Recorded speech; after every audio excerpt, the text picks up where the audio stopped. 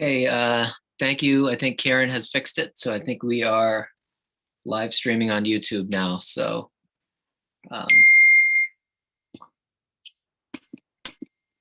great. Yep, it looks like we're up and running. So thank you, Karen.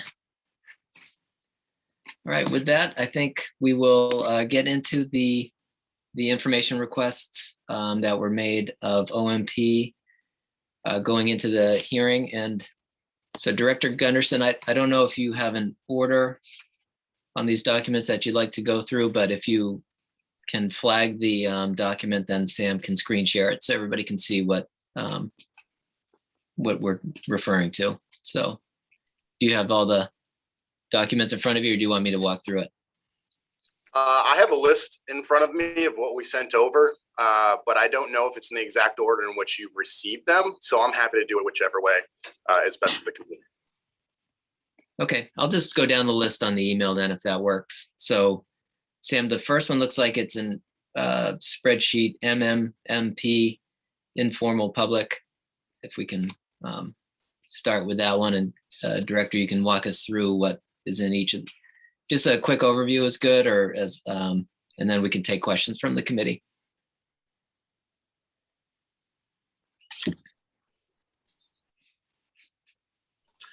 Sure. So this one is a spreadsheet which we provided from all of the feedback that we received during the informal public comment period. I believe there was something like over 17 or 1800 individual comments we received from close to 1500 individuals. And the spreadsheet's broken down by section, so you're able to see all of the feedback that we received, who it was from, and the department's response, and then also some notes that we provided for additional information to the individuals that provided the feedback to let them know how we would incorporate it. If we couldn't incorporate it because it was basically in conflict with statute, we would give references. So all that feedback, and it was also sent along with a top sheet as far as some of the top line numbers to make it a little bit more easy and digestible for the committee to go through. So you could see basically the percentages of general comments versus comments that had substantive feedback in particular to the rule. Then also how many we ended up accepting in part, declining, and then also the number of comments we received that were in conflict with the underlying statute. Okay. And I just want to note for the committee, in case it wasn't clear, if you look at the bottom, there are tabs. So there's like, if you switch the tabs, it might take a second to load, but that's where all of the like substance in this document is. Great. Thank you, Sam. Yeah.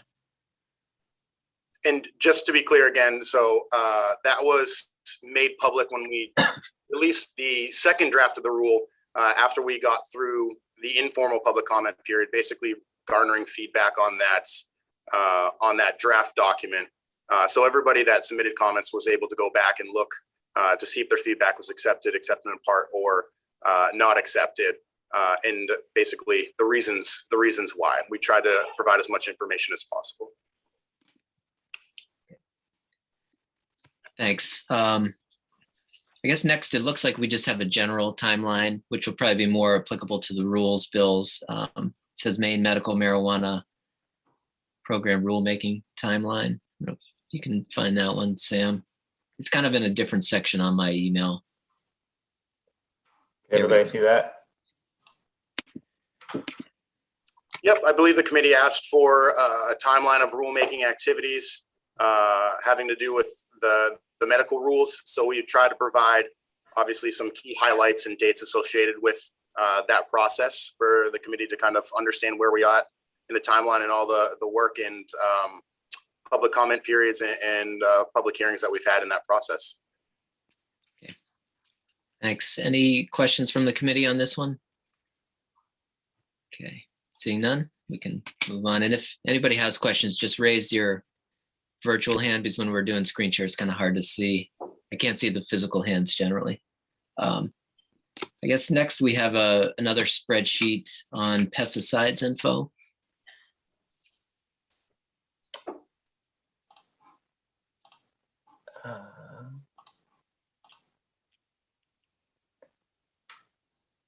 And I may have also sent this one with our work session last Monday as well. Okay. Yep, so this spreadsheet was sent along from a request. It's basically testing information from other states, including what analyte types are tested for in cannabis as it moves through the system, and then also detection limits for said analytes. So a lot of confusing information in there. I usually get somebody much smarter than myself to help me walk through it. It's appreciated to see the state-by-state info. Chairman Chiazzo.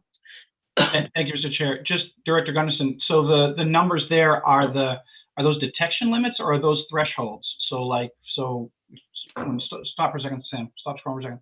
So like the myclobutanil 0.05 parts per million. Is that would mean if there's more than that, it fails, or that's just the traceable limit that you can detect at? Yeah, that's the detection limit. So if it was greater than that, it would fail the mandatory testing. Okay. All right. Thank you. Right, and this will probably apply to those bills related to testing, I'm sure. So, great. Any other questions on this? All right, cool. Thanks. Maybe we'll just continue with the spreadsheet, Sam, with the states and required testing. Looks like. Representative McCray. Can I just ask a question about this chart, the pesticide chart? I'm looking this, I mean, I think the answer is that each state does it differently, but if you look at Arizona, are they looking at all those and testing for those? And then you look over at Maine and it's very different. So I just want to understand what it all means. Yeah, when it comes to pesticides, every state does do it different and it has different lists. Over the last few years, a lot of the states have started to coalesce around a more uniform approach when it comes to pesticides. But I would say as of what you're seeing from Maine right now, that's more or less just a placeholder. We have been working with the labs over the last few weeks to set up what mandatory testing around pesticides is going to look like. That includes both which pesticides are going to be included in the testing and also the detection limits, which are different for each pesticide. So I would say, yeah, they all are very different. There are some that are on the extreme end of the scale if you look at the detection limits and the pesticides in which California operates and compared to a lot of the other states. But we are currently working through that with the thought or the goal of bringing on pesticide testing a little bit later this year. Thank you. Right, yeah, it looks like a really big variance between states. Like Pennsylvania appears to be just any detection of a whole lot of things. Okay, so yeah, maybe, sorry, Sam, we can go back to that. I'm into the other one, states and required. Yeah, and I got ahead of myself too. I started talking before I could see it on the screen, but the one we just went over is specific to pesticides. This list is state by state for the different analyte types that are tested in each one of their programs. So you can see from microbials to cannabinoid to homogeneity, heavy metals, solvents. And there's a lot of consistency from state to state as far as the analytes that are tested as cannabis moves through the system. Okay. Questions from the committee on this spreadsheet?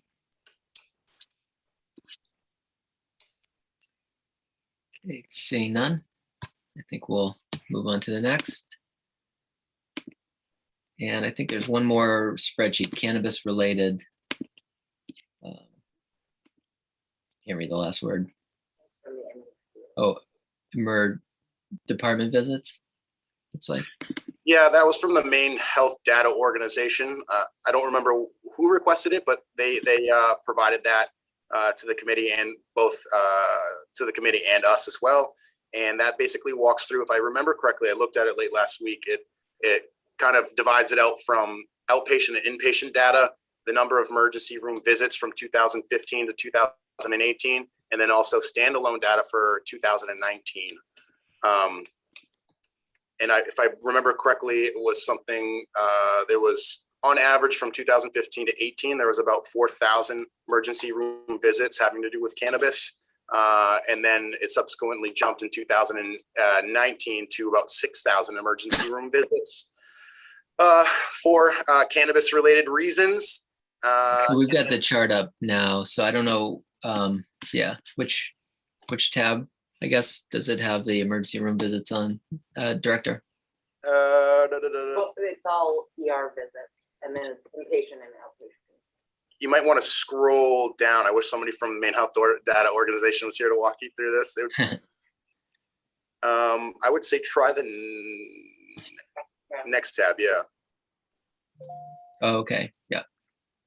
One of the tabs was more or less like a top sheet. I think it was this one. Right. So the second tab kind of walks through number of cannabis-related emergency department visits. Yep. And again, at the top, you have the far left, you have the outpatient encounters. And then I believe that the first column after descriptions has to do with those that were admitted to the hospital after the ER visits. But again, probably not the best messenger for this. Right. I understand the top line data very well. Yeah. Gotcha. Representative Corey.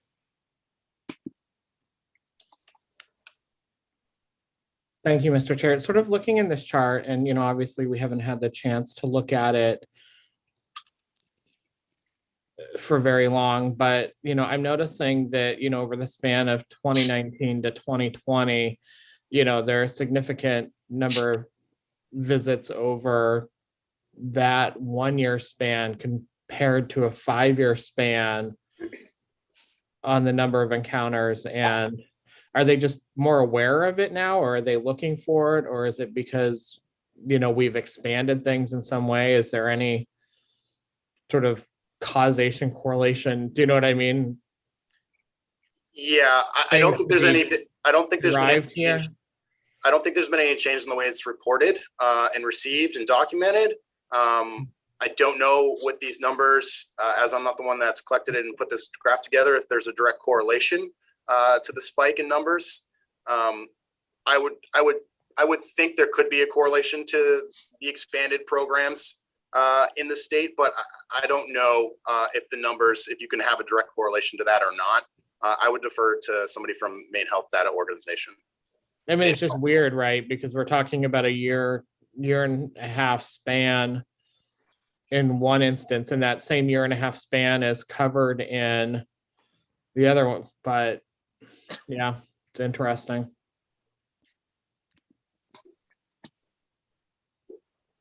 Yeah, and if the committee is interested, we can get someone from Maine Health Data Organization perhaps to discuss it in further detail if that's something people are interested in. Okay, any other questions on that spreadsheet? Representative Corey, did you have a question? Good. No, I don't, but I think that I'm going to have to spend a heck of a lot more time with this before I know how to turn this into policy. Yeah, agreed. Okay, I guess next we'll kind of go through the PDFs that are attached on there. So we have a proposed amendment from OMP. It look okay about the one card piece. Yep, that was the language that the committee requested as far as the best way to getting to the 1/2 card system within the medical program. So we have provided that. Okay, yeah, I think a couple of bills have included, or we've heard from the industry that this would simplify the issue, and some bills have it. So appreciate the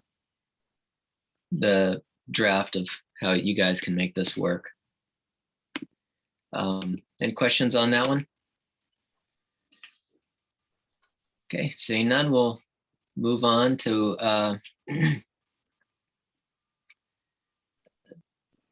another document. Let's see.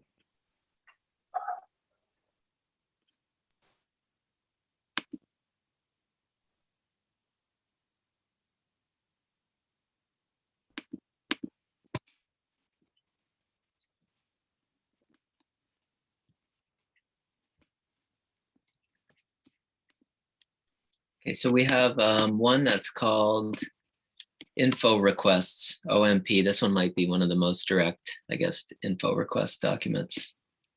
Sorry to have you bouncing around, Sam. Oh, it's fine. They're all going to be in the same PDF now. So I think that I can just skip around on the tabs. Yeah. Oh, great, great. Okay, so I think from mine, yeah, info requests, OMP, great. So Director Gunnarsson, you basically just went through the questions from committee members in this document and. Yeah, correct. And I think there's 2 documents, I may be wrong, that have to do with information requested. But this one is more substantive, and I believe the second one outlines other questions from the committee as far as metric costs, testing costs, security costs, information about the legislative commission that was set up for cannabis policy, and then also, there we go, yep. And then statutory and rule language around local authorization. I believe it's for the medical statute and the draft rule. Great. So maybe if we can go through this one quickly, this document's one. So we'll start with metric costs. This is the track and trace program. Correct. The only concrete cost that would come with implementing metric, the inventory tracking portal, the inventory tracking system for the medical program for registrants, again, would be that $40 a month subscription to be able to direct access the online portal. 45-cent plant tags, which each individual plant, once it becomes a mature plant or an immature plant, excuse me, would need a 45-cent tag. And then package tags are 25 cents a piece. And those are put on the derived packages of product as it moves through. So if there was a harvest of a cultivating room, 20 plants of one strain, all of that product as it moves through and packaged together would receive that one package tag. And then I may be jumping ahead of myself a little bit here because there is another document where we try to bring clarity some of the misinformation that we're hearing about the rule. We did hear in testimony from one of our registrants that every single end product would need to receive a package tag, which is actually not what's in the rule. So I'm sure that brings a sense of relief to some of our registrants. So can you explain what is in the rule then? As far as what's in the rule, again, you have the plant tags and you have the package tags for those packages of bulk products. What's in the rule right now is there needs to be a identifying number basically from the metric package tag that needs to be printed on end unit labels. So we're actually not requiring the 25-cent metric tag for end units as they would sit on store shelves. Okay. Representative Corey. Thank you, Mr. Gunderson. So here's the thing, I've spoken with caregivers and they've given me these same, costs and everything else associated with tags and use of the metric system and everything else. But what I'm getting now, or at least, what I'm hearing from some folks is that, some of those bigger caregivers have said, yeah, I do this. And then I've even implemented another system over it and everything else. Then you also have caregivers out there saying, look, I'm making $15,000 a year. This is yet, do you know what I mean? Another, bunch of work that I'll have to put into this. And have we actually looked at kind of what the labor costs and sort of the associated costs of sort of like implementing the system and keeping up with the system are? I mean, is that like a full-time job for, one caregiving operation, or like how time consuming is implementing metric for a lot of these caregivers, beyond what the systems they're using now to, report inventory and, tracking their product through the production line and everything else. What does all of that look like? That's the concern I'm hearing. Yeah, I mean, for sure, it's an added step, right? It's an important transparency tool, and that's why it's been incorporated to the underlying statute. And it certainly is a added step as far as cultivation. I think for most cultivators, when they harvest, they weigh it, they process it, they move it along, and there's certainly going to have to be interaction with the metric system as far as ensuring that transparency within the system. However, it would probably be a more appropriate question for somebody from the industry, but we have adult use licensees that have utilized the metric system on a much larger scale that certainly have not hired an individual specific to metric.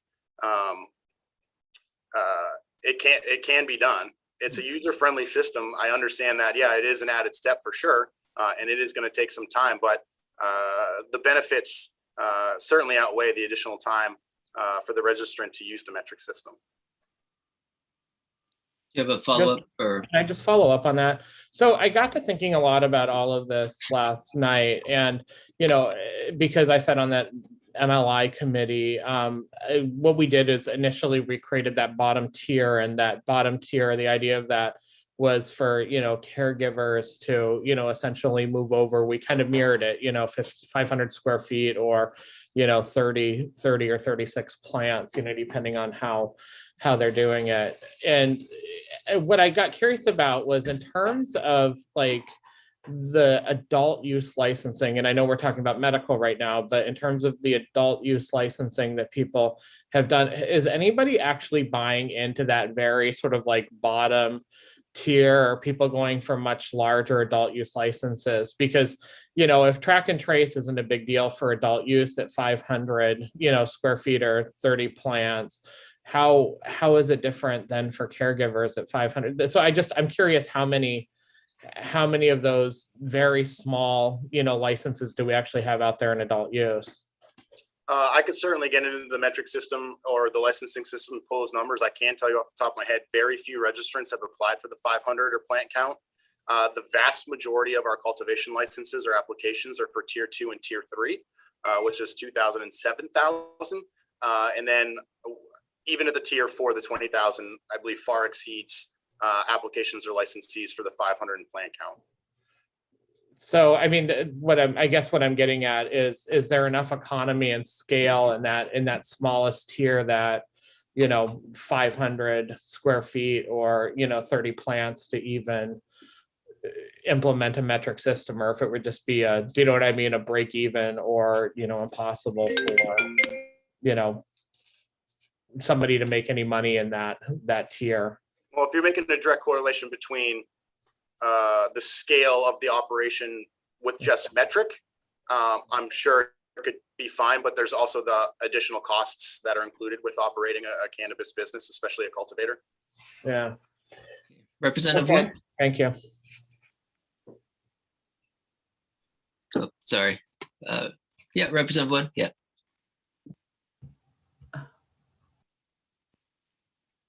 Oh, yeah, there you go. Thank you, Mr. Chair. Just, I think, two quick questions. Is the plant tag just for mature plants, or is that for all plants, both mature and immature? So how it would work in the medical program is once that plant either began to flower, so once it turned into a mature plant, or once it surpassed that 24 by 24 inch threshold, Okay. it would then be tagged. Okay, thank you.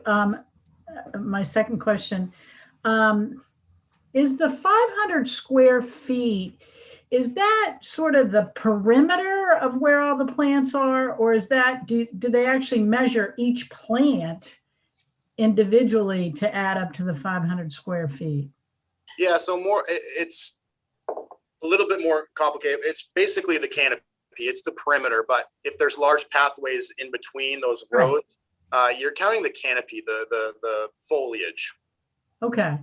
Yeah, that's what I wondered, because I would assume different places have different widths of aisles and rows in between the plants. So that would be subtracted out. Yeah, and what you see in a lot of the cultivation facilities on both sides of the program is they'll put their plants on tables, large tables that are movable. So you can move them together to easily get that square footage. Oh, okay. And they can move those tables to create pathways so they can take care of their plants. Okay, thank you. Mm-hmm. Senator Hickman? Thank you, Mr. Chair. Director Gunderson, are you aware of the class action lawsuit that is being filed by 10,000 caregivers in the state of Oklahoma against the implementation of the metric program on their program there, because it claims in the injunction that it would create a monopoly and that the company would earn over $12 million in the first year alone in the state of Oklahoma. Are you aware of that? I am not, no. So I'm going to ask us for the work session further to sort of look into why there are claims of a monopoly over this company in the state of Oklahoma, because I don't know that we would want to have a similar lawsuit filed in the state of Maine over this particular program, this company. And I just think it's important for us to have that discussion down the road as well. Thank you. Yeah, and Director, do we have a contract with this group, or can you explain how that came about? Yeah, sure. So 2 years ago, it went out to bid and went through the state procurement process to find a vendor that could provide these services as far as inventory tracking and providing that online portal for both programs. I think we had 6 or 7 bidders to provide those services, and at the end of the day, Metric won out on that bid. And was it an RFP just for a single provider, or was it for? Yeah, it was an RFP for a vendor or provider for inventory tracking, again, for both the adult use and the medical programs. I will say that within that request and within the proposal, and then also allowed by statute and rule, registrants and licensees, regardless of which program that you're in, can still use third-party software. We know a lot of them in the medical program already have a third-party software in which they use for a number of different reasons, and they are fully integratable into Metric. So if they don't want to use the direct online portal, they can still continue to use their third-party software. And I believe we have 13 or 14 that are already have direct APIs into Metric, so the setup is easy. And if they have a third-party software that isn't currently directly connected via API, they can go through that process, and Metric has been great in helping facilitate that. Any other questions on Senator Hickman? Did you have a follow-up? Thank you. Yep. Yeah, I do have one follow-up. Thank you. Director Gunnison, do you remember any conversations with some of the stakeholders about how the program fees, as exorbitant as they are, were supposed to pay for any seed to sale tracking program instead of the caregivers paying for it themselves? Do you remember any of those discussions? I remember the discussions after LD 299. I can't remember what the LD number was, but it was part of our technical bills, our technical medical fix, I believe 2 years ago now, when we were trying to make some technical fixes to the medical program to start removing a lot of those conflicts. And one of the questions that came up is there was silent on who actually paid for the inventory tracking system. It didn't say if the department paid for it, if the industry paid for it, or how it would be paid for. So part of that legislation put in the language about the costs falling to the registrant. And do you remember when that language was put into the bill?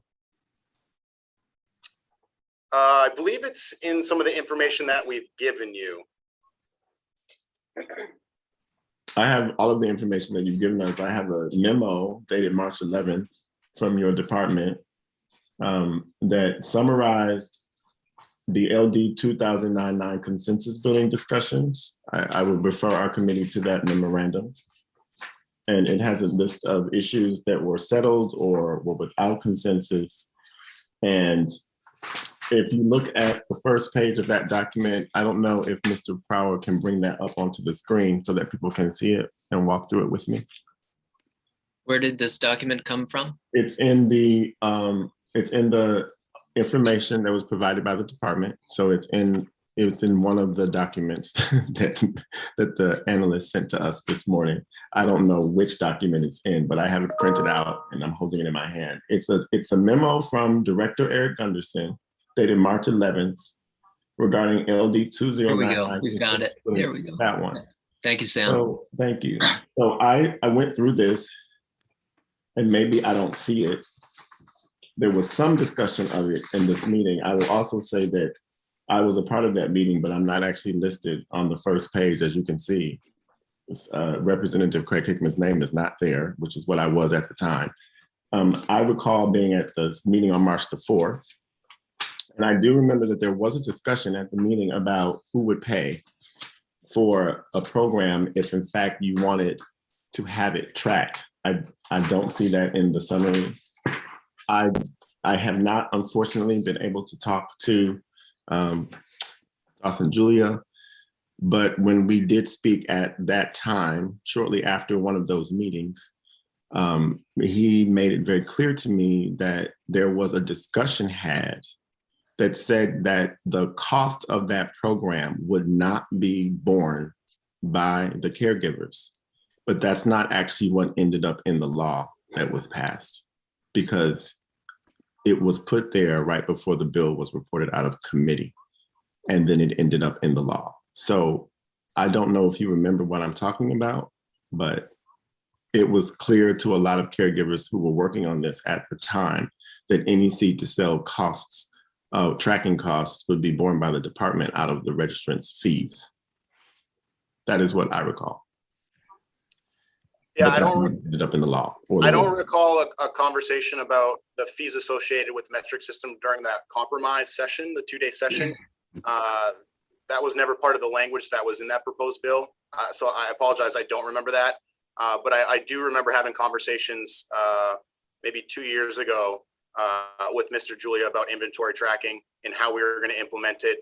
And I did show him the language about the cost that's in statute that says registrants shall be the one to pay the fees associated with the inventory tracking system. Do you remember me attending this meeting?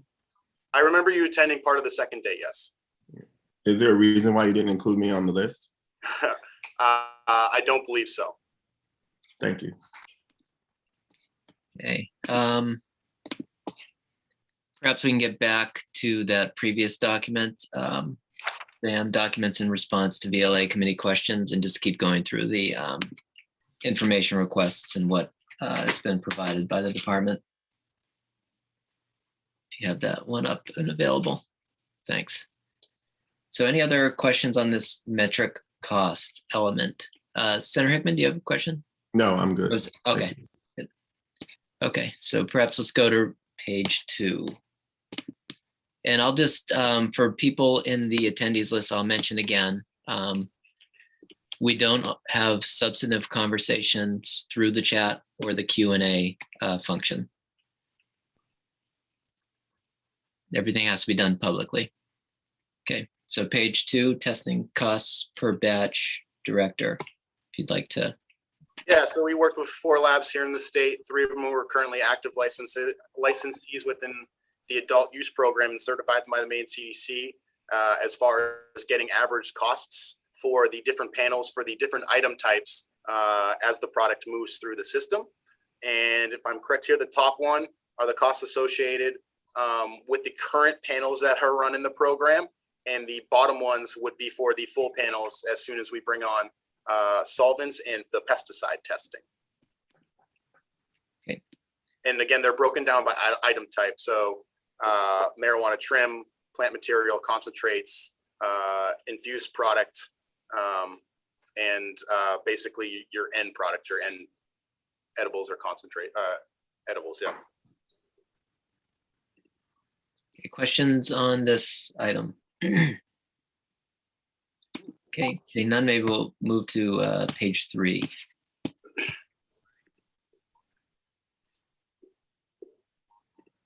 These are estimated security costs, it looks like. Yep, so we've broken it down for, depending on the business decision that's made, whether they went with a commercial security system as far as what that would look like and costs associated. And then we also provided information for off-the-shelf security estimates, as that's part of the feedback that we received during the informal public comment period, and we've set the parameters to allow for basically off-the-shelf security if you were to go to your local Best Buy. Okay. All right, I guess we'll go down to page 4. So this is the advisory commission makeup. This is just the statutes for that. The legislative commission and the seats that are appointed by the Senate president and the Speaker of the House.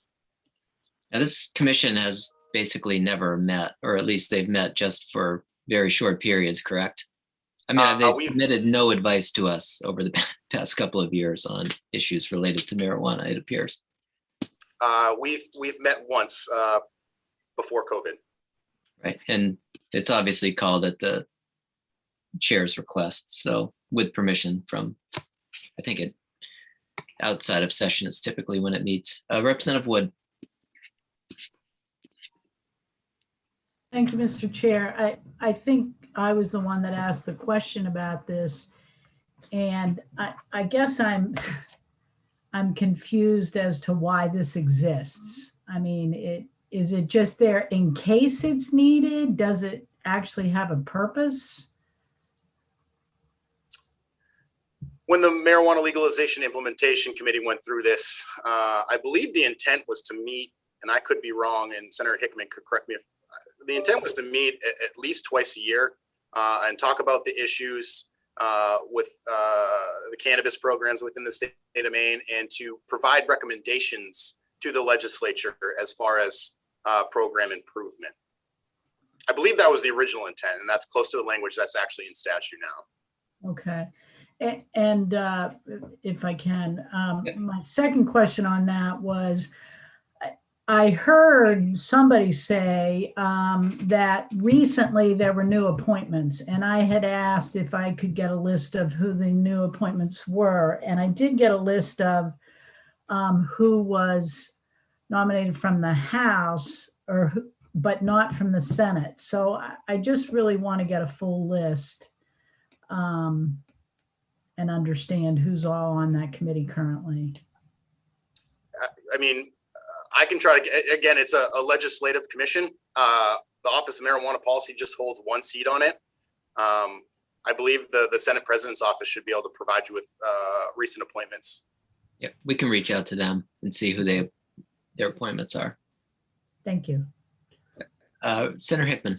Yes, thank you, Mr. Chair. To sort of further answer Representative Wood's question, the Marijuana Advisory Commission, which we tried to amend last session, was actually put in law in order to be an entity that would operate almost like a committee would, in order to look at all of the different ways in which the medical program and the adult use program would be regulated, would be policy updates. There's in the law, the statute actually says that the duties are to review the laws and rules. So the commission shall review laws and rules pertaining to the adult use marijuana and medical marijuana industries in the state, and any other provision of law or rule pertaining to marijuana, including but not limited to laws and rules regarding public health, public safety, juvenile and adult criminal and civil offenses, workplace drug testing, workplace safety, it goes on.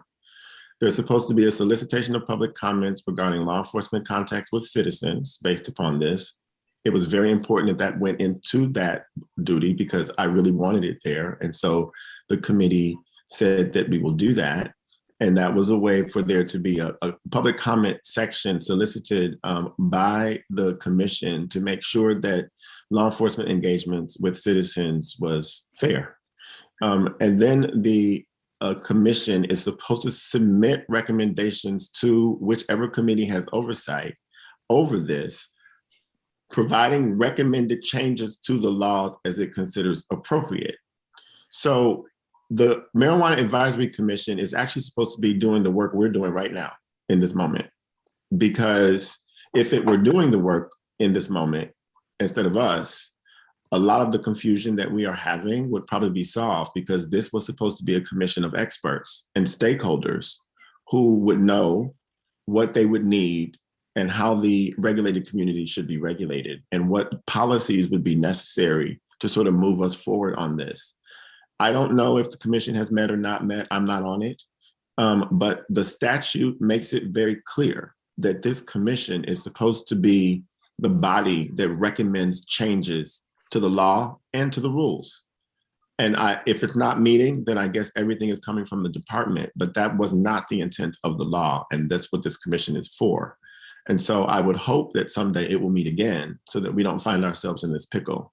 But it was precisely there because nobody knew which committee of jurisdiction would oversee all of this going forward? Would there be a cannabis committee? Would there be something else? So this commission was the receptacle of all that information and policy. And it has a lot of lobbyists on it, which we tried to get off, and it has department heads on it, and it has a couple of stakeholders and some members of the public, but it does not have enough stakeholders on it to make good policy recommendations. And so I do believe that it should be amended. It should include more stakeholders.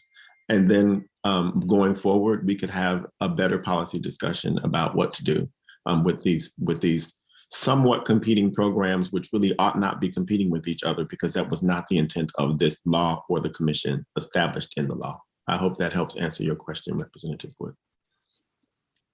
Yeah, and as Senator Hickman said, when we were dealing with this last session, we tried to broaden it to be more inclusive of a variety of stakeholders. However, that was one of the bills that didn't get through at the end because of our early adjournment, but it's something we can certainly look at again. Excuse me, Mr. Chair. So you're saying that there was a bill to expand the commission and it just didn't make it through? Yep, this was the one that we had talked about with Sam had done an analysis of last week, that with the bills that was similar. I think it was 1091 or 1099 from last session. And he had provided that in the analysis where we had recommended, or we unanimously voted to broaden the advisory commission significantly. Mr. Chair, I think it was LD 2091. I might have my numbers wrong, but I believe that was the bill. And we did vote to expand the membership to include more stakeholders. And it didn't, those improvements to the commission didn't make it into the department's bill this time around. And I guess I could ask Director Gunderson, why not, since he's here? Yeah, and we had those discussions and they didn't, because again, it's a legislative committee. So I didn't want the department moving forward, making changes to a legislative commission. But you're making changes to the law. Correct. We're asking to make certain changes to the law. And if you remember correctly, we supported the changes to the commission last session. So you would support them again then? Yeah, of course. If we make them, thank you. Yeah, and we can take a look at vehicles potentially for that, especially if it's actually going to meet. You know, that's part of it. The chairs will have to try to call it and meet it. I'm not on it either, but it would be good if they met and would look at some of these proposals. Representative Corey.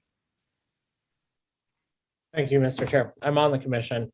My recollection of the commission, the way the commission was supposed to operate, is it's not actually supposed to operate while we're in session. It's supposed to operate while we're out of session and to actually review, you know, what has happened sort of in that year's lawmaking and what's going on in the industry and everything else. I would definitely, you know, agree with Senator Hickman that, you know, I don't think that the commission represents sort of a very broad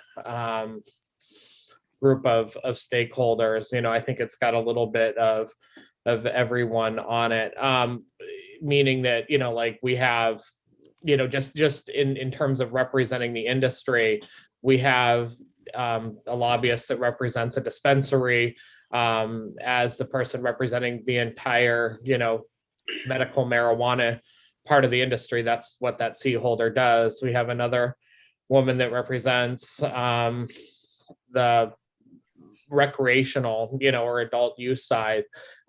We do have, you know, a lobbyist that deals with the caregivers or works a lot with the caregivers, but, you know, the caregivers are sort of very tribal, you know, like they're not all the same. They all have different interests from sort of what I've seen over the years.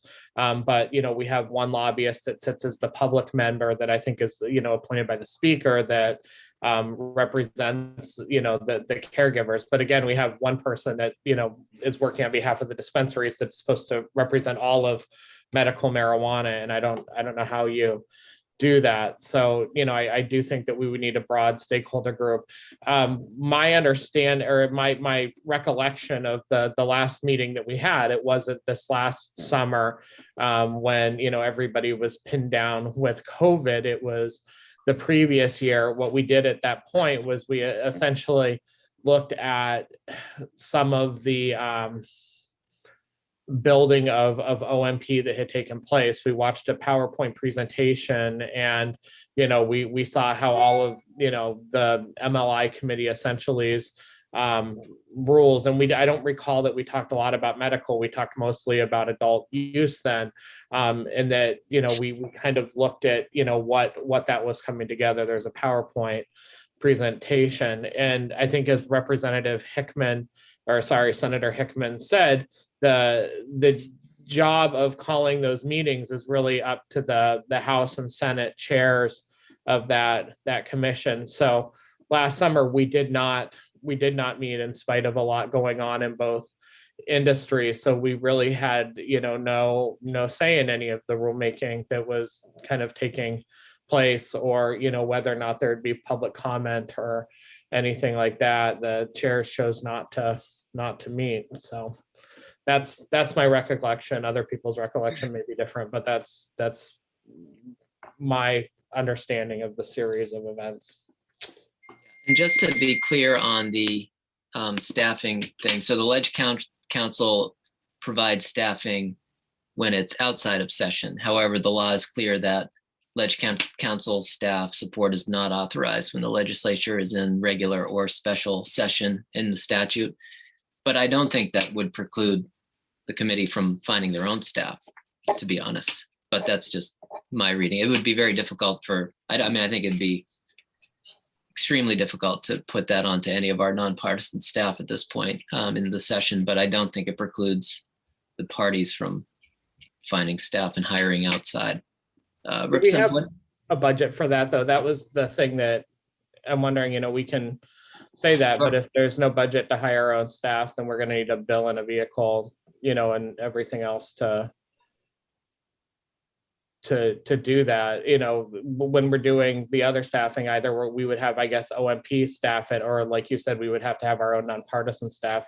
Senator Hickman shaking his head, but it's at the approval of Ledge Council. So Representative Wood and then Senator Hickman.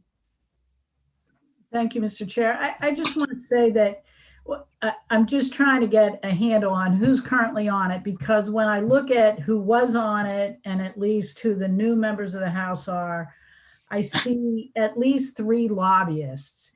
And I don't see, and I know they represent people that grow and manufacture, that do all aspects of the business, but I don't see anybody on the commission that actually grows plants, that actually manufactures, that actually dispenses. And I think having the voice of somebody who actually gets their hands dirty doing this work is important. I understand somebody said, it's kind of tribal. There's a lot of different groups. And I understand we're not going to ever represent all of them on the commission, or the thing would be huge, but at least having somebody that actually does the work, to have that perspective, I think is missing. And I guess for me, I guess I should just talk to the House chair and see what I can work out with her. Yeah, and I think to the points made earlier, these are appointments from the POs. This really doesn't have anything to do with OMP. It's the POs who appoint people to this commission. And we tried to make it much more inclusive, although we just didn't have the opportunity to pass it because we didn't meet. We voted unanimously. It was a great vote, actually. So, right. Senator Hickman. Oh, sorry, Sam. I think Sam May wanted to jump in with something. Sorry. I just wanted to let you guys know that I'm going to do my best to find the current appointments lists and send them to you as soon as I can. Thank you. Yeah, Senator Hickman. Thank you, Mr. Chair. So 2 things. In LD 1719, the minority report that I was alone on had a inclusive marijuana advisory commission, and some of what was in that ended up being in LD 2091's amendment last session that we didn't pass. But one of the things that we would not agree on is whether or not lobbyists should actually be on the commission. I would also like to say that when we discussed forming this commission in the MLI committee, because I serve on another commission that's very similar to this, at least in form, is that I said we could put the same language in this bill that is in the Citizen Trade Policy Commission language, which would be that the commission could contract out its staff working through the Office of Policy and Legal Analysis, like we are doing right now with that commission. And therefore, the commission should be meeting during session, not relying on legislative council staff that cannot be used during session, but that the commission needed to meet during session because it would be the repository of all of the inputs that would come about trying to make these new programs, the new adult use program work. And if it was going to merge or align or be working with the medical program under one rubric, that we needed to have one place where all of this could be discussed. And that's why the commission was formed. The final language in the majority report, which I didn't vote for, didn't include that language. And so it leaves all of the policy proposals and the rule reviews up to the department to bring to the legislature, which is why we're sitting here right now with a stack of papers this thick. Okay, any other questions on this piece of statute that Sam provided? Seeing none, I guess we can just kind of keep moving through that document if you've got it, Sam. I think the next item is local authorization on page 6. It's the statutes, it looks like.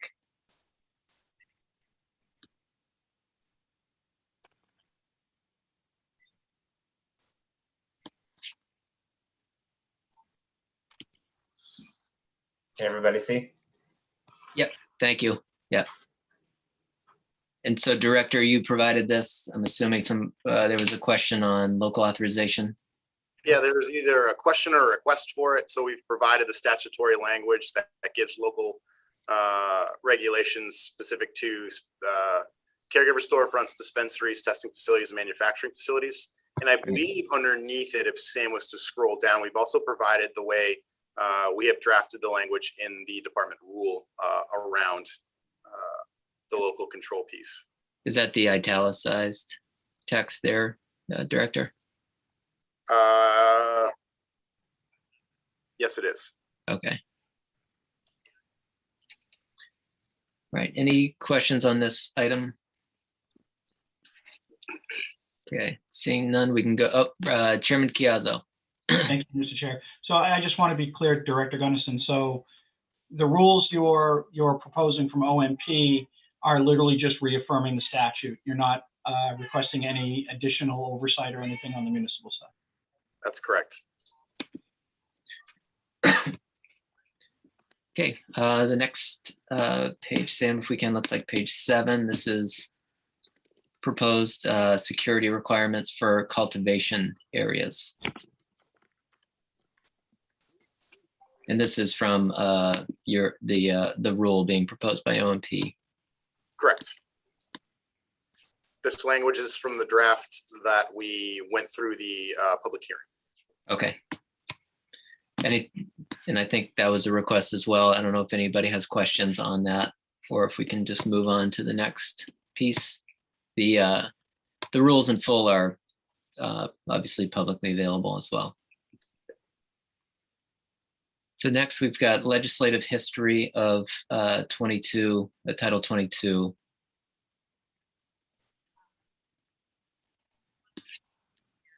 Yeah, the inventory tracking. So you have the statutory language that's in Title 22 around the electronic portal through which registrants track their product. There's also a subparagraph C, I believe it's C, that also details those types of transactions that should be tracked. That's not in there, but I think subparagraph P is really the main directive to the department to move forward with an inventory tracking system, inventory tracking portal.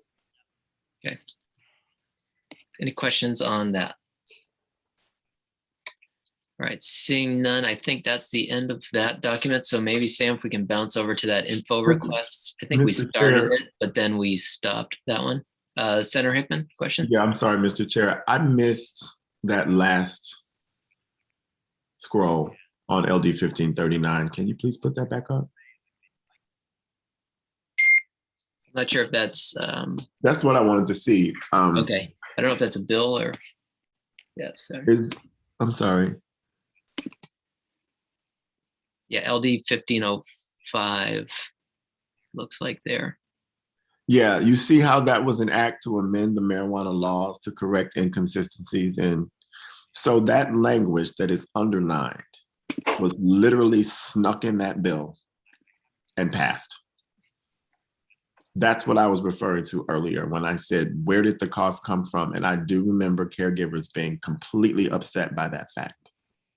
That was snuck in the bill at the very end in a committee amendment that nobody agreed with. And it was reported out with that language in it, and it passed. And this is where we are because of it. So this was voted by the committee. So it was put into the bill in committee or on the floor? It was put into bill in committee, but after everybody agreed that the department would absorb the fees, this was done right before the bill was reported out of committee. It happens. It was in language review or something like that. It didn't actually pass muster with those who have been working on that particular bill and others to make sure that the registrants would not bear the cost of all of that. That's what I was referring to earlier. I didn't remember the vehicle, but this is the vehicle that it was put into. Gotcha. Director, did you have a question or?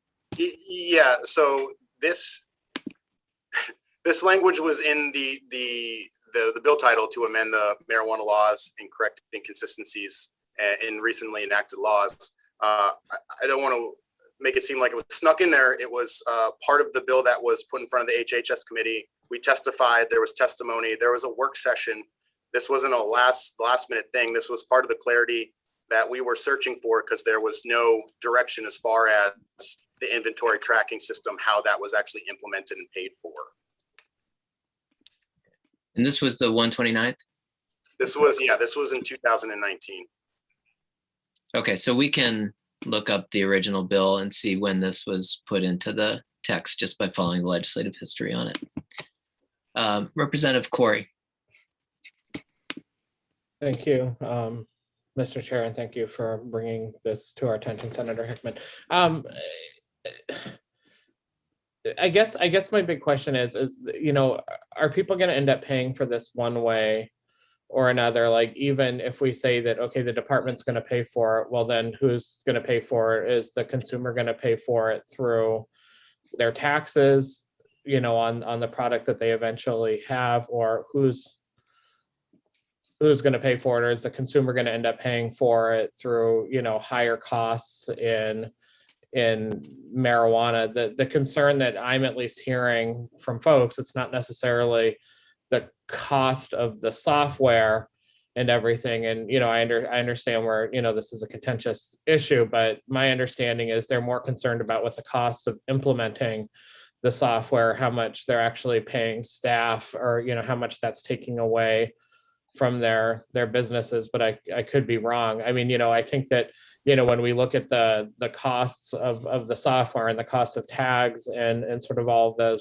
those other things, that's one cost, but there's also a cost to actually implementing it. And that's being borne of the caregivers, you know, regardless of who pays for the software and the tags. And that seems to be the biggest hurdle, you know, for them. That's at least what I'm hearing. Sure. And I mean, and I guess just on the point of this law, I mean, it's very clear what the law says, that the caregiver dispensary pays for it. But if this committee feels that that's wrong, we have vehicles and we can make changes. Senator Hickman. Thank you, Mr. Chair. You took the thought right out of my head. LD 1505 was a concept draft, which annoyed everybody in the community as well, because by the time the amendment was drafted for the committee, there was really not a whole lot of robust discussion about it. So I remember that also very clearly. Yeah, I just looked it up and saw the concept. Yep. Other questions on this before we bounce to the next tab?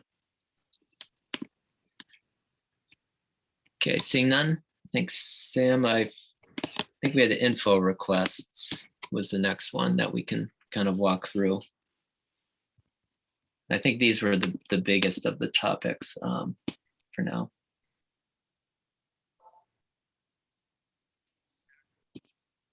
So Director, it looks like the first question is about security and camera requirements, which we kind of just walked through in the statutes.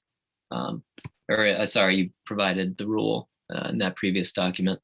Yeah, they were either for the purpose of answering a question from a committee member or bringing clarity.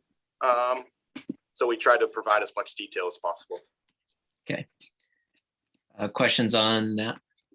And then we go into video surveillance as well.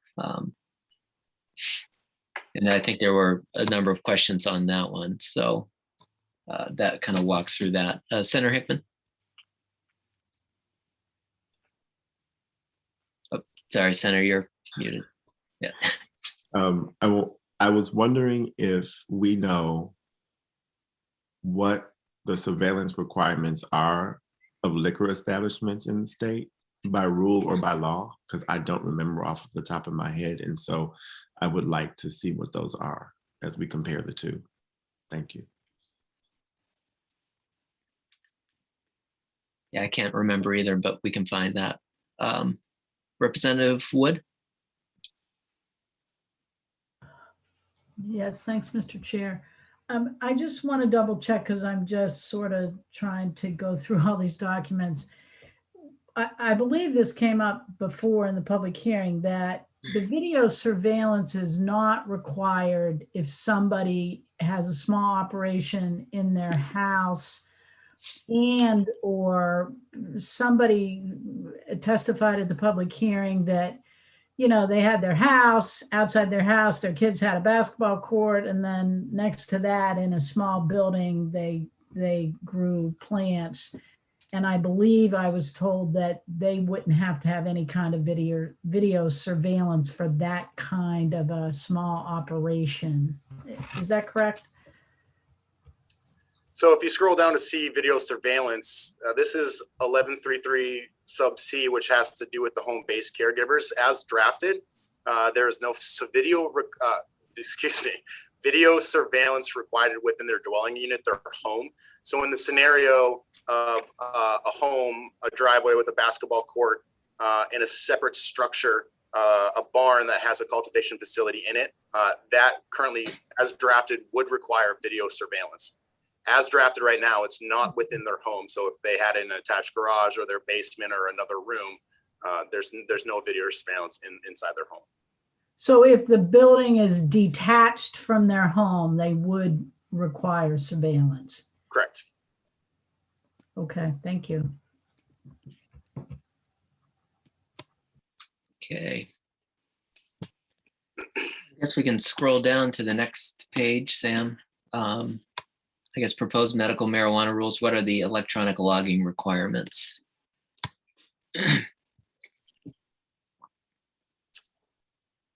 Yep. So again, just the requirements within the rule and the statutory references there. Okay. Yeah, and I think the question, now that I recall, was to get the statutory reference for a lot of these, particularly as we have the rules kind of before us. Yep. Okay, so that goes with the track and trace on the next point, as well as, I guess the next one is testing requirements. You want to cover this, Director? Yeah, so currently there's the reference there. There's no mandatory testing requirements in the medical program unless they put certain information on their label. There needs to be a certificate of analysis from a lab to back up the information that they're putting on their labels. And then by what standards are there failing tests? Obviously, there's no standards for failing tests in the medical program. In 814, 814.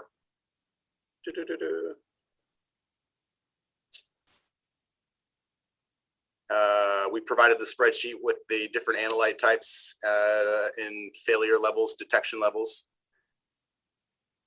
The Massachusetts information that was asked for is within that same spreadsheet.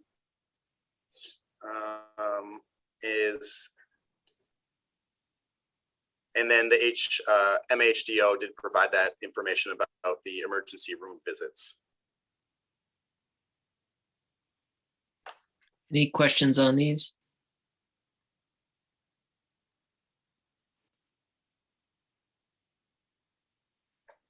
Okay, I think that's good on that tab. Maybe we can move to another. We have what is and is not in the rule, I think.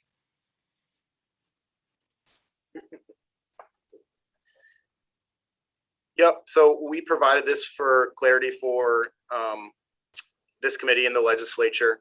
And then I will say late last week, we actually sent out a letter with a lot of this substantive information to a lot of our registrants.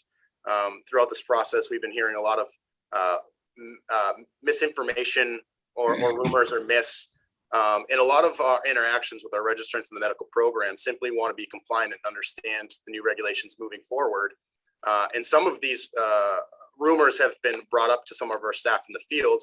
And if true, certainly would be concerning if you're operating a business. So within that letter to the registrants, we kind of gave them an update where the department was, an update with what's happening here at the legislature, and bringing fact to some of these rumors that was spreading around that I'm sure could be concerning to somebody operating a business. So we thought it was important to relay that message and be transparent about it. And then we simply put into a spreadsheet here that's a little bit more easily digestible to dispel some of the rumors or myths that we've been hearing. And there's a couple of different chunks that have to do with inventory tracking, or telemedicine, or video surveillance, or I mean, some of the bigger ones are the video surveillance that we're requiring cameras in homes, or that OMP and law enforcement have a 24-hour live feed that they can tap into at any given point, which is certainly not the case. Sam, if you can scroll down, we can go through some of the other misinformation. Telemedicine, we've been hearing that we're prohibiting it. There's clear language in 312 sub D that allows for telemedicine for patients and their providers that choose to go that route. We've heard the rule is requiring federal background checks, which is not the case. The rule and statute provide for only state SBI background checks. Is that the end of it? Nope. Universal symbol, local authorization. Again, local authorization for just those storefronts, manufacturing facilities, well, standalone manufacturing facilities, dispensaries, and testing labs. And we've heard about discounts, that the rule doesn't provide for discounting for veterans or low-income patients, where there's no prohibition in the rule against that. Access to the public is one that we've been hearing, that you have to be a qualifying patient in order to enter a premise or a caregiver retail store. Anybody, this entire committee with these rules could enter a caregiver retail store or dispensary. We simply could not make a purchase of medical cannabis unless you had your card. Is that it, or is there more? I think that's the bottom. Okay. Okay, any questions on that one? Okay, Senator Hickman.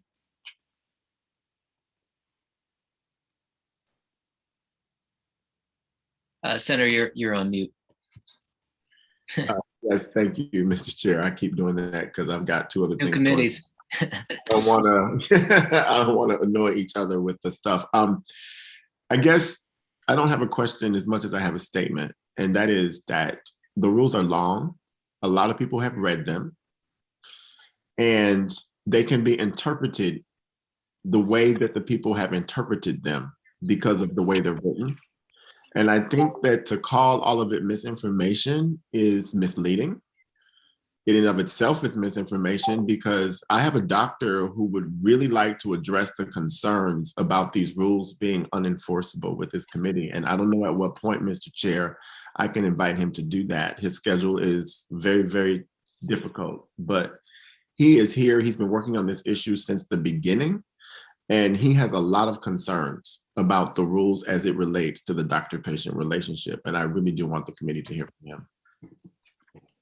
Yeah, I think at any point, if he can writing honestly, for me, is the best written testimony, where they just spell out exactly which rule so that we can look to fix it.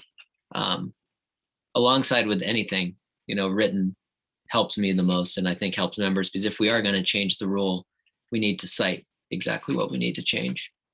Okay. Director, did you have? Yeah, thank you. And I apologize if misinformation was the wrong word. We're simply just trying to be transparent and bring clarity to these rules to make sure that everybody has the same understanding. And to that point, I think it's a really good one, the importance of a rule to bring clarity and a shared understanding for what is allowed, what's not allowed for all stakeholders within the program. So apologize for poor choice of words. That's certainly not what we were trying to get at, just in making sure that everybody had the shared understanding of what at least was intended in the rule. Okay. Other questions on that document? I will say we did have an information request about the Bureau of Pesticides. And we do have Megan Patterson from the Bureau, who we can bring in for people to ask questions as well. I know that was a request that was made at the previous work session, and I know she does not have a whole lot of time, so I try to squeeze her in to respond to any of the committee questions. Good morning. So, welcome. Thank you for being here today. Sure thing. And so I guess I think some of the questions were basically what the Bureau's interactions are with caregivers or dispensaries or anyone in the marijuana field. Yeah, Do you just I guess, characterize the relationship? Sorry. Yep. sure. No, yeah, absolutely. No problem. So I guess I'll just introduce myself. I'm Megan Patterson. I'm the director of the Board of Pesticides Control. And in general, our responsibility is to regulate against the use of pesticides. So typically the way we would interact with not only producers of cannabis, but also producers of any agricultural commodity would be to do use inspections and record check inspections. So anybody who is using pesticides in the process of producing a plant or plant product intended for human consumption, even if that means it is processed and then intended for human consumption from, the ultimate, whether it's a tincture or whatever is made out of that plant, we would be regulating that use of pesticide, as opposed to, residues have come up a lot in the conversations around cannabis. Ultimately, our authority is we have authority to regulate pesticides given to us by EPA. So our authority sort of mirrors their authority, but of course, we have our own state laws regarding pesticide use. And EPA's authority ends with the harvest and ultimate sale of that plant product, whether it's cannabis or otherwise. Of course, EPA doesn't get involved with cannabis because it's not federally legal. But then when it comes to residues and enforcing regulations regarding any pesticide residues, that generally speaking at the federal level is under the authority of FDA. And so they become involved. And so in the state of Maine, I believe that it's either a quality assurance and regulations or it's CDC, where they start getting involved with those residues that may appear on the finished food product, finished plant product. So I guess that's kind of, in general, we would do inspections. With medical, I guess, we've been involved with medical production from the beginning, but in the sense that we participated in joint inspections. So we worked with CDC, Maine's DHHS in that case, to do collaborative inspections of facilities where complaints were alleged. They are licensed with us if they're going to use pesticides in the course of production. So we have a number of caregivers who hold licenses. I can't really speak to knowing what percentage of the growers do hold licenses with us. That's not something I can rattle off the top of my head, but I'm sure we could find out how many actually do have licenses, and that could be calculated against how many are producing. So I don't know if that's helpful or if that's complete enough for you to have an idea of what we do.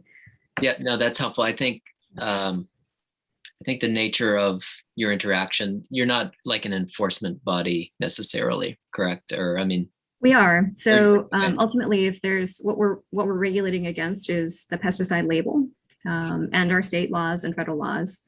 So if ultimately there is misuse, either according to the label language, misuse according to state or federal law, then we would pursue enforcement action. Okay. And like multiple times in the statute, it seems to be pretty clear that if anybody's going to apply pesticides, they must first be, it looks like register or licensed by you. Is that correct? That's correct. Yeah. So it's a two-part process, which is always great, and there are special terms for both of those parts. So certification, and certification is when someone takes an exam with us. So they have to take an exam for every license with regard to an application license that they have with us, and they have to have a minimum score. So they have study materials, they take an exam, they get a minimum score, then they can apply to be licensed. And at that point, they have to pay a fee to maintain that license. And they have to participate in continuing education credits. So for the typical license that's held by a medical caregiver, or possibly even, I guess, somebody who's going to be producing adult use, they would have to get 3 continuing education hours per 3-year licensing cycle. Okay. Senator Hickman. Thank you, Mr. Chair. It's good to see you, Ms. Patterson. Nice to see you as well. Can you tell me if the FDA, through the DHHS or the Maine CDC, requires any residue testing of potatoes? Yeah, I'm not aware of them doing that. I think if there's an allegation of human health injury in some manner, some complaint, I think then they may pursue it. But I would also encourage you to follow up with CDC to ask that question with them to know for sure what their process looks like. Thank you. Sure thing. Great. Any other questions for the director while we have her here? I know you've got a busy schedule, so appreciate you coming in to answer some questions and help us out with that. So sure thing. Great. Thank you, Director. Yeah, thank you.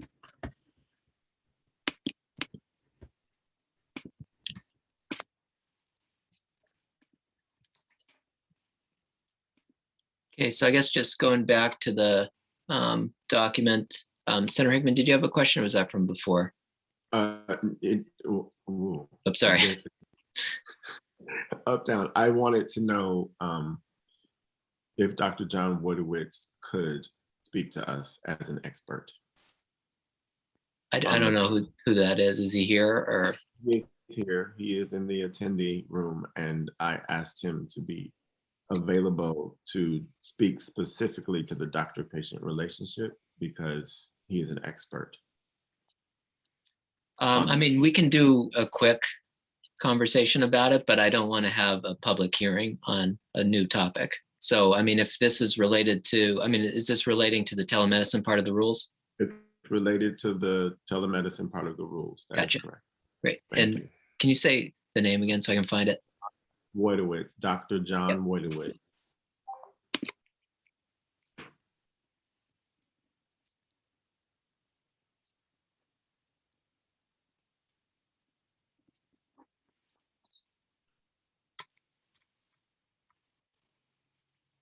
So Dr. There he is. Dr. Wojtowicz, welcome. If you can, I guess, introduce yourself and your practice and everything, and then if you can briefly explain the concern on telemedicine, that would be appreciated. I mean, we don't have a bill on it before us, but they are in the rules, so welcome. Sorry, you're on mute, sir. Yep. There we go. There you go. Yep. That better? Good. Yep. You're good. I'm a family physician. I've been in Maine since 1990. I presently work at the Auburn Medical Associates, which is part of St. Mary's. And since there's been medical cannabis rules in Maine, I've been involved and been certifying patients for 20 years up until 2019. And I've done a lot of lecturing across the state and the country on medical cannabis. And so I've been following pretty closely. During the last task force in 2010, I worked with Gordon Smith to sort of help define an understanding about the medical side of the medical cannabis world. And so I'm still involved in many ways. And I'm a member of the Seed to Health organization, where I've been helping them understand the medical side of this practice. So specifically with telehealth, and you can direct me with questions if you have any, I'm very concerned about how the rules are written in terms of things like complete physical exams every year, and the access to physicians and nurse practitioners and now physician assistants. It's really quite interesting that up to now, I've practiced in a way where I would do an appropriate physical exam and review medical records. And the rules seem to be much more restrictive in ways that are really not appropriate when it comes to clinical practice. When we're going to when I certify someone, I look at what needs to be, reviewed and do something appropriate. And the idea that some people are a consultant and some people are the primary care provider, we know that very few physicians in Maine, and probably nurse practitioners of them all, are really the primary care people for the people who are seeking certification. And the process has changed over the last 10 or 12 years as well. So when I'm trying to certify someone, I focus on what their medical needs are, review medical records, and decide whether it's appropriate. And now that any indication is possible, it's really a question of risks and benefits that has to be discussed about what type of benefit will cannabis provide. I'm also a holistic practitioner, so I use a whole lot of modalities in my care, and that is part of what I do. That might be different from other people, but there are very few people in Maine, when you come down to it, maybe if there's 600 physicians who have been certifying, very few of those are seeing the vast majority. There's probably 10% of those who do the majority of certifications, and now nurse practitioners are on the scene. So some of these provisions around video health and stuff are really just not practical, because we're not in the presence of people. It's a rural state. People live far from certification. And so the medical world has improved. The medical cannabis world has improved in access because there are so many ways to access someone who can certify, the patient right now. And that is really bringing quality care to people who are using medical cannabis. Many have started to use it before they even come to us, but many are seeking advice for the first time. The elderly, for instance, have been a huge population that has been part of my practice in the last few years. And they come in not knowing anything about medical cannabis, and they really need a consultation. And if that can be provided over a video, that's perfectly fine. It's easy to review medical records. It's not hard to sort of understand what the major problems are, or the problem, or the litany of problems that might be there. And so, video care for patients is a new age thing. It's now part of what we do in the COVID year of 2020, 2021, and it's going to continue. And I think access to medical cannabis is going to be dependent on video access, to clients who are going to work with us. And, at the same token, when patients go to the caregivers, they're going to be the experts who are going to provide the type of medicine, the type of medical cannabis that they're going to use, because they have the products. I don't know the products. I know the general categories of what people have available to them. I don't know the strains. I do not know everything about what is provided by every caregiver. And so there's a triad that's created that is really between the caregiver, the client or patient, and the clinician, whether it's a nurse practitioner, physician assistant, or a doctor like myself. And that kind of communication really works to meet the patient's needs the best. In cases, I work closely with caregivers if I know them, or I send people to certain locations because I know that they might be well benefited by the available products that are there. And I know that certain caregivers are really, really invested in really taking good care of their patients. So I think when it comes to the rules, there's a lot of rules that are very restrictive in the medical work, what's been proposed by OMP. And it's really quite disheartening that we're making it less, making the whole medical cannabis program less accessible to the public, when it has been working very, very well in the last 11 or 12 years, Great. Here in the state of Maine. Great, thank you, Doctor. I think what would be helpful is if you can go through the rules that give you concern and kind of provide a summary for the committee of what you think in the rule is too restrictive and would prevent you from practicing fully, and then submit that to us in writing. That way we can see the specifics rather than speaking in generalities that it's too strict. If you can give us a breakdown and the way you think it can be better written, that would be very helpful. Okay, I've already submitted my written testimony. Online. That is part online, and I've testified before other groups in the last few months. So you do have a breakdown of that information. To this committee? Do you know which bill you submitted that on, or was it to OMP? It was on the 1242. 1242. Thank you. But I think if you have anything rule specific, that would be very helpful, because that's what we'll be looking at coming up. We don't want me to address that now, but you can refer to my written testimony. Yeah. And if it's in that testimony, then we'll see it. But otherwise, if you can, as specific to the rule as you can, that would be great. Okay, great. Well, that's we got a question. Great. Sure. Thank you, Senator Hickman. Thank you, Mr. Chair. Thank you, Dr. Woodward, for being here today. Just a brief answer, please, to the question of, have you been engaged in rulemaking before, and were you engaged in this rulemaking process?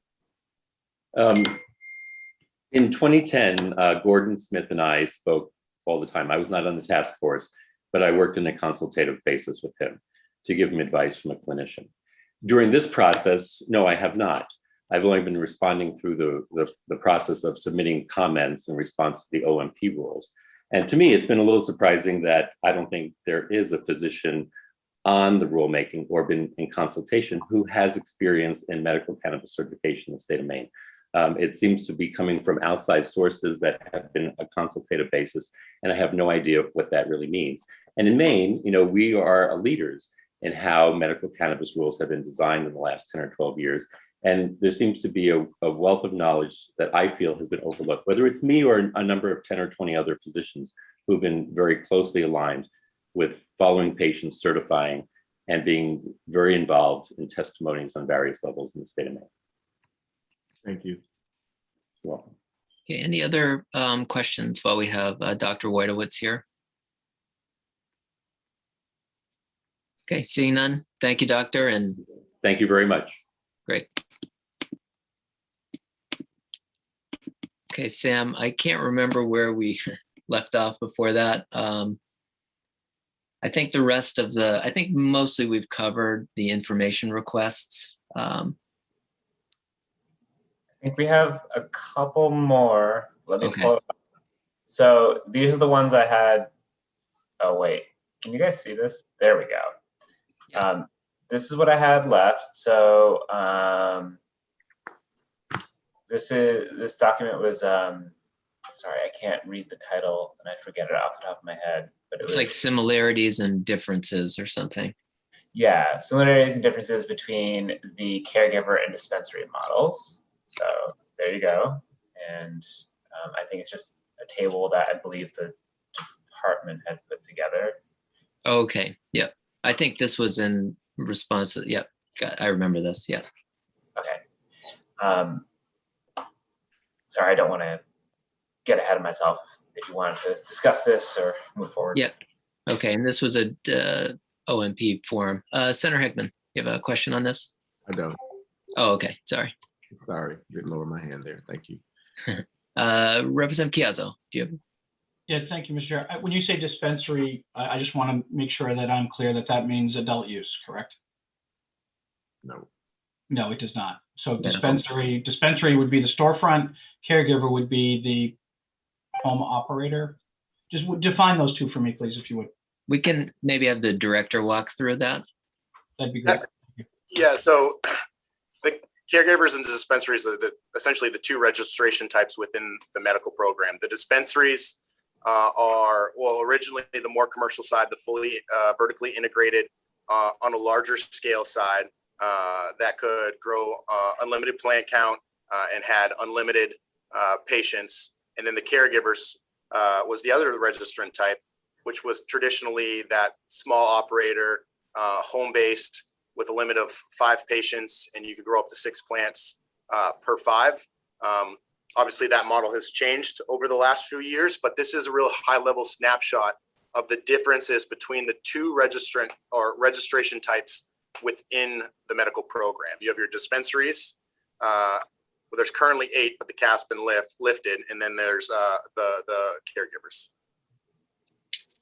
Do you know the number? Are we still sitting at 8 on dispensaries, or we have more than that now? Well, there's still 8. I believe we have 7 that are active. But earlier, as of January 1st this year, the cap was lifted. And within the rule, there's the registration process for the new dispensaries moving forward. Okay. Sorry, did I cut you off, Representative Chiazzo? Did you have a follow-up? Okay. Sorry. Senator Hickman? Yes, Mr. Chair. I think that local authorization for caregivers is required for a manufacturing facility now as well. Isn't that true, Director? For IHS, if they're using inherently hazardous substances, they would have to go through, if they were to have the inherently hazardous substance designation for the manufacturing facility, that would trigger a local authorization. And under the local authorization conduct, it says caregiver is undefined and dispensary is cultivation and store. It's my understanding that caregivers can deliver, but they can still only manufacture in authorized localities, which are licensed by you. Isn't that correct? Not necessarily. It's undefined and unclear as far as there's definite language about the premises where authorized activity is allowed for dispensaries. They can have 2, a storefront and where they cultivate. But there's nothing in statute about where local, where authorized activities for caregivers is limited. But I guess I didn't ask the question correctly. They can only grow where they are authorized to grow. Is that correct? That's correct. Okay, thank you. Okay, other questions on this? Okay, I think we've got 2 more tabs. So this next one, I believe, can everybody see that now? I believe this was just the cover page to the first spreadsheet the committee looked at. Is that correct? Okay. Yeah, this is the top sheet essentially for the spreadsheet for the feedback that we received, during the informal public comment period. The number of individuals, unique comments, general comments, substantive comments, and then of those substantive comments, the breakdown that were accepted, recommended, or that went against statutory language. And then a breakdown of, obviously, we've gotten significant feedback around security. So we wanted to bring forward some of the comments and what they were specific to.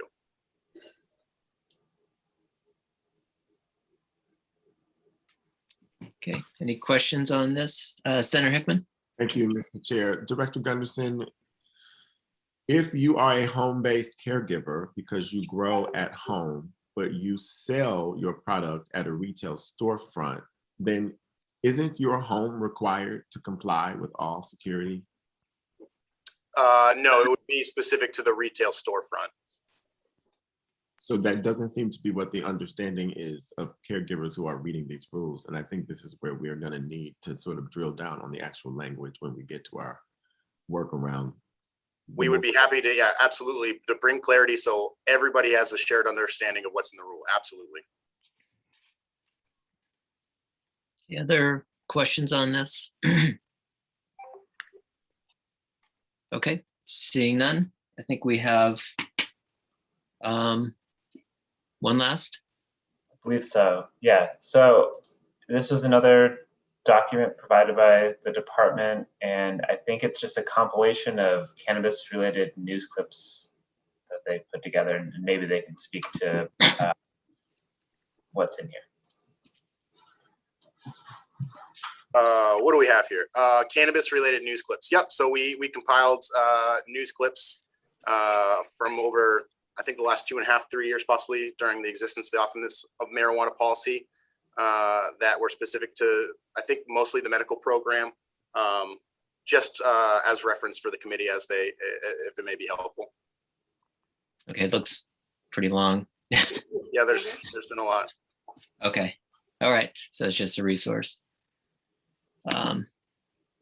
Great, thank you, Sam, for bouncing those sheets up fully for everybody and back down.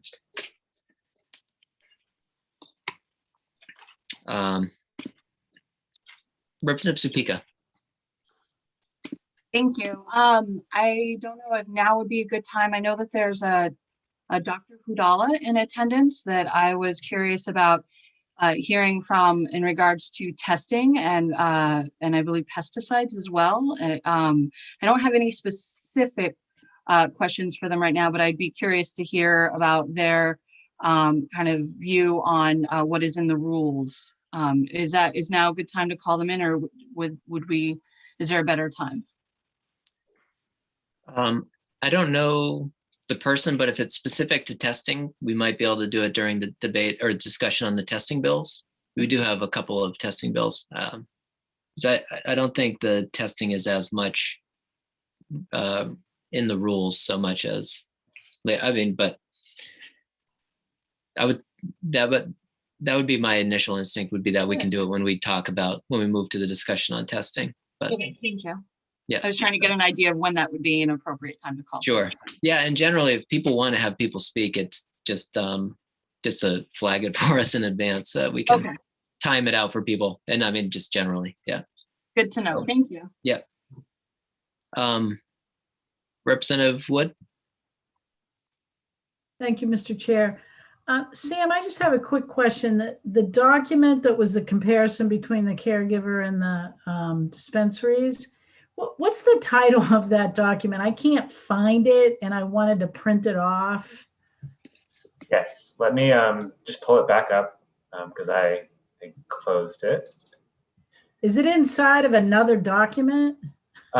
It is not, but so it's got the title is similarities and differences between caregiver and dispensary models.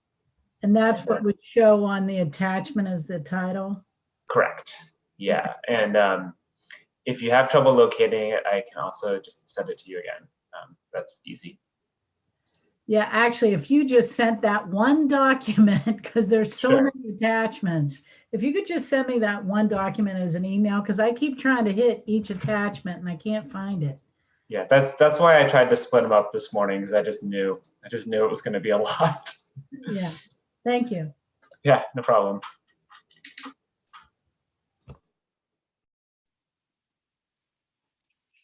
Right. Senator Hickman, do you have a question? Yes, Mr. Chair. So when I put a link to the law that I'm referring to in our panelist chat, if anybody wants to see this. But when I look up 2429D local regulation under the Maine Medical Use of Marijuana Act, I don't see any lawful exclusion or only manufacturing facilities that use inherently hazardous substances. According to this law, it says that every manufacturing facility needs local authorization. So Director, can you tell me if I'm reading this incorrectly, or do you have a rule that specifically says they don't?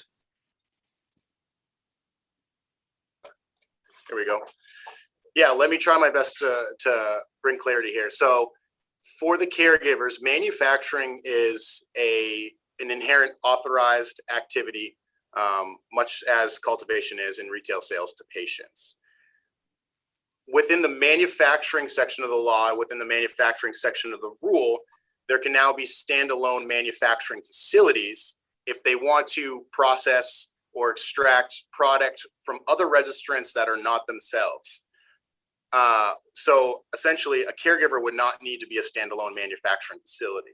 However, if a caregiver uses inherently hazardous substances in their authorized activity as a caregiver, that would trigger the IHS designation that is tied to the local authorization from the town. I hope I did a good job explaining that.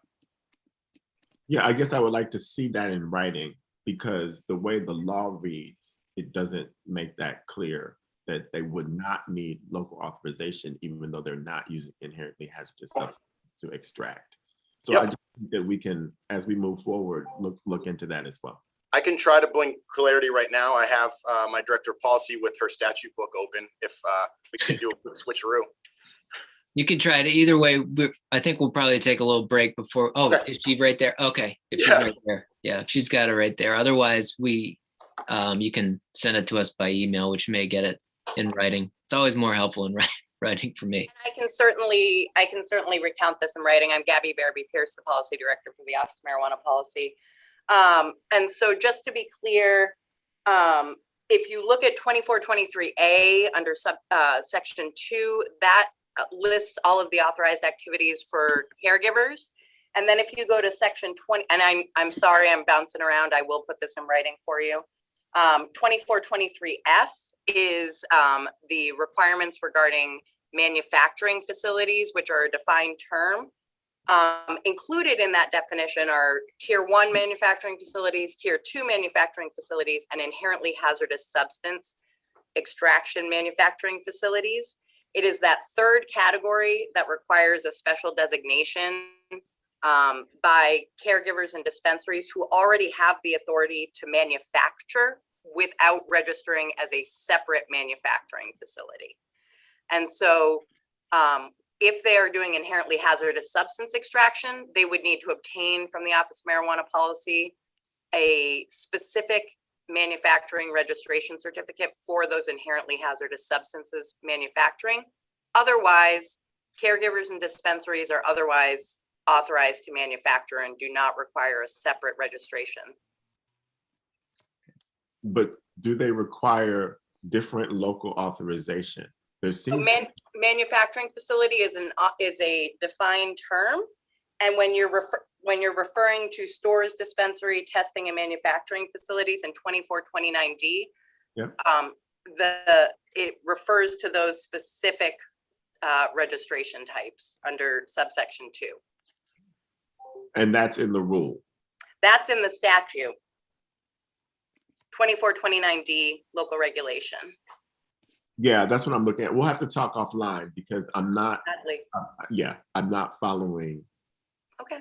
The exemption or the exception just for inherently hazardous substances being required to have local approval. I guess. Oh, and that's in section 2423F around the manufacturing facility registrations. So if you want to if you want to manufacture, make edibles, for instance, in your home kitchen, without using an inherently hazardous substance, that's already allowed for caregivers and dispensaries without a separate registration certificate. And it's that registration certificate for a manufacturing facility that is contemplated in the local regulation section. Okay. And so, Sam, did you want to add something there? I just want to be able to, if Senator Hickman, if you could just restate the question so I can write it down and make sure that I also follow up on this and help make sure the committee has the right information. I appreciate it. So in section 2429D under local regulation, municipalities are requiring local authorization for manufacturing facilities. And it sounds like the department is saying they don't have to do that unless the manufacturing facility is using inherently hazardous substances. And so I just need to get to the bottom of that because towns all over the state are confused, it seems. I think I might be able to help if I understand the question correctly. So I probably can screen share this if it's helpful. Would that be helpful? It'd be helpful for me if it can clear up right now. If it's easier to take some time, we can do that rather than trying to answer it on the fly. Whatever is more doable. I think I can maybe answer this one quickly if that's yeah. All right. All right, can everybody see this? So I think maybe where the confusion is that this is here, let me also just make it a little bigger. So this is section 2429D on local regulation. And up here it says a municipality may not. And I think what the way this is supposed to read is a municipality may not authorize caregiver retail stores, registered dispensaries, marijuana testing facilities, and manufacturing facilities that are not operating in this. Sorry, I'm blocked by the squares that are not operating on the effective date of this section to operate in the municipality unless. So I don't know if that helps clarify.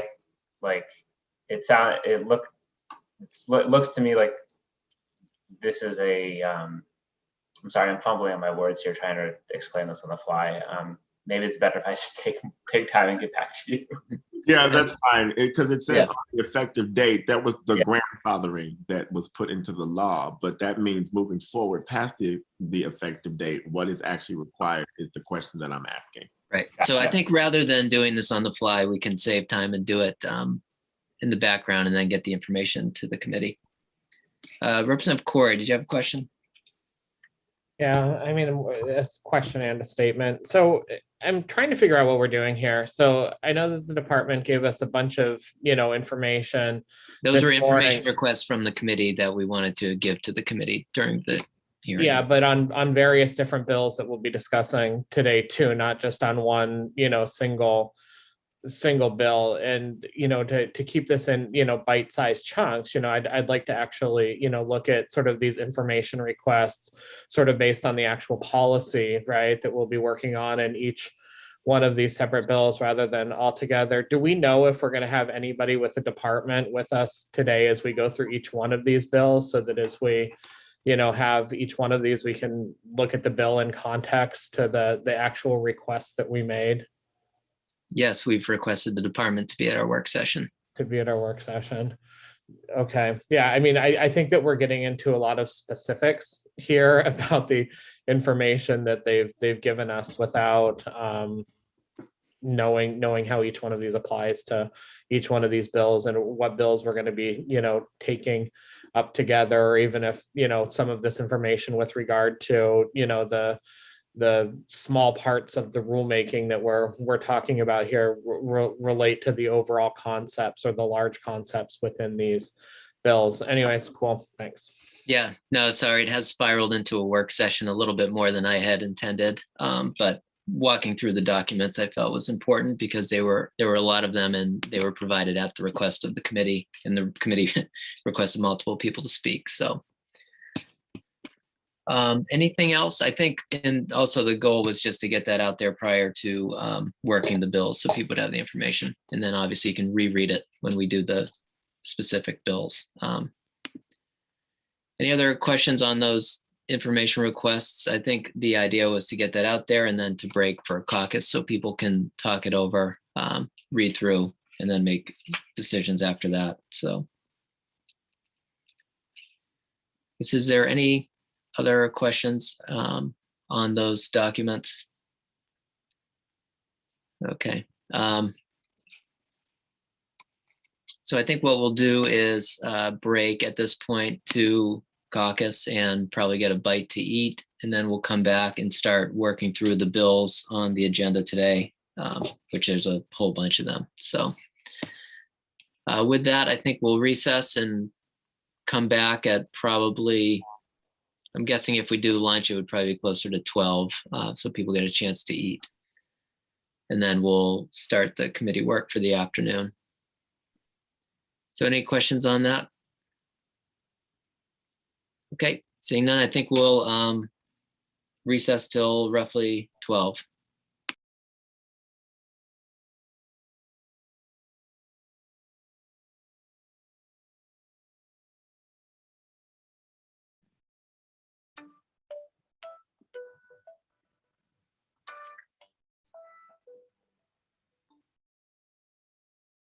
Hello.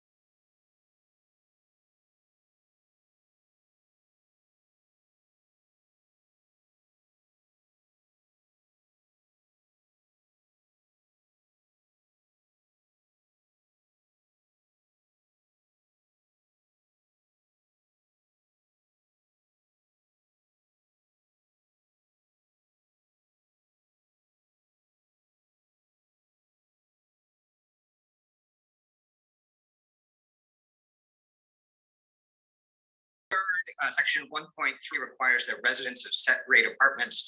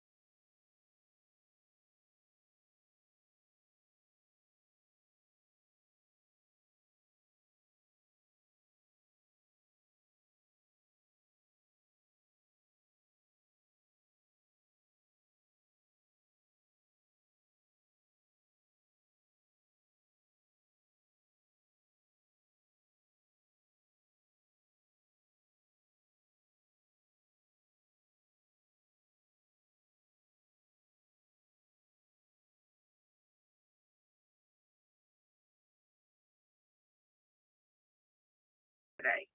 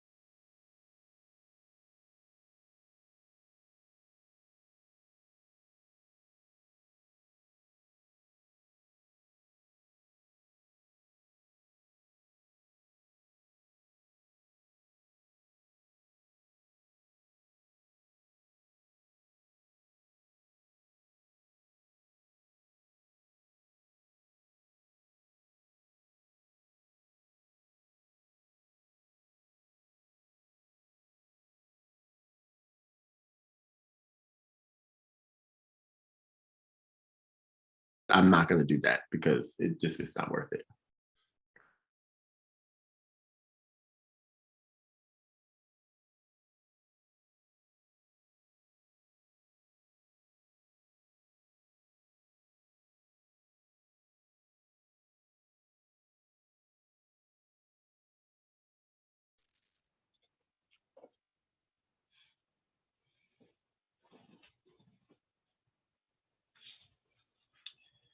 All right, folks, sorry for the delay. See who's available. We can get started up again.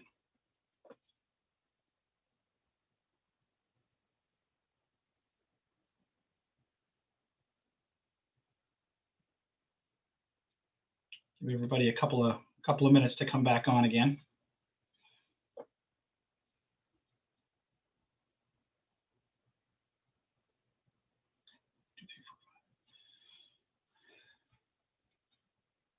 All right, so I'm not sure. I know there's quite a few people testifying in other committees and stuff, so we're going to be a little bit spotty, I think, going back and forth, but I think we can certainly kick off with the analysis,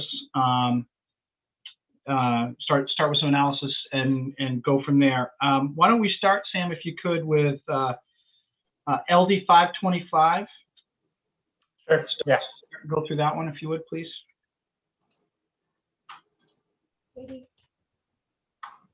All right, can everybody see my screen? Yes. Okay. So LD 525 is an act to allow medical and adult use marijuana stores to share a common space. This bill allows the use of a shared facility for retail sale of adult use marijuana and adult use marijuana products and sale of adult marijuana and marijuana products for medical use, as long as the adult use marijuana and adult use marijuana products are sold using a different cash register than that used for sales of marijuana and marijuana products for medical use. So I set up the bill analyses for today the same way I did last Monday, which is that the top title is actually a link to the committee's online LD file with all the testimony. And then I've created where applicable, a side-by-side with what the bill is doing and what the current law shows. And you'll see that Section 1 of this bill repeals 504 subsection 5, which is shown on the right hand here. Additionally, I had some notes on this bill. The first was regarding product separation. The language does not specify that the products must be kept apart, only that a different cash register must be used. And to the extent that's something that is important to the committee, I just wanted to highlight that as something that would have to be clarified. And then there were some questions at the public hearing regarding municipal authorization. And this bill specifies a marijuana store licensee, referring to a person licensed to sell adult use marijuana. And that could be clarified by adding language such as, under this title to make it absolutely clear that we're talking about what a license, an adult use licensee is permitted to do, but it's not necessary. I think the language is clear. And then I noted here that as long as adult use is subject to municipal approval, this bill will not allow an adult use store in a municipality that has not authorized one. However, if municipalities want authority over shared facilities specifically, that should be addressed in the language, and it's not currently.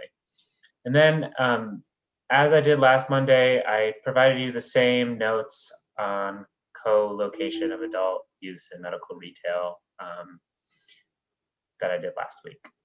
So that's the whole bill analysis on this one. All right, thanks, Sam. Any questions or comments from the committee?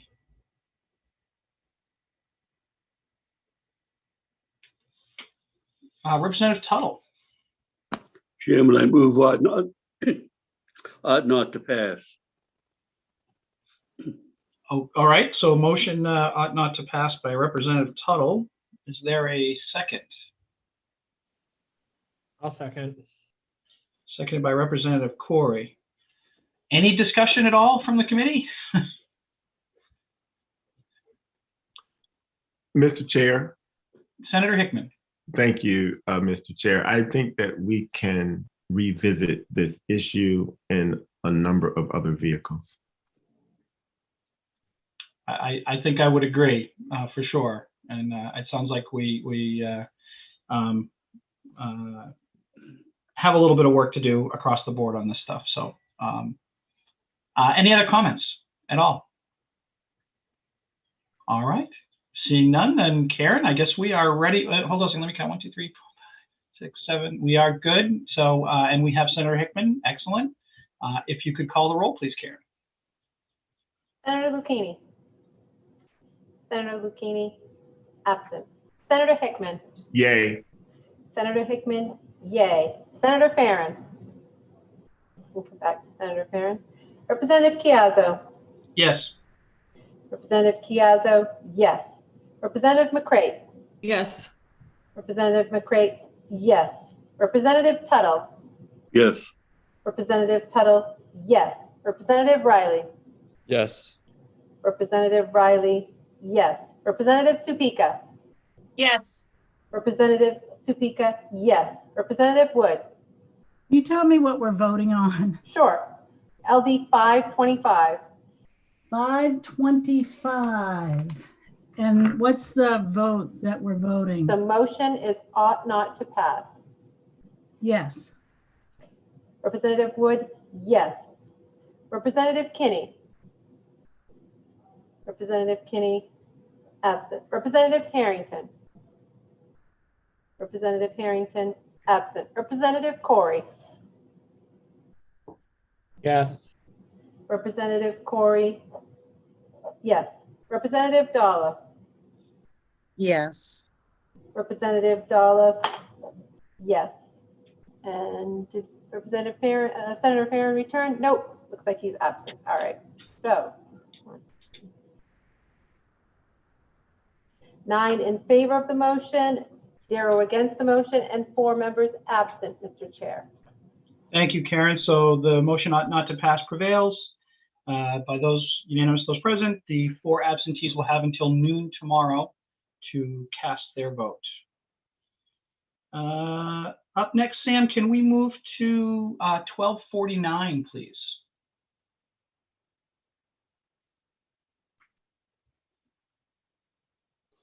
Sorry, just let me pull it up. All right, can everybody see my screen? I'm just making it a little bigger. Yep, perfect. Okay, so LD 1249 is an act regarding the testing and safety of marijuana and marijuana products. This bill establishes that mandatory testing is required only prior to the sale of marijuana or marijuana product from a licensee to a consumer.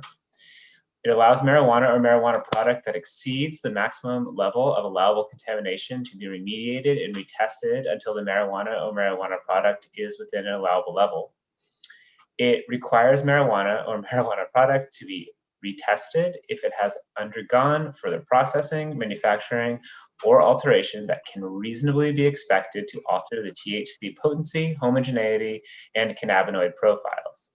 It requires the resulting marijuana or marijuana product to be tested if the originally tested marijuana or marijuana product has undergone additional processing, manufacturing, or alteration involving other marijuana or another marijuana product that has not previously been tested. And it requires the Department of Administrative and Financial Services to adopt rules in consultation with the Department of Agriculture, Conservation, and Forestry to ensure that edible marijuana products that are food or drink meet the food and safety contamination standards in place for similar food products. Again, I did a side-by-side here, and in this bill, when I was listening to the public hearing, it sounded like it may have been a little unclear what the bill's proposing to do. So in addition to links to the statutes, I gave little notes on what each piece of the bill does, and I hope that this helps clarify for the committee. So I might just walk you through them because it's not too long. So in the first section of the bill, we have a requirement. The changes here are that the testing is only mandatory prior to sale to a consumer, but it does not designate a specific stage when that testing must happen. This other piece of that same section also just is there to require that, or to state that previous testing by another licensee may satisfy the mandatory testing requirement.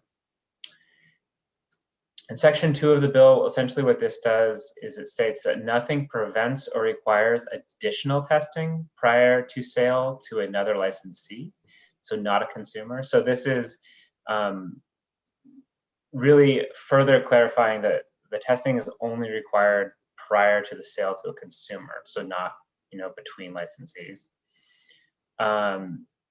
This section, in section 3, is the section about that the marijuana or marijuana product may be remediated and retested indefinitely. Section 4 of the bill,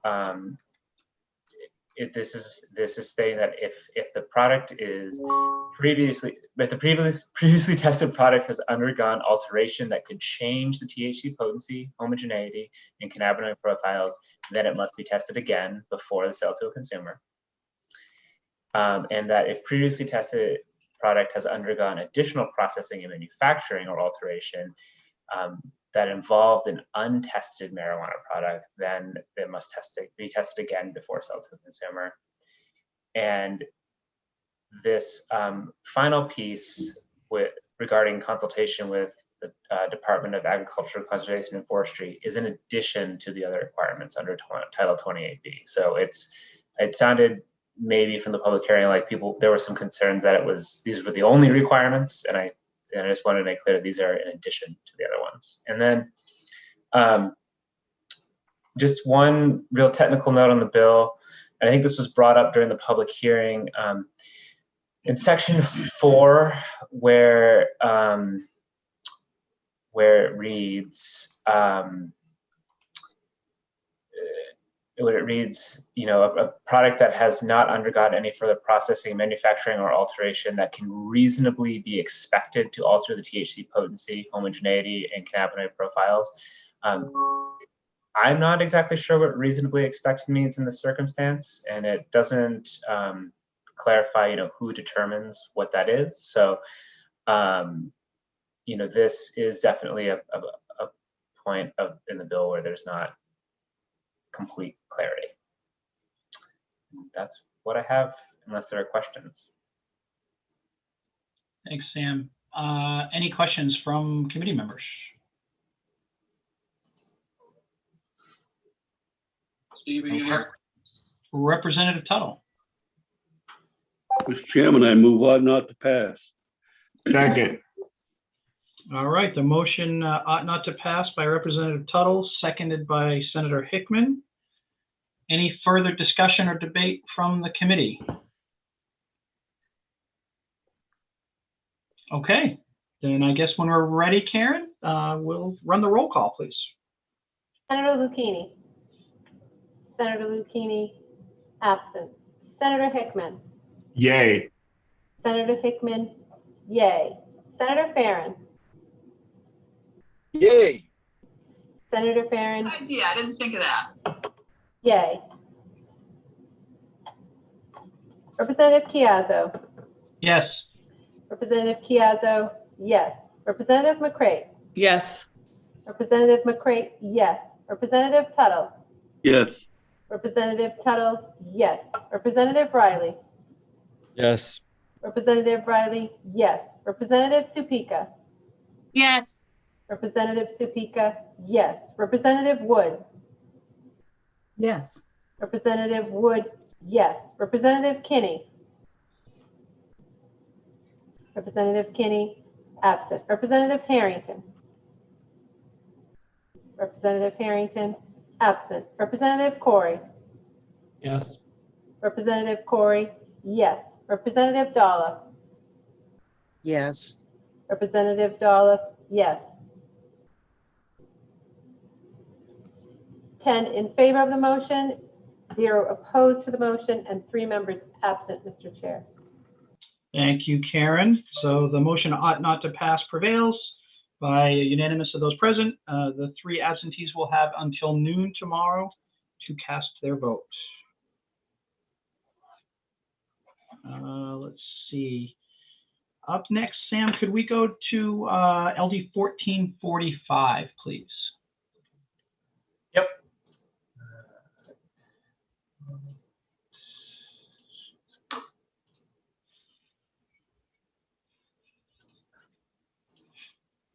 Sorry, I'm not on the right one. Yeah, sorry to bounce around on you. It's all good. It's hard to navigate the tabs when I have the Zoom bar at the top. All right. So LD 1445. So this is an act to require the testing of marijuana for medical use.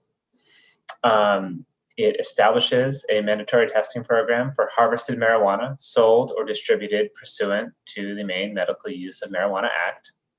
It requires mandatory testing of all harvested marijuana for harmful contaminants by a licensed marijuana testing facility prior to the sale or distribution. It requires a licensed marijuana testing facility to notify the Department of Administrative and Financial Services if a sample of harvested marijuana fails mandatory testing. It allows caregivers or their assistants, dispensaries, manufacturing facilities, or sample collectors or testing facilities licensed pursuant to Title 28B, Chapter 1, or their employees to collect samples of harvested marijuana for mandatory testing. It requires the department to adopt routine technical rules regarding the mandatory testing program, the types of contaminants that must be tested for, and their maximum allowable levels, and the collection, transfer, transport, and auditing of samples of harvested marijuana for testing. And it exempts harvested marijuana that has previously undergone mandatory testing and has not been subsequently processed from additional mandatory testing. So in this case, because this is creating a testing program that does not currently exist in the medical rules, or the medical statutes rather, I just provided you with the language of the bill, not a side-by-side. And down here at the bottom, I had a note here about the language and that this bill only referred to harvested marijuana, but rather than marijuana or marijuana product. But I did speak with the department this morning, and I did look again at the statute. I would disregard this note. Harvested marijuana is broad under the medical statute, so it was incorrect to have this note here. This is a requiring testing of all the applicable marijuana under the medical act. So that's all I have. Perfect. Thanks, Sam, for clarifying that and digging in afterwards. That's very helpful for sure. Discussion by the committee. Representative Supika. Thank you. I wanted to call in Dr. Christopher Hudala. I had a question kind of about, I was wondering if he would be able to give us a rundown of what good testing practices might look like in the state of Maine, and kind of, I mean, we saw that PDF earlier with all the pesticides and everything, and it was definitely, nobody could really speak to it. I know that information just went out recently, but I was wondering if we could get a little clarification and maybe a little bit of layman's description of like what good testing practices would look like and what kind of things we should look out for and what kind of things might be like overkill, in developing a testing program in the state of Maine. Sure, absolutely. Yep, we brought in Dr. Hudala. There he is. Dr. Hudala, did you hear the question from Representative Supika? I heard most of it. The system, for some reason, was rebooting. I think it was when I was being let in that part of it cut out for a moment, so I didn't. It does, yeah. Sorry about that. We beam you into the mothership. It takes a little time to transition in, so I apologize for that. Representative Supika, do you want to repeat your question for? Yeah. I don't know if I can remember it word for word now because I was kind of formulating in the time, but kind of what kind of testing practices would be considered like, we should consider it as like good testing practices? What kind of things should we be looking out for? What kind of things would be harmful? What kind of things might be, not so harmful or considered overkill that's kind of standard in our foods? Also, if you have any, like that we had a PDF from earlier that kind of compared testing, like, because Maine doesn't really have it right now, but to other states, like what are other states doing as well? Like kind of give a little bit of an education on that if you can. Like, I don't want to put you on the spot. I'll try and keep it shorter than an hour. Please do. So in terms of what should be tested for, obviously the cannabinoid potency or profiling is important, just to make sure that. Actually, Dr. Hudala, my apologies. I don't mean to interrupt you, but could you please just tell us for the committee who you are and where you're from? Sure. My name is Christopher Hudala. I'm the founder and chief scientific officer of Perverti Laboratories. I have a background, a PhD in analytical chemistry, and have been focusing on cannabis analytics for the last 8 years in Massachusetts. We also have a satellite facility in Portland, Maine. Thank you, sir. And so certainly the cannabinoid profiling is important to understand dosing. This is critical to make sure that, especially in the medical field, that people aren't over or under dosing. Think of a child being treated for epilepsy. You need to make sure that they have the right amounts. And then the contaminants are probably what are the most concerning that we see. Pesticides are used heavily in an unregulated industry. That's probably one of the biggest challenges for the cannabis industry that I see. There's different lists of pesticides. There's different limits and different approaches to setting limits. In Massachusetts, it's considered a zero tolerance. And so while they have a very short list of pesticides, the limits on those are 10 parts per billion, which are incredibly low, incredibly challenging to hit, especially if you have environmental pesticides. If you're cultivating outdoors, that would be very challenging just because pesticides are everywhere. They're even on your produce in the grocery store. It's just to what level. Other states have taken more of a toxicology approach. So they've looked at the toxicity of these individual pesticides and tried to set limits based on that. Other contaminants, heavy metals, especially for product that's grown outdoors, can also result from nutrients that are applied to indoor cultivation. Residual solvents from processing. Oftentimes these extractions will use organic solvents, and certainly you want to make sure that those are removed prior to distribution to consumers. And then microbiological considerations. It's very difficult to grow marijuana without pesticides, and if you are growing without pesticides, then microbial contaminants become much more of a concern. Things like yeast and mold. Most states require E. coli and salmonella for some of the pathogenic components. We rarely see positive hits for those, but it's very common to see positive hits for yeast and mold. So that's a rundown. And are you familiar with this bill that we're discussing right now? Do you, somewhat, yes. Do you, from what you see of it, do you think that it's a step in the right direction, or do you think that we're not there yet as a state as far as testing? Like that we need more time to develop our standards? So quite a few states have taken different approaches, and I often talk about the cookbook of cannabis testing recipes doesn't exist today from a standardized methodology, but there certainly are recipes. So different organizations have established testing protocols for similar products. So United States Pharmacopoeia has validated methods for heavy metals and residual solvents.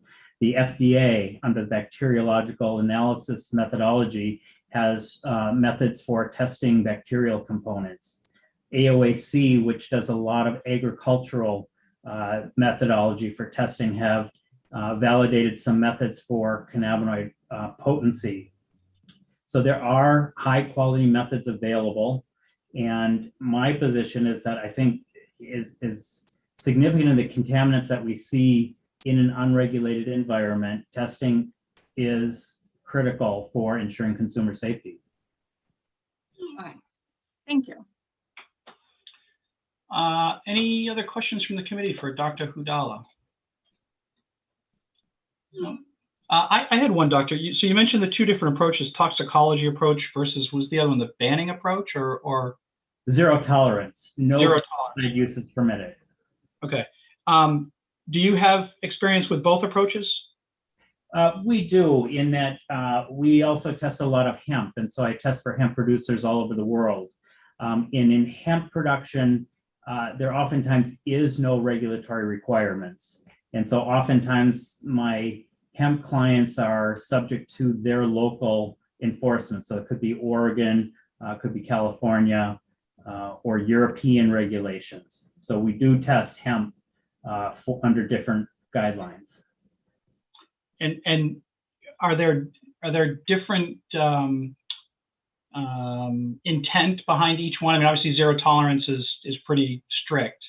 Would you say one is geared more towards consumer health or safety, or they both kind of have the same intent, just different approaches? No, I think the zero tolerance is based out of ignorance in terms of the toxicity. So one of the challenges with establishing pesticide limits based on toxicology is there's very little data surrounding the inhalation of combusted pesticides. And so I believe Massachusetts and a couple other states that have established zero tolerance is just because there is no data for this toxicology on which to base any limits. What other states have done is they've looked at the established toxicological data, and then I believe they applied some sort of safety factor, made them even more stringent because these products are going to be inhaled oftentimes. Okay, thank you, Dr. Hudala. Any other questions from the committee? Representative Supika, did you have a follow-up or? No, I just wanted kind of to hear from somebody, an expert in that field. Sure. Surrounding that. It kind of gives me a better idea of kind of what we know and what we don't know, and so thank you. You're welcome. Okay. All right. If no other questions for Dr. Hudala, thank you, sir, for being available this afternoon for us. You bet. Thank you. I think we also have Diana McKenzie in the waiting room or in the attendee room, and I believe she is with the Maine CDC. She runs the head of the marijuana lab certification. So I'm going to bring her in as well because I'd like to hear her comments on Dr. Hudala in terms of the different approaches between toxicology and zero tolerance. Diana, there you are. Hi, good afternoon. Good afternoon, Diana. Could you please just introduce yourself for the committee? I can. My name is Diana McKenzie. I'm the Marijuana Testing Facility Certification Officer in the Marijuana Certification Program at the Maine CDC. My educational background includes a bachelor's in chemistry, a master's in soil science, 2 years of additional graduate education in entomology. My experience in the regulatory role includes 2 years in my present position, plus 13 years as a regulator, both in the Maine Department of Environmental Protection and the Hazardous Waste Program, and at the Land Use Planning Commission as a senior planner. Thank you, Ms. McKenzie, for being available. Are you familiar with what Dr. Hudala brought up of the two different approaches, the toxicology approach versus the zero tolerance approach? Sure. So the spreadsheet that you have seen about the different pesticides in all the different states, I actually was the person who compiled all of that information. So a lot of states are going with more of the toxicological approach, which is kind of more like a hard number. So you've got a number to deal with that was developed by a toxicologist somewhere using a method to determine these numbers. The other method would be the zero tolerance method, which is a little bit of a misnomer just because a state or regulatory entity says that any detection is not allowed doesn't mean that those detections or lack of detections mean anything in particular. So you could have 5 different laboratories in your state. They're all going to have different detection limits and different reporting limits for each different pesticide. So where one lab might not detect something, another lab could. So it's a little bit hard to tell what that means if you're just saying no detection. And because he's right, because there are no standard methods, so you can't tack down each testing laboratory to a very specific method, preparation, analytical, any of that. So you kind of get a mixed bag if you use that approach.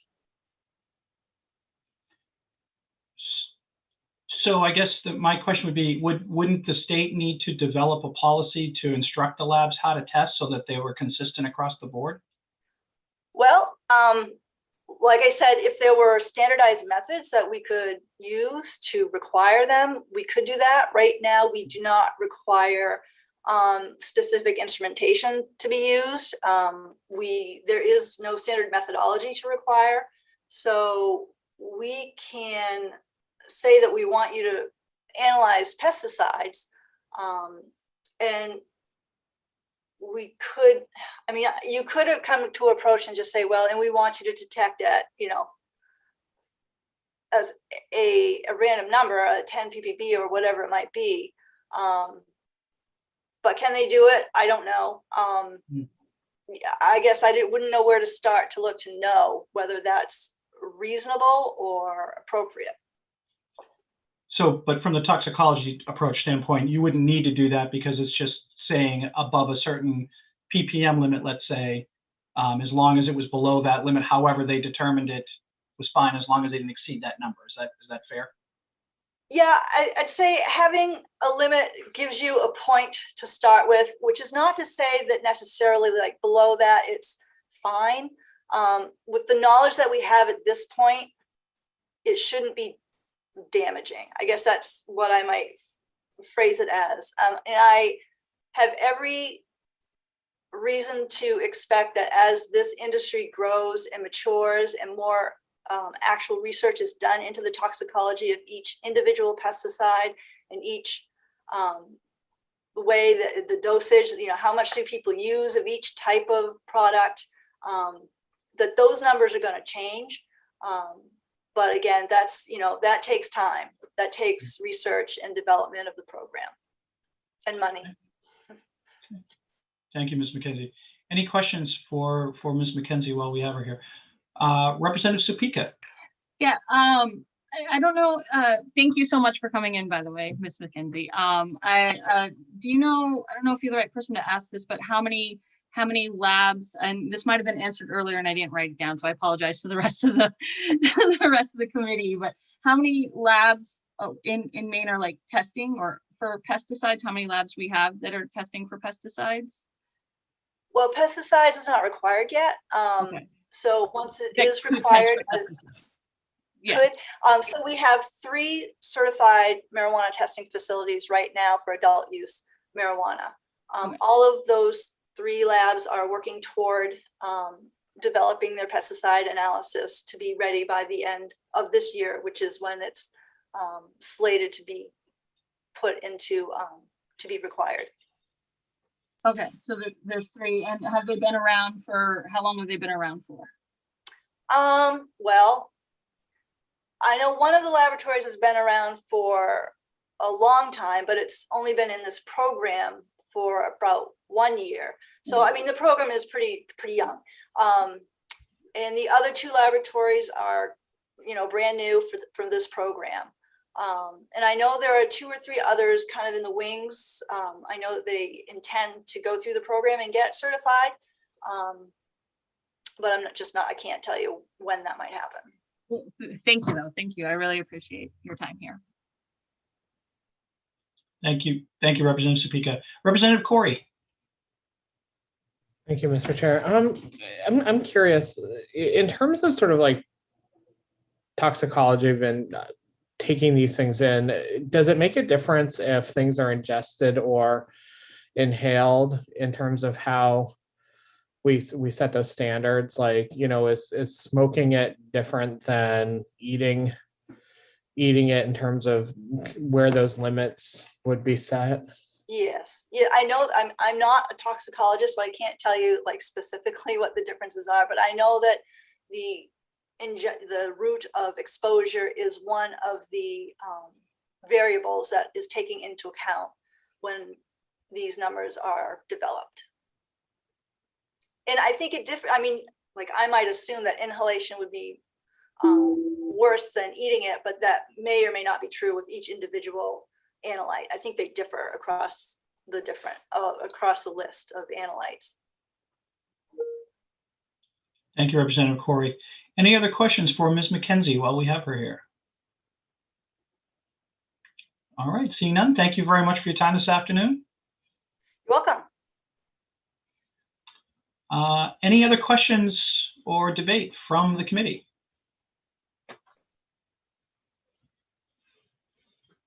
All right, anybody interested in making a motion? I would make a motion of ought not to pass. I'm sorry, Representative Speaker, I didn't catch that one. My apologies. I would make a motion of ought not to pass. All right, motion ought not to pass by Representative Sapika. Is there a second? Second. Seconded by Representative McCrate. Okay, any further discussion? All right, seeing none, and Karen, when you are ready, please, call the roll. Senator Lucchini. Oh, wait a minute. Oh, good. No, sorry. I didn't see Senator Hickman. Thank you. Sorry. Senator Lucchini, absent. Senator Hickman. Yay. Senator Hickman, yay. Senator Farren. Yes. Senator Farren, yes. Representative Chiazzo. Yes. Representative Chiazzo, yes. Representative McCrate. Yes. Representative McCrate, yes. Representative Tuttle. Yes. Representative Tuttle, yes. Representative Riley. Yes. Representative Riley, yes. Representative Supika. Yes. Representative Supika, yes. Representative Wood.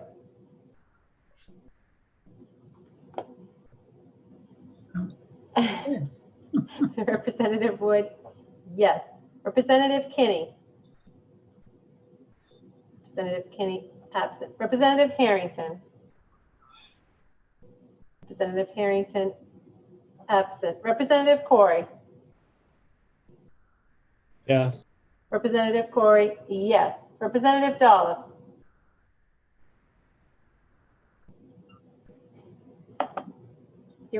Oops. She's trying. Yeah. I'll get it. Yes. Representative Dollop, yes.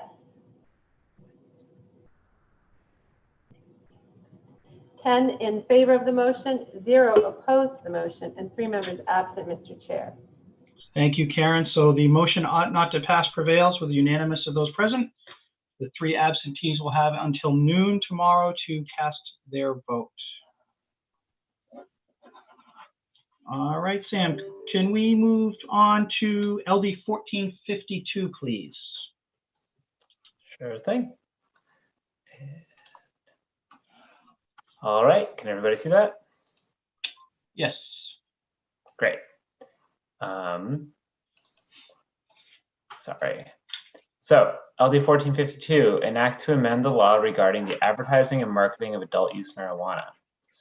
This bill amends the laws regarding the advertising and marketing of adult use marijuana or marijuana product by requiring marijuana establishment licensees to seek a certificate of approval for any advertisement of the licensees.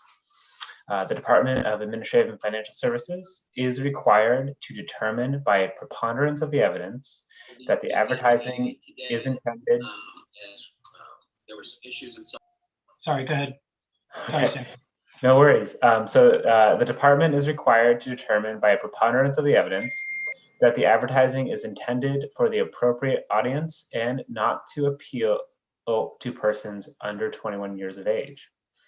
If a licensee is denied a certificate of approval, the licensee may appeal the decision administratively or to Superior Court. And if the department issues a notice to a licensee that an advertisement of the licensee is in violation of the laws and rules regarding adult use marijuana or marijuana product advertising, the licensee may appeal that decision to Superior Court and be allowed to operate without interference or license suspension while the appeal is pending. If the court upholds the order of the department, the licensee has 15 days from the date of the decision to remedy the violation without any sanction, fine, or penalty. And this bill also clarifies that advertising regulation may not unreasonably interfere with a licensee's rights under the First Amendment of the United States Constitution. So as with other bills, I have a side-by-side of the bill language and current law, and where it's pretty clear what the current law is based on the bill's edits, I have just provided a link to the current law. And I'm just going to scroll down through, but obviously I can answer questions about what the bill does if there are any. I did have a number of technical notes in this bill. The first is Section 4 mentions that there may not be an unreasonable restriction to a licensee's First Amendment rights. And I just noted here that presumably the government can't take action that unreasonably violates First Amendment rights of any citizen. If to the extent there's a space between an unreasonable interference with those rights and restrictions that are prohibited by the First Amendment constitutional law, I'm not sure what that would be. So I guess I don't really know what that restriction does functionally for the bill. And then moving on in Section 6, this is about the advertising appealing to minors. I'm not sure what the language intended to appeal particularly means for how the line is drawn. Does it mean that an advertisement appeals directly to minors, mostly to minors, only to minors? So if that's something you wanted to move forward with, I would suggest that something be done to clarify that language. Section 7 of the bill, I think, just has a typo, and I just highlighted what I would strike out to make the section read, I think, well. And then also in Section 7, this provision about may not suspend or revoke. As drafted, this provision, this prohibition on the suspension or revocation of a license during the period of a pending appeal is very broad. It would prevent the revocation or suspension of a license, even if a licensee violated a different provision of their license. So I wasn't sure if that's what was intended or if it was just supposed to be tied to a revocation or suspension related to advertising. So that's what I have so far, unless there are questions. Thank you, Sam. Representative Corey.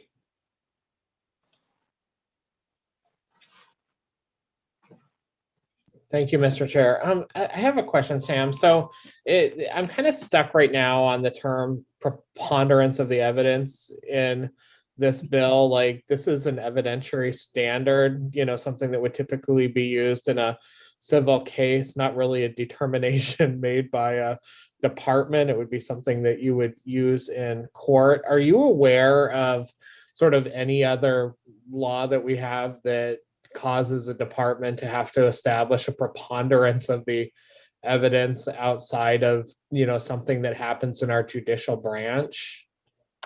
I am not. My lack of knowledge is because I haven't had a chance to look at all the other departments. I will say that in 28, I haven't seen it anywhere else in 28B in particular. So that is another term that while it might seem clear on its face, probably would benefit from clarification. I mean, that's like 50% plus one, right? That's the standard. So it's a fairly subjective standard, correct? Even in that's my understanding. Although I am also aware of courts sometimes not applying it uniformly too. So yeah, it doesn't provide a ton of guidance in this situation. Yeah, I mean, it's clearly not clear and convincing evidence or beyond a reasonable doubt, right? I think that's right. Okay, thank you. Thank you, Representative Corey. Representative McCrate. Thank you, Mr. Chair. I just wanted to double check with Sam. We didn't get any amended language, correct? I did not receive amended language for this bill, although I'm happy to be corrected if there was supposed to be. I don't know. I just know at the public hearing, there was concern stated that this was so broad, it would draw in more than perhaps was intended. But if we didn't get one, we didn't get one. Thank you. Representative Corey. Thank you, Representative McCray. Representative Corey. So I clearly understand sort of some of the First Amendment issues, regarding this, especially, somebody with an art degree and everything. But I think it's almost impossible for somebody to determine this, and I don't think this bill makes it any clearer. So I'm hoping somebody will make a motion on this. You're welcome to make one also, Representative Corey, if you'd like. It appears that the motion guy is waving his hand. Representative Tuttle, I believe he's referring to you, sir. Well, I move on not to pass. Thank you, Representative Corey. I needed that. Motion is ought not to pass from Representative Tuttle. Is there a second? Second. Seconded by Senator Hickman. Thank you, sir. Any other questions, debate, discussion from the committee? Yes, Mr. Chair. Senator Hickman. I would like to clarify that language that Mr. Prowler put up, but I think we can do that also in another vehicle, because I'm looking around the liquor statutes to find out what the prohibition is for advertising to minors there, and I don't actually see it in the law. I see it might be a rule, but we'll figure it out in some other vehicle. And I don't know if, thank you, Senator Hickman. Yeah, I don't know if there's anything in the tobacco related side either. I'm not sure if that's maybe another area to look at. I know that's been a point of challenge in that realm as well. So, Representative Corey. That's probably something that we could have Sam and Janet look into, right? Mm-hmm. Absolutely. Okay. Yeah, in their spare time. But yes, we absolutely could do that.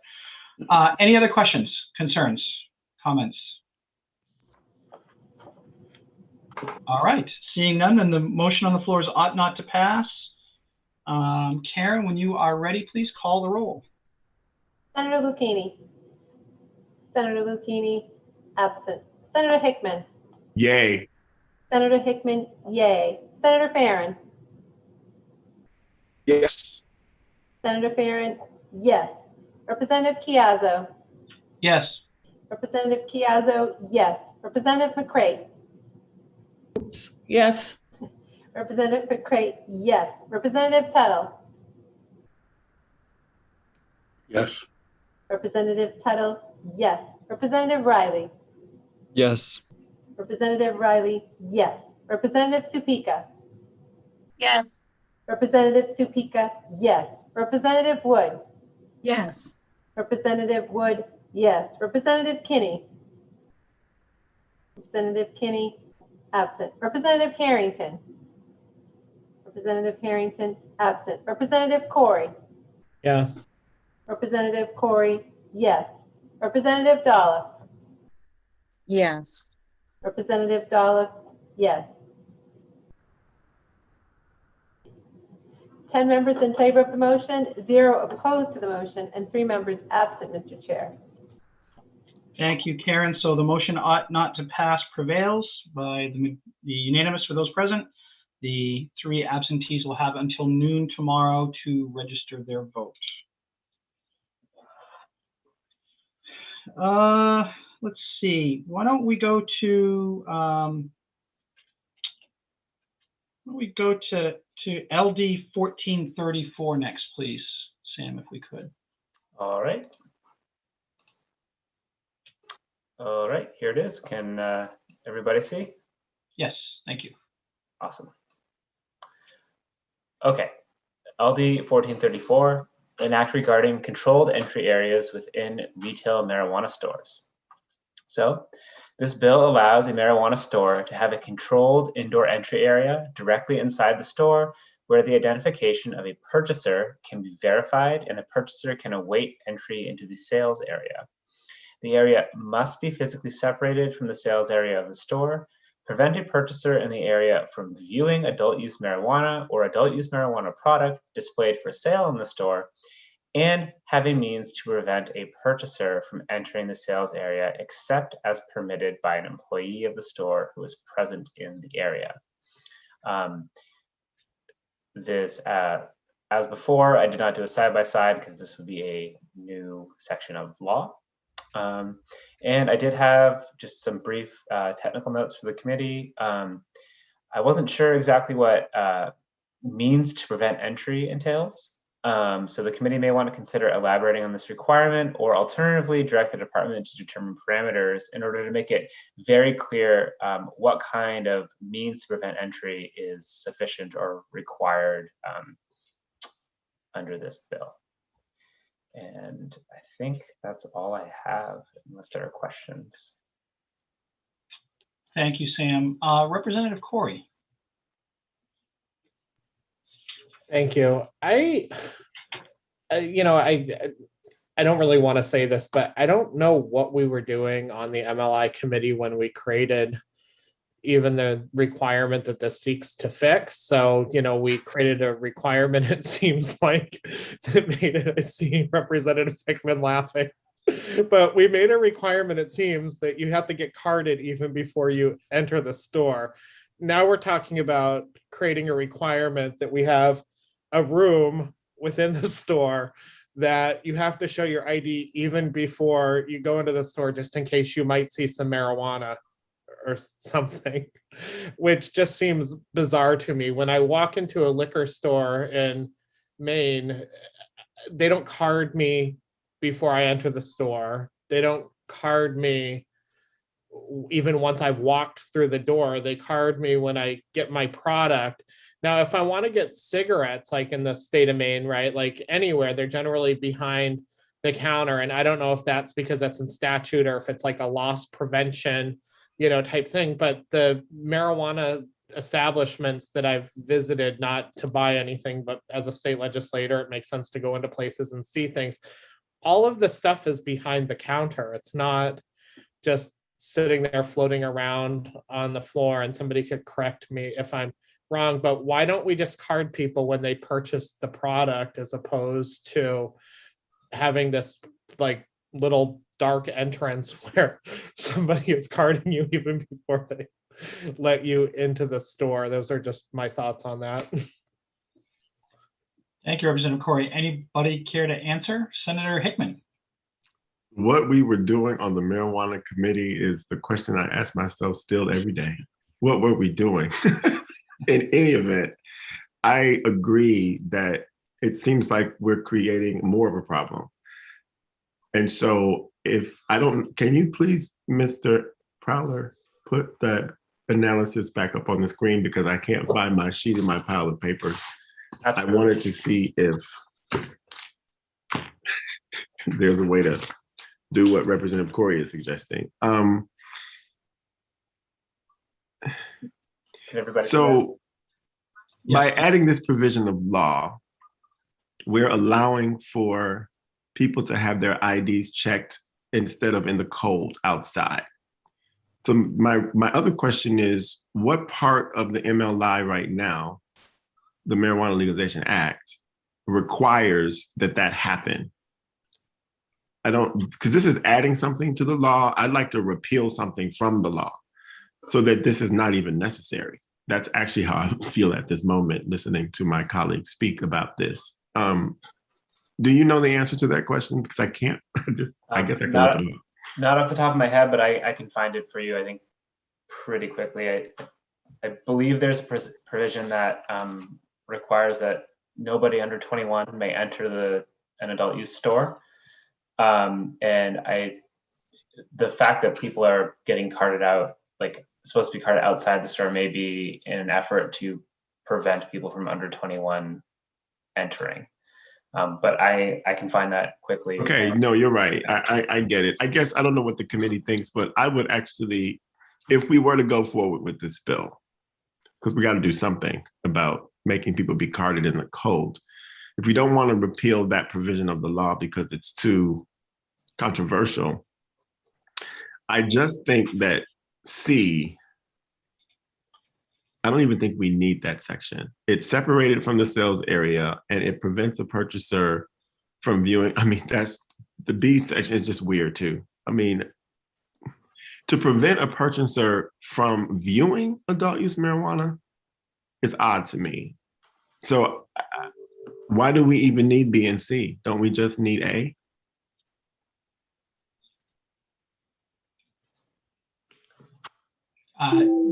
That's certainly a question for the committee, Senator Hickman. And it would just be then one sentence. A marijuana store may have a controlled indoor entry area directly inside the marijuana store in which the identification of a purchaser may be verified, and a purchaser may await entry into the sales area of the marijuana store. A controlled indoor entry area under this subsection must be physically separated from the sales area of the marijuana store, period.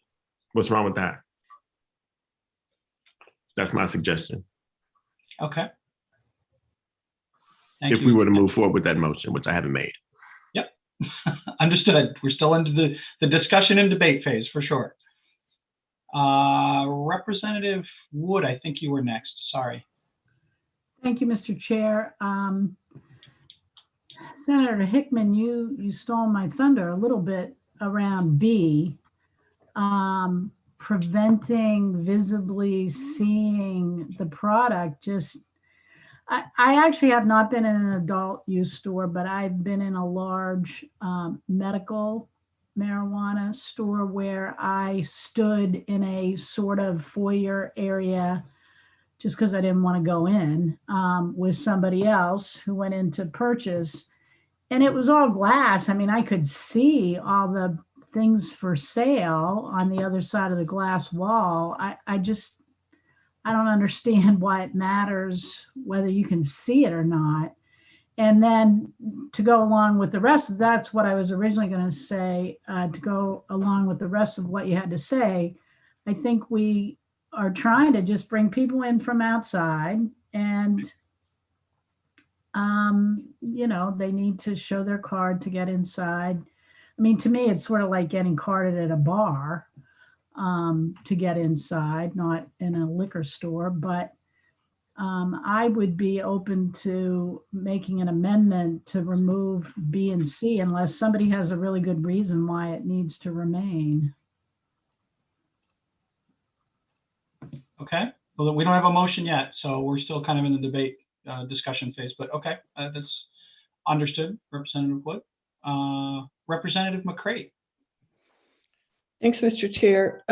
Yeah, I'm definitely in support of the separate area. It, for some reason, was a big debate issue last session. But the reason for the B and C is, again, it's an adult store, like an adult bookstore or an adult something store, where minors are not permitted. So I am not troubled by that part of the bill. I like the idea of making sure people don't stand out in the cold. But I would go with the will of the committee on it. I just remember the real concern was advertising in that foyer area where kids are waiting, because it means that kids don't have to stand in the cold either. Thanks. Representative Corey. Thank you. I didn't want to have to use this analogy, but I'm about to. So I think that everybody on this committee is old enough to remember there was an adult section at the video store when we were kids, or, you know, adults, and you would walk in and there was this room, right? And you weren't allowed to go in there. But I have a feeling the reason you weren't allowed to go in there was there was actually pictures, right? I think on the videos themselves to advertise their sales and everything else. I mean, here, I think that we're talking about, you know, cannabis and, you know, how prude, you know, we may all be surrounding cannabis. Like, you know, when I hear Senator Hickman's discussion, you know, I think it's probably a move in the right direction. It sounds kind of like, you know, getting into the club in the velvet rope area. Maybe some guy cards you after you know, while you know, opens the rope after you've shown them the card. But the idea of somebody, you know, building, you know, a site-proof foyer. Do you know what I mean? Before you actually enter the store, it just seems a little absurd, to me, especially for a legal product right now. I don't know what we're trying to, prevent there. It wouldn't be like children seeing porn, right? Like we were talking about an adult bookstore or something like that. Okay, thank you, Representative Corey. I'm blushing, by the way, after having to say that. I don't know what you were talking about with the video thing, but I followed your mind, so your thought process a little bit. But so there's still 3 hands up. So I don't know if you all have follow-ups, then Senator Hickman. Sorry, Senator, you're on mute, sir. Sorry. Yeah, Representative Corey said some of what I was going to say, not about the video store, but that children. So there's 2 things. I wanted to decrease the stigma on cannabis, not increase it. Children can go into a liquor store, which is an adult service. They can go to the grocery store and see liquor on the shelf because it's there. But children also use medical cannabis. And if you walk down a street and there is a retail cannabis medical store, you can look into the window and see the cannabis without walking into the store at all. So to me, this need to have people not be able to see the cannabis is a regulatory step that's a little too far for me. And I think that if we just want to make sure that people can have their IDs checked in a separate area so they're not actually in the store, we are still one step away from what we allow for liquor. So I just want to make that clear. This is the committee that oversees liquor. We do not card people before they go into a liquor store. We card them when they're in the liquor store buying the product. So again, I don't know what problem we're trying to solve, but I do think that if we don't want to take the controversial route of allowing people in the store who are not 21, because these are specialty stores, then so be it. But if they have a separate area where the card can be checked, I think that's good enough. I don't think that we need to prescribe anything beyond that. So I really would make a motion ought to pass as amended with the first paragraph of the bill and section A just being 1 paragraph and deleting B and C. And that is my motion. Second. Okay, so the motion is ought to pass as amended by Senator Hickman, seconded by Representative Tuttle. The wave guy, Mr. Chair. Representative Dolph. Thank you, Mr. Chair.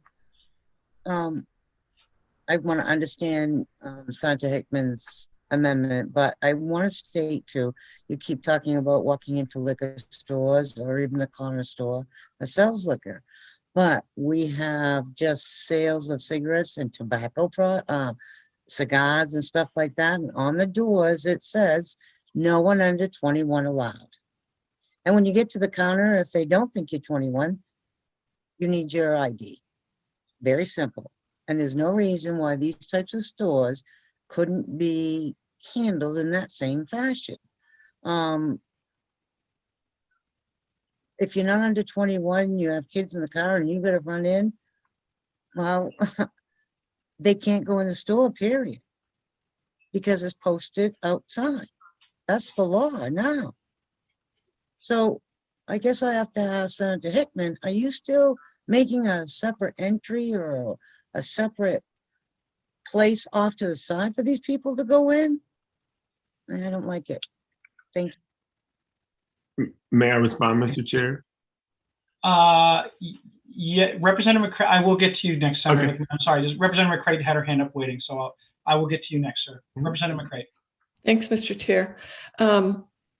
I just want to add to what I said. I do like the separate entry. It keeps people out of the cold.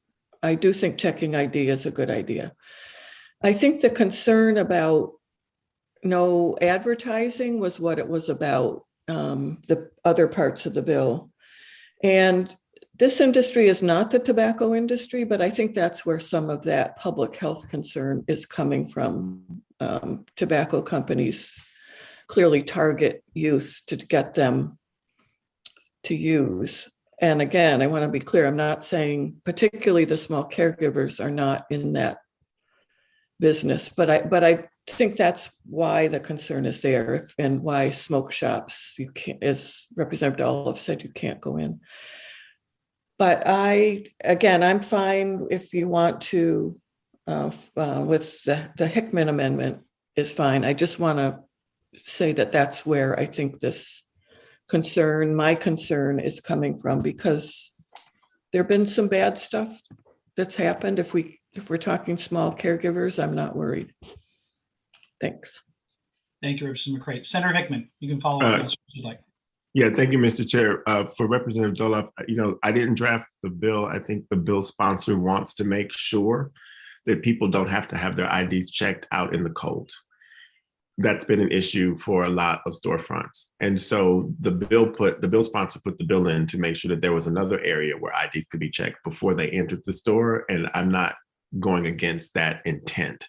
So it sounds like you might be just against the bill, period. I'm for the bill so long as it's not so restrictive that we're prescribing too many things. And I think that a separate area for checking the ID before people walk into the actual store is what the bill is asking for the storefront to have, the adult use storefront to have. These aren't caregiver storefronts, these are adult use.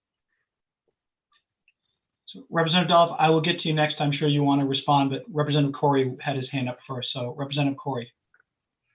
So I do forget whether or not in the adult law it actually says that there needs to be a sign on the door saying nobody under 21 allowed, and maybe Sam can answer that question. But if it's not, I don't see a reason why we couldn't incorporate, Representative Doloff's concern and just have a sign on the door saying nobody under 21 allowed, and then, just put that into the amendment that we already have, which would clearly make it so that there is a roped off or a gated area where an ID is checked on the inside of the store without creating, too much of a thing. Okay. Thank you, Representative Corey. Representative Doloff. Thank you, Mr. Chair. Yes, you're right. In regards to what Senator Hickman said, I'm not against checking IDs. Absolutely not. I just think that the simpler we keep things, the much better. And we don't get twisted up in some language about now what separate entry, does it have to this, has to do that. You're not allowed 21 and under into the store. If you have your children, you'll have to go another time. I'm sorry, I don't mean to be mean, but I've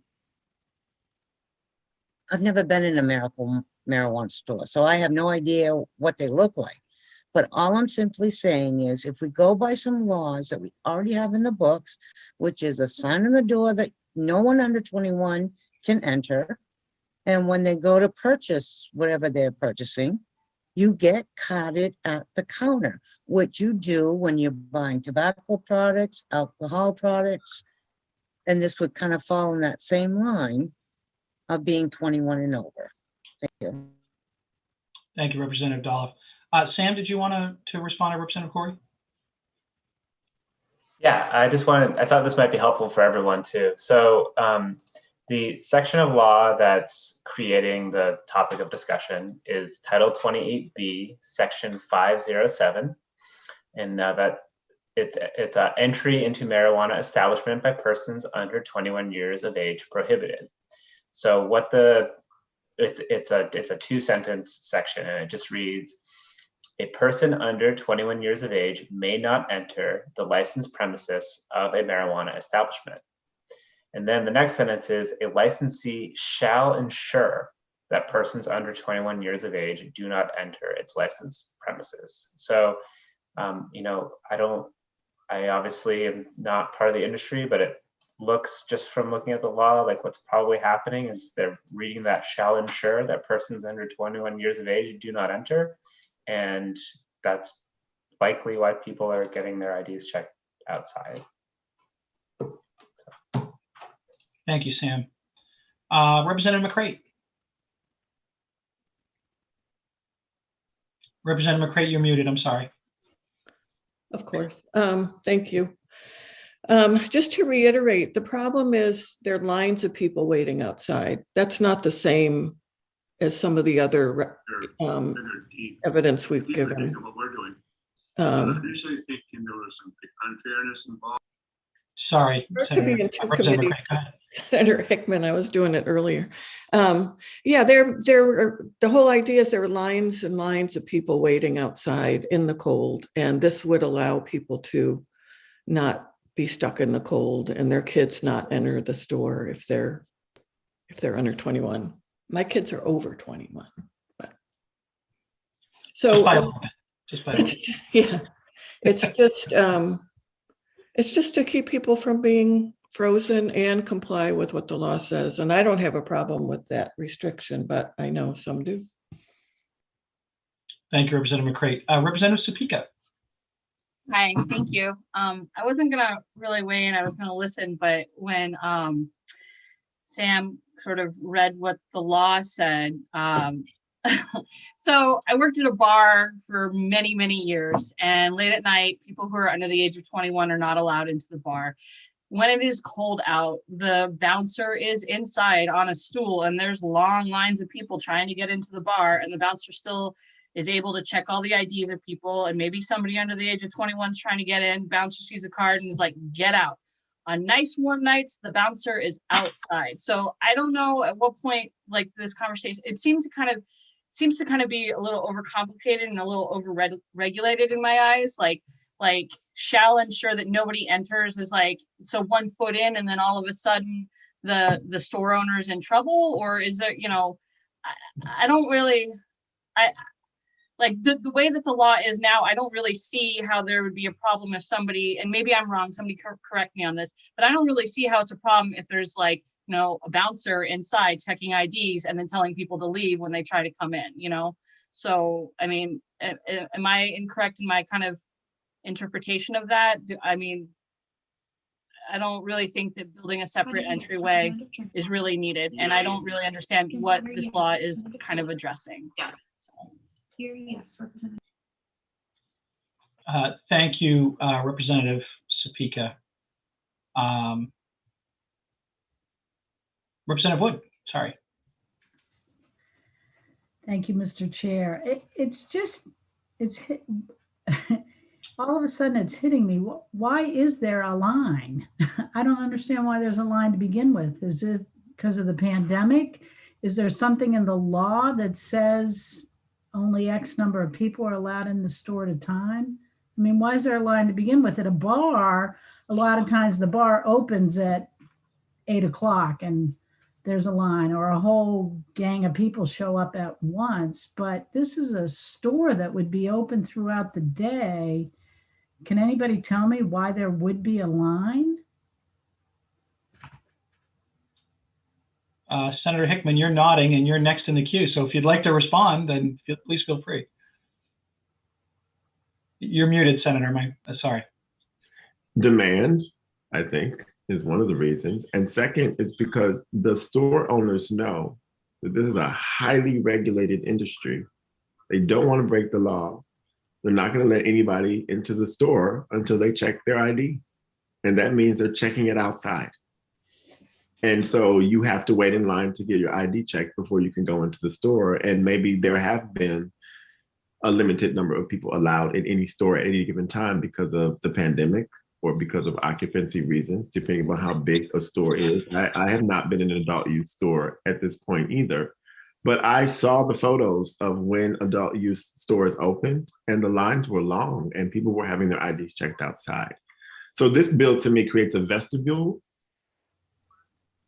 so that you can have your ID. There's still maybe people in line outside. It just depends on how busy the store is on a given day or any given time of day.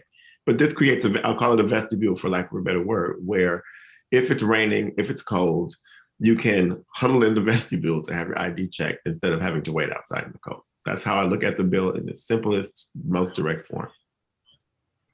Okay, thank you. That's helpful. Representative Corey. Yes, I think that only people our age show up at the club at 8 o'clock. And we usually leave by 9:30 because it's getting late. And then the line happens at 10 o'clock. So this is why we're not familiar with it, or we've just forgotten that with everything else. Representative Supika.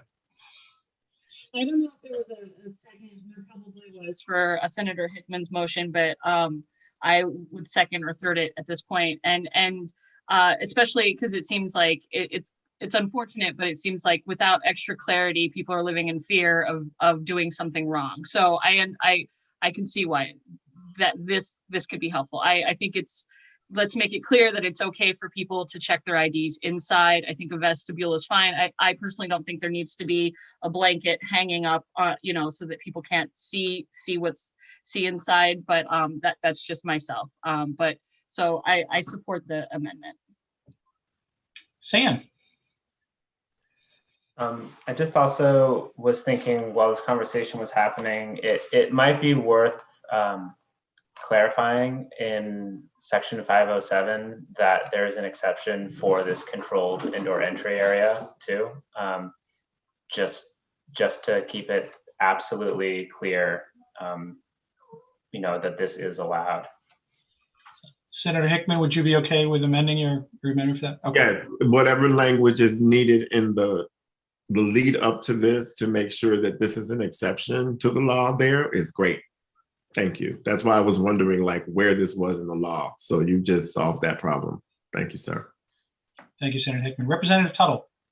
Yes, Mr. Chair, maybe we should require bouncers at marijuana establishments. I think that might be right. Representative Corey? Huh? Are you looking to supplement your income, Representative Tuttle? That was in a previous life, Mr. Chair. Okay, any other discussion? All right, I guess oh, sorry, Senator Farron. Yeah, I don't want to keep this going. I think we're almost there, but I would like to ask Senator Hickman a question. I understand about trying to move people from the street into the store, but maybe some small shops, don't have the room to do the separate vestibule. Should it be in? And then it comes down to consumer choice. If you go there and you can't get in from the outside, you find another place to go. But if you're a small shop owner and you don't have the resources or the space to build a vestibule, could it be one or the other? Maybe I'm making it too complicated.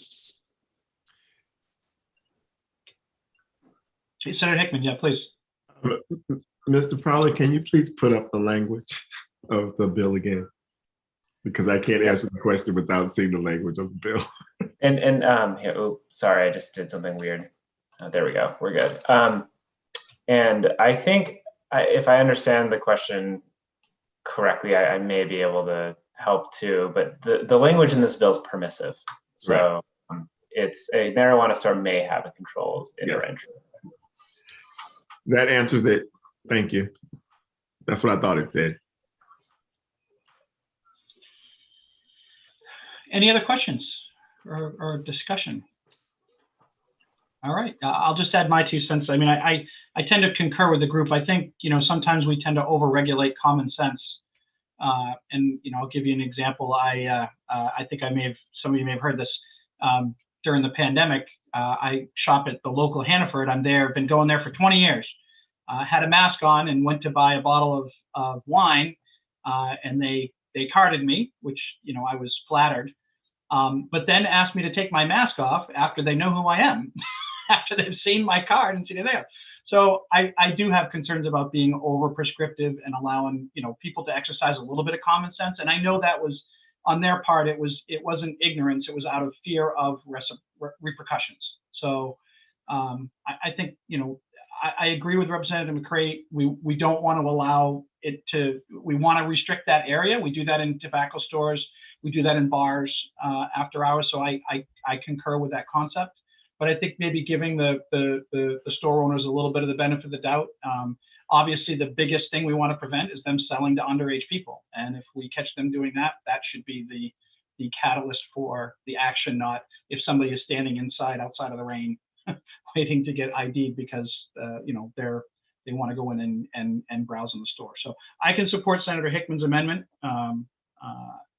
and I think it's a good compromise. I think it achieves what the bill sponsor intended, and I think we can hopefully move forward and give people a little bit of comfort on a snowy January or February day. So Any other comments? All right, seeing none. Karen, when you are ready, please. The motion on the floor is ought to pass as amended. And just to clarify, Senator Hickman is deleting section B and C and adding the language. Was it for 507, Sam? I'm sorry. Is that correct, Senator? Okay. Yes, I'm deleting section B and C, making A a part of the paragraph and adding language that is an exception to the law as it currently lists. And it's permissive, and so it doesn't require a small business to do this if they can't do it. Okay. All right, Karen, then we are ready for the roll when you are, please. Senator Lucchini. Yes. Senator Lucchini, yes. Senator Hickman. Yay. Senator Hickman, yay. Senator Farren. We can come back to Senator Farren. Representative Chiazzo. Yes. Representative Chiazzo, yes. Representative McCray. Yes. Representative McCray, yes. Representative Tuttle. Yes. Representative Tuttle, yes. Representative Riley. Yes. Representative Riley, yes. Representative Supika. Yes. Representative Supika, yes. Representative Wood.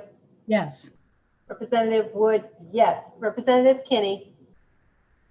Representative Kinney, absent. Representative Harrington. Representative Harrington, absent. Representative Corey. Yeah. Representative Corey, yes. Representative Dolliff. Yes. Representative Dolliff, yes. Senator Farren. I think he froze. Yes. Yes. Senator Farren, yes.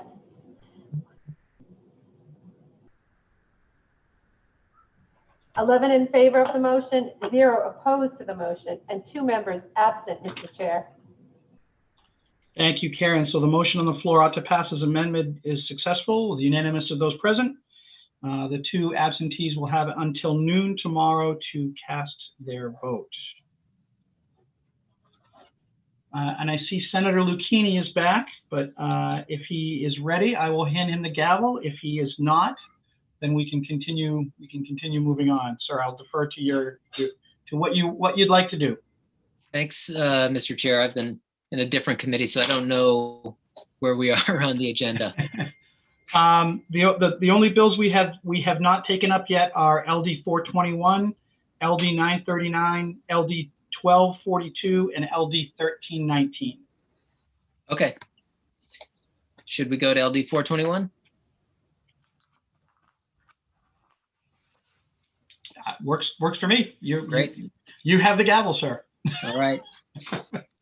Let's open the work session on LD 421. All right.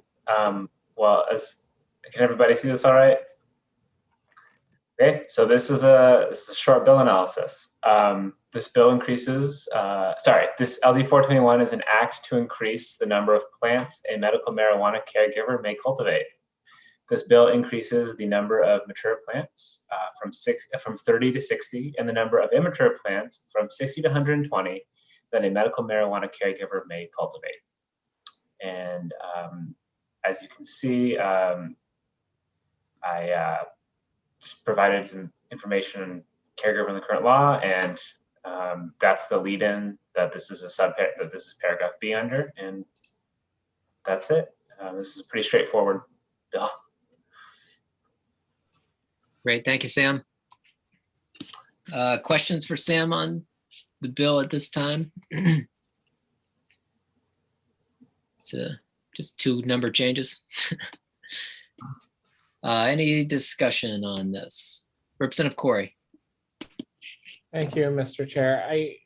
I look at this bill and I think that kind of this bill is kind of the pin for so much of the work that we have to do with all of the medical caregiver stuff, at least. I think that really one interesting thing earlier today that Director Gunderson had kind of put out there, I'd asked him about the adult use market, and I know that we're talking about medical right now, but within the adult use market, I asked them how many people had actually taken out licenses for that very bottom tier. So back on the MLI committee, when we created that bottom tier, so 500 square feet or, 30 plants, what we were trying to do is we were trying to, create an opportunity for, caregivers to do what they know and, bring their business over, to the adult use business without really thinking, much about it. We had a lot of discussions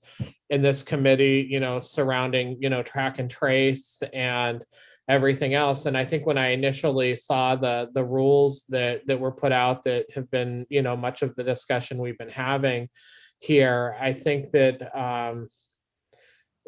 my first reaction to the rules, and this is, before some of these rules have been changed, but my first reaction was kind of this idea that are these rules scalable? Should we be having, more tiers or, more opportunities for growth before, certain, types of rules with regard to track and trace or surveillance or any of that other stuff. There's certainly a lot of economy of scale, that goes into these things. One thing that I've heard from smaller caregivers is that, it hasn't really been the cost, at least of the actual software itself, so much as the implementation of the actual, software itself in that sort of very bottom tier. And I have to kind of believe, and, I'd love to know this, but I think that, if we take some time on this to find out, I'm wondering why nobody's entered that very highly regulated bottom tier within the actual adult use market. And I suspect that it could be just economy of scale, whether or not they could actually turn a profit with the actual, the extra work and all of that other stuff. So for me, I think that there's a lot of conversations to be had here. Maybe it makes sense for caregivers to be at 1,000 square feet, not 500 square feet, and then maybe some of these rules make more sense. But right now, without a lot more information, I'm uncomfortable doing anything on this, though I'd still like to see this used as a vehicle to do something else. So that kind of explains where my head has been at on this.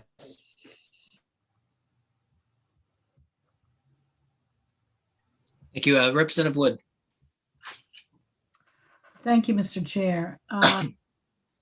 When we first had the public hearing, quite a while ago, I think on this, back March 1st, and I was just learning about medical marijuana, I wondered why somebody a caregiver who wanted to increase their business, their product beyond what was allowable as a caregiver, why wouldn't they become a dispensary? And I asked that question of somebody outside the meeting, and they said, well, there's only 8 dispensaries that are allowed, and those are all taken. And then I did learn, and I think we talked about it earlier today, that that cap was lifted at the beginning of this year. And so if somebody really wants to expand their business, there is an opportunity to do that. And I realize it comes with increased regulation, but that's what happens when you expand the size of your business. And so I'm not supportive of allowing somebody to actually double the size of their business within the current confines. Representative Corey, to your point, if we're going to take a larger look at some point, then I think we could talk about other things. But right now, under the current rules and statute, I'm not inclined to allow an increase in the number of plants. Thanks. Okay, Representative Chiazzo. Thank you, Mr. Chair. Yeah, and I concur with Representative Corey and Representative Wood, but maybe for a slightly different reason. If I understand correctly, and I think it was clarified earlier today by the Office of Marijuana Policy, the grow facilities for medical are not currently subject to approval on the local level. And I hope I have that correct. I'm very concerned, and in my community, we do have a moratorium on adult use marijuana. And whether we agree with that or don't agree with that, that's the local control issue. And I'd have a really hard time allowing a caregiver to expand like that without allowing a local input on some level. So I think I would agree with Representative Wood and Representative Corey. The way it's written now, I certainly couldn't support it the way it is. But also open to if we want to make this a vehicle, we can make it a vehicle and use it for what it is. I would just caution us we do have to be cognizant of the number of carryovers we have to carry. We're allowed to carry over. So we're not quite at full capacity yet, but we're having a lot of requests for carryover. So I'm not saying that we can't do that. It's certainly a prerogative of the committee, but we do just have to be mindful of we can't just have a whole bunch of carryovers and have a big pile of them at the end that we just punt to the next session. So my input. Sure, and just to add to Chairman Chiazzo's comments, I think this weekend was the weekend of carryover requests calls to myself and Representative Chiazzo as we get near the end of session. That does happen, and it just runs the risk that it doesn't get carried over. If it's not approved. But Senator Hickman and then Representative Corey. Yes, thank you, Mr. Chair. I may have to go vote really soon here because I'm needed. That being said, 3 things short. The discrepancy between 60 plants and a dispensary is as wide as the Pacific Ocean. So with all due respect, Representative Wood, it's not quite as easy as getting a dispensary license to expand your business when there really are no applications even available right now for that particular thing. At least I can't find one, but that's a separate point. The third point is that one of the reasons why people are not using the lower tier in the adult use program matches the concern I had when we passed it. I wanted it there, but I wasn't sure what the regulatory expenses were going to be, and they're too high. So there are not a lot of people who are going to invest in an adult use program license. And the other thing we haven't talked about today at all, or ever that I can recall, is that the disclosure that you must sign to be in the adult use program, in my opinion, from reading it, you pretty much give away your constitutional right to privacy, which a lot of people are just not going to do. A lot of people have done it. They have adult use licenses. But if Representative Wood, you look at that form, if Representative Corey, you look at that form, you can see the argument that is being made that you pretty much give up your constitutional rights in a lot of ways to get an adult use license that you don't have to give up to be a registered caregiver. So with that, whatever we do with the bill is what we do with the bill, but I support it as written just because I do. Thank you. Representative Corey. Thank you. So hearing what, Representative Chiazzo, has said, and, I definitely think that, there's some municipal hurdles, on this, especially where, to be a caregiver, at least in my community, without a storefront or pretty much any community, you can just become a caregiver. That's my belief right now. Somebody could correct me, but we have municipal approval for the actual storefronts themselves. But I think that probably the big issue there is when we're talking about expanding from 500 square feet to 1,000 square feet without a ton of discussion. I think it makes it slightly more difficult. With regard to Representative Chiazzo's concern about the number of carryover bills, we could always vote to carry this over today, and then what we could do is anybody that's voted on the prevailing side of that, if we figured this out by the end of when we're supposed to conclude our work, or we figured out that there's a more pressing issue, we could always reconsider what we did. Then there's nothing that forces the chairs to, at least I don't believe, report out the bill before then if we go ahead and vote it today. So those are just my thoughts on that. Sure, and I think the only timeline constraints is that we won't have permission to meet basically before we know if the carryover is approved or not. The carryover document's generally the last thing, but you can actually amend it on the floor. Seen that done, but I have a feeling if it gets rejected, it'll be after we're told we can't meet anymore, but whatever, we can still take a crack at it. I don't think introducing a new bill will be a problem next session either. Representative Tuttle. Mr. Chair, I move ought not to pass. Okay, we have a motion of not to pass by Representative Tuttle. And was there a second? Representative Wood? Okay. Okay, is there discussion on this? I think Representative Corey, were you asking to carry over? Is that essentially what you were requesting? I was asking to carry over. I'm not willing to do an on not to pass on this today personally. Right. I think, yeah. Any other discussion, I guess, on this? I'd say personally, rather than trying to divide this bill 3 different ways, I'd rather carry it over if that's the limits, if we're gonna just, rather than writing 3 different drafts or more on one bill. Well, in that case, Mr. Chair, I withdraw my motion.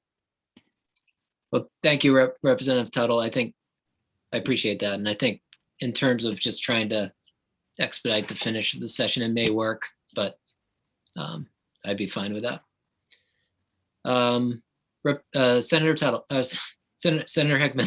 Thank you, Mr. Chair. What was Representative Tuttle's motion? I couldn't hear it because I was doing something else. Yeah, it was a Freudian slip, Craig. It was an odd not to pass motion, but he's withdrawn it. Representative Corey has asked to carry it over. There hasn't been a motion for that yet, but I'm open to doing that just for the sake of speeding it up partially. Representative Chiazzo. Thank you, Chair. I would motion for a carryover. Second. Okay, so we have a motion to carry over by Representative Chiazzo, seconded by Representative Tuttle. No, it was Senator Hickman, I believe. I think it was Representative Riley. I'll give it to Riley then, Mr. Chair. Okay, thank you for that. But I'll third it. Yeah. You get the third though. Mr. Chair, is there a prize that we're supposed to be working to in making motions? Like, is there a trophy at the end? Pat, I think I'm way ahead. Pat. I think you're too far ahead for any of us to catch up. Well, I know. Yeah. Okay, so the motion before us is to request a carryover on this bill. Any further discussion on that? Okay, seeing none, we'll proceed to a roll call vote. Karen, if you please. Senator Lucchini. Yes. Senator Lucchini, yes. Senator Hickman. Nay. Senator Hickman, nay. Senator Farren. We can go back to Senator Farren. Looks like he's on. Representative Chiazzo. Yes. Representative Chiazzo, yes. Representative McCray. Yes. Representative McCray, yes. Representative Tuttle. Yes. Representative Tuttle, yes. Representative Riley. Yes. Representative Riley, yes. Representative Supika. Yes. Representative Supika, yes. Representative Wood. Yes. Representative Wood, yes. Representative Kinney. Representative Kinney, absent. Representative Harrington. Representative Harrington, absent. Representative Corey. Yes. Representative Corey, yes. Representative Dalla.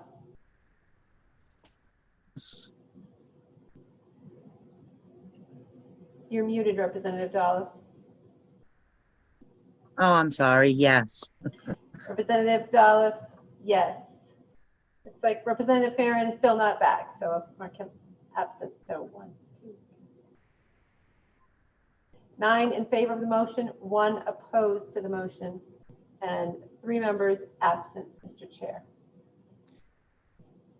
Thank you, Karen. So 9 votes will make the request to carry over LD 421.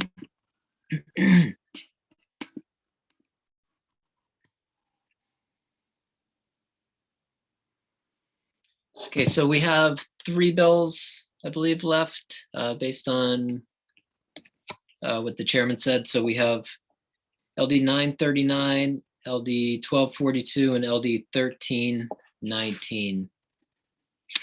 You got a visitor, Representative Tuttle. So I guess, Sam, if you can, we'll move to LD 939. And I'll say at the outset, I know some of these were pretty controversial bills, so we may be in a position, if the committee is good, to go through the analyses and then table if people are open to that. I know that there will be a lot to digest on each of these, so just put that out there. Sorry to interrupt you, Sam. No worries. No, I didn't want to interrupt you. Are you ready for me to get into this? Yep, thank you. Great. So this is LD 939, an act to support Maine's medical marijuana program and ensure patient access. This bill makes the following changes to Maine's Medical Use of Marijuana Act. First, it allows caregivers to employ assistants who are between 18 and 21 years of age if they are also a member of the family of the caregiver, and clarifies that assistants hired by caregivers, registered dispensaries, marijuana testing facilities, and manufacturing facilities must otherwise be 21 years of age or older. Second, it allows registered caregivers and dispensaries to transfer to and accept from another registered caregiver or dispensary an unlimited amount of marijuana plants and harvested marijuana in a wholesale transaction. Third, it allows caregivers to accept a digital image of a written certification for the purposes of initiating a transaction for harvested marijuana, and requires the caregiver to verify the written certification in person before transferring any harvested marijuana to the qualifying patient. Fourth, it allows registration identification cards and criminal history record checks to be valid for 1 year, regardless of employment status.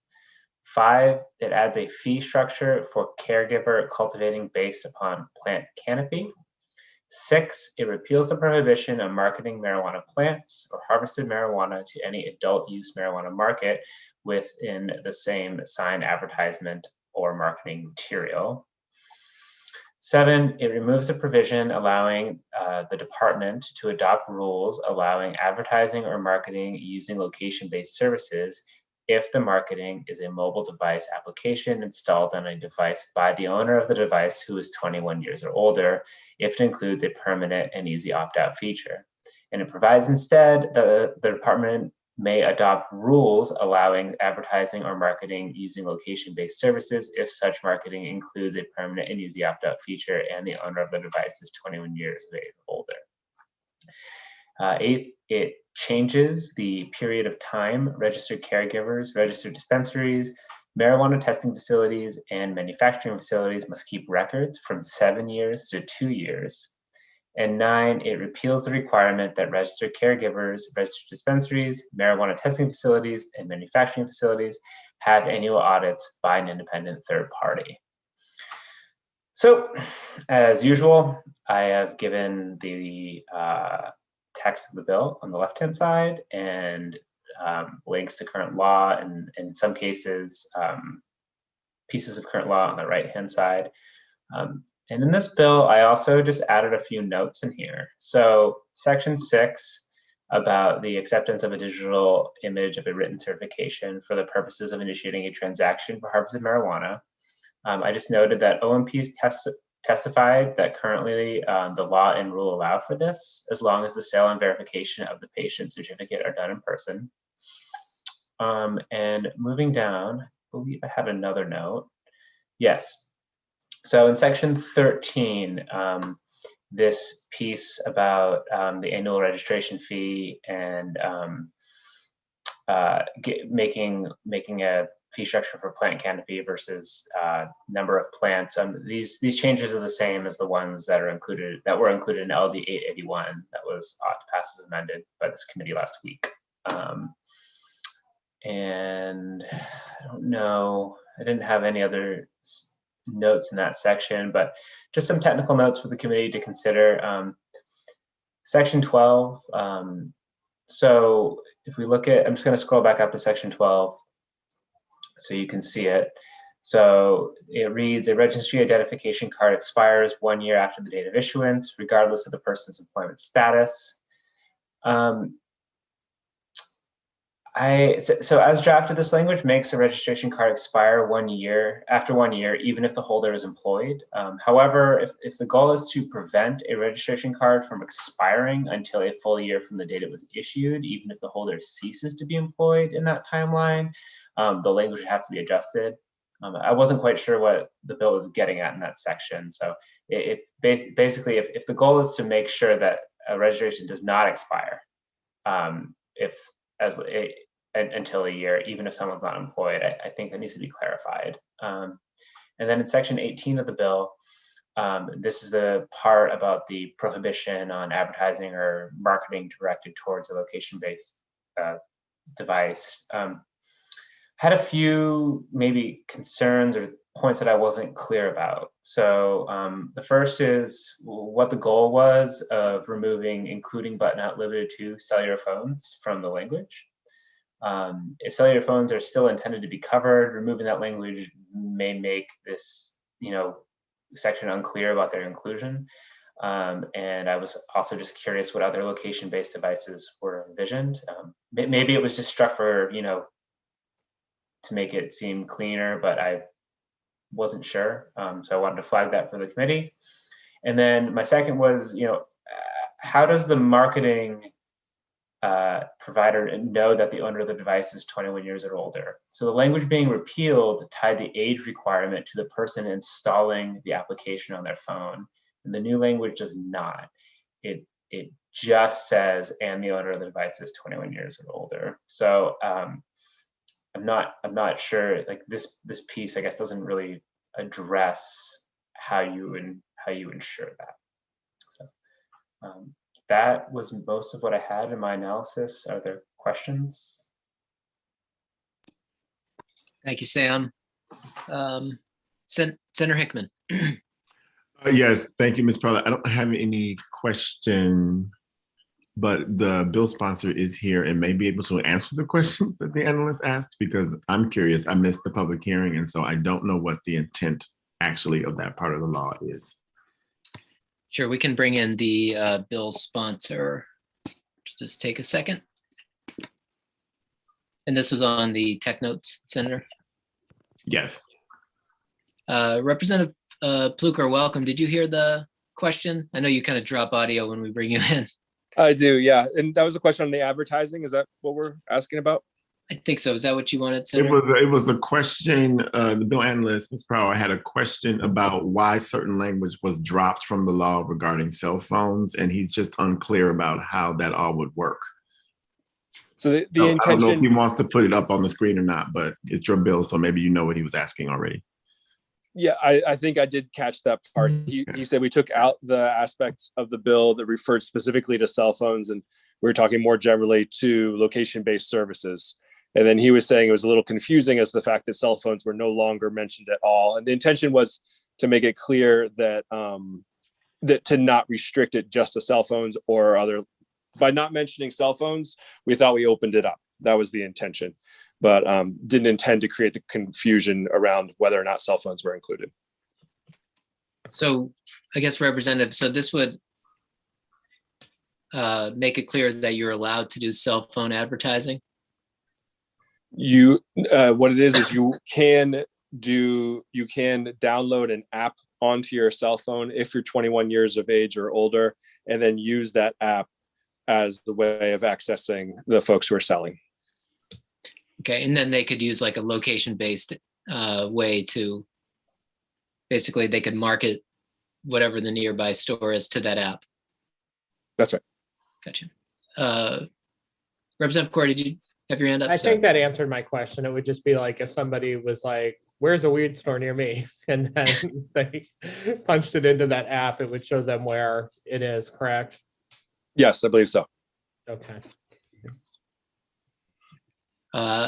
Representative Chiazzo. Thank you, Mr. Chair. I'm just curious, what's preventing Google from doing that anyway as a location based on the name of the store, if it's a storefront? It's the app that we're allowing, not necessarily Google or something like that. It's particularly a consumer would have an app on their phone and they could be accessed directly through that app. Okay, thank you. Other questions for the bill sponsor? I guess I have a question on the, so currently it says registered caregiver may transfer and wholesale transactions up to 75%. And you've made that to an unlimited amount. I guess, can you speak to the intent of that? Because at this point, would it, yeah, I guess, can you speak to the rationale of why that's needed? Yep. And so the intent is that if someone just wants to be a grower and doesn't want to have to operate a retail operation at all, they don't have to run the retail operation. They can just focus on the growing for themselves and leave the retail to someone else. So a caregiver could just be somebody who actually wholesale sells plants without any interaction with the patient? That without retail at all. Yep. Okay. So they would be selling to retail? They would be selling to someone who would do the retail for them. Mm-hmm. Okay. Do you see any issue where, I guess that kind of, with the intention of a caregiver to be, I mean, doesn't that just make them a cultivator essentially? Yes, inherently. Yeah, essentially, yes. Okay. Representative McCrate. Thank you, Mr. Chair. Thank you, Representative Bucher. I just wanted to ask you about the time frame of the record keeping. I just wonder, 7 years is, in my former profession, was pretty classic. I wondered if the 2 years comes from someplace else. That's a very good question. I do not know the where that 2 year number comes from. Okay, maybe just worried about storage or something like that. Thanks. Okay. Representative Corey and then Senator Hickman. Thank you, Mr. Chair. So I think I'm okay with the 100% wholesale component of this bill right now. I think that probably, the way to look at it is that I think that 75% wholesale thing or 25% selling, I think that that's kind of a vestige of the way caregivers were sort of created from the start, meaning that people, there weren't these caregiver storefronts that we hear about back then or back before they existed. And I think what happened was caregivers were essentially vertically integrated, meaning that if you were selling, you were doing everything. You were cultivating, you were processing, you were packaging, you were selling. And I think that's where that came from. That doesn't mean that I don't think that there's a broader conversation, going forward that, why don't we have, separate licensing like we do in the adult use program? Like, why don't we have a caregiver license? Why don't we have, or a caregiver storefront one? Why don't we have a caregiver/cultivator license for people that still want to be vertically integrated? Why don't we have a straight cultivator license, and then, why don't we have sort of a manufacturer license? So I just think that a lot of it is, that initial vertical integration that was there for the caregivers. But, the idea though, that we would have somebody say, hey, you have to be really good at growing cannabis. And then on top of that, you also have to have the same skills to go ahead and run, some kind of a retail operation too. I mean, people are good at various things. So the idea that, we would somehow require people to be good at everything, marketing, growing, manufacturing, all of that other stuff. I think it's kind of an unrealistic, expectation. So the idea that somebody would want to go 100% wholesale, I completely understand.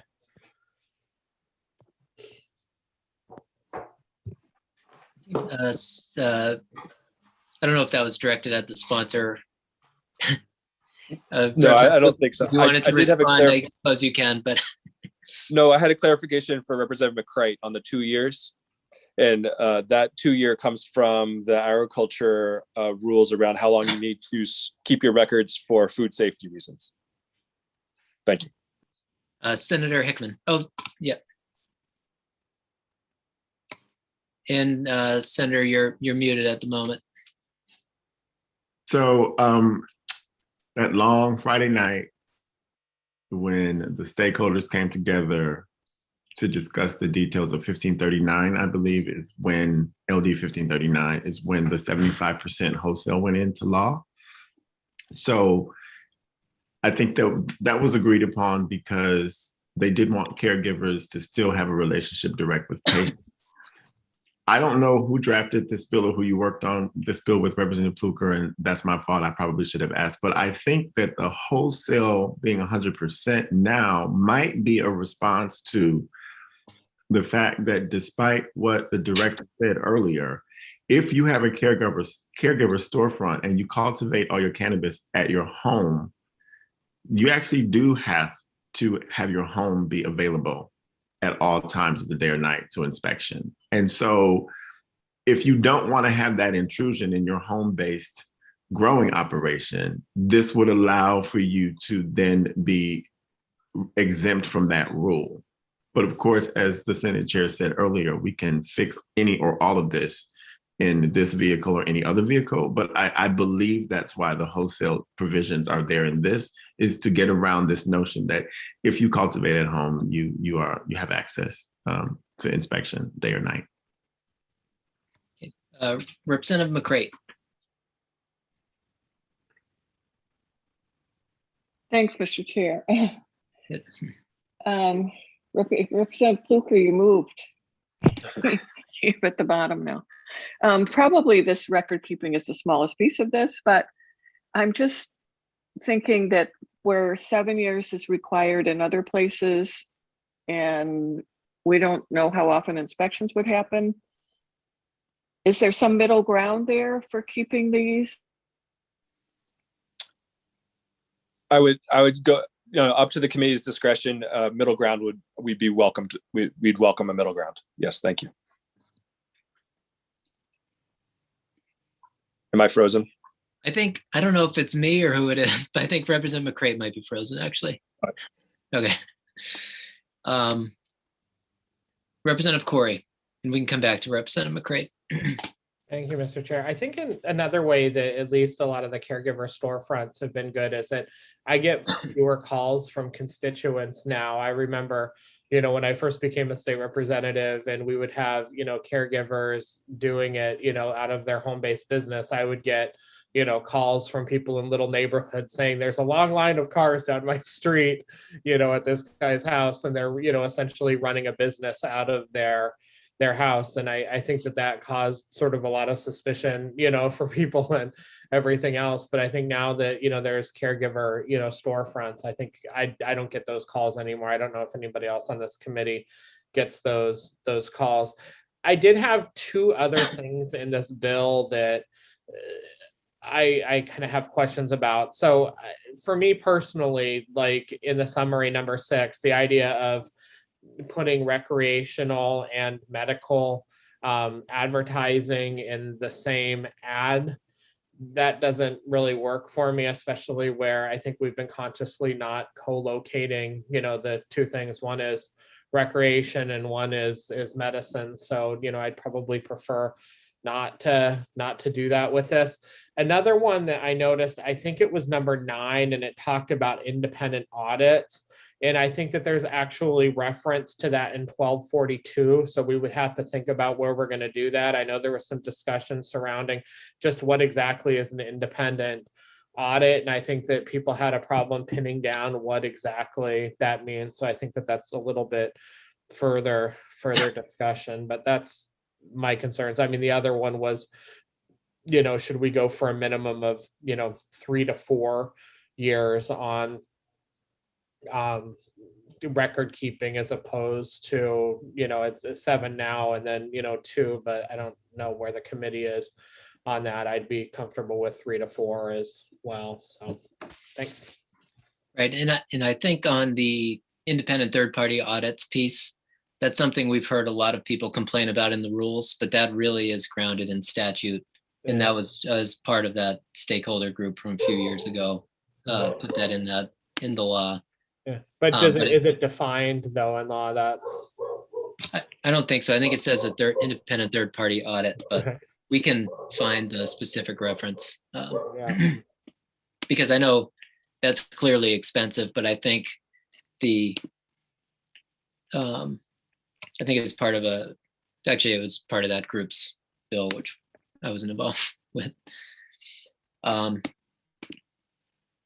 guess so Representative Pluker, I guess also just a question on, I guess it talks about having a digital image of a medical card by the caregiver. I mean, would this allow, I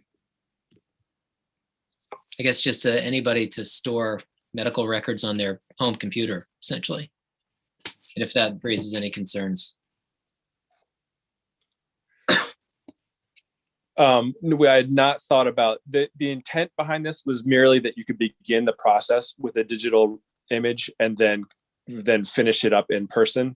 And the idea that people could store the digital image, I have not given any thought to that as a potential unintended outcome. Okay, thanks. Yeah, I just know there's quite a bit of very strict medical records rules, and a home-based computer may not be secure, obviously, as with hacking and all the things that happen these days.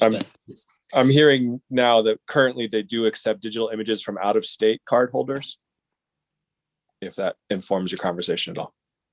Yeah. Okay, any other questions on this? I think where it's a fairly large bill, I mean, it's obviously up to the committee, but I think my preference would be to table this. A lot of it overlaps with the rules, actually. So, or a few pieces at least that would interact with 1242 and 1319, but not sure how the committee feels about that. Senator Hickman. Mr. Chair, I make a motion to table LD. Okay. Second. Okay, so we have a motion to table LD 939 by Senator Hickman, seconded by Representative Tuttle. Karen, if you're available, we can proceed to a roll call. Thanks, please. Senator Lucchini. Yes. Senator Lucchini, yes. Senator Hickman. Yay. Senator Hickman, yay. Senator Farren. Senator Farren, absent. Representative Chiazzo. Yes. Representative Chiazzo, yes. Representative McCray. Yes. Representative McCray, yes. Representative Tuttle. Yes. Representative Tuttle, yes. Representative Riley. Yes. Representative Riley, yes. Representative Supika. Yes. Representative Supika, yes. Representative Wood. Yes. Representative Wood, yes. Representative Kinney. Representative Kinney, absent. Representative Harrington. Representative Harrington, absent. Representative Corey. Yes. Representative Corey, yes. Representative Dalla. Yes. Representative Dalla, yes. 10 in favor of the motion, 0 opposed to the motion, and 3 members absent, Mr. Chair. Thank you, Karen. And Thank you very much, committee. Luker. Yeah, thanks Thank for you. coming in. Yeah.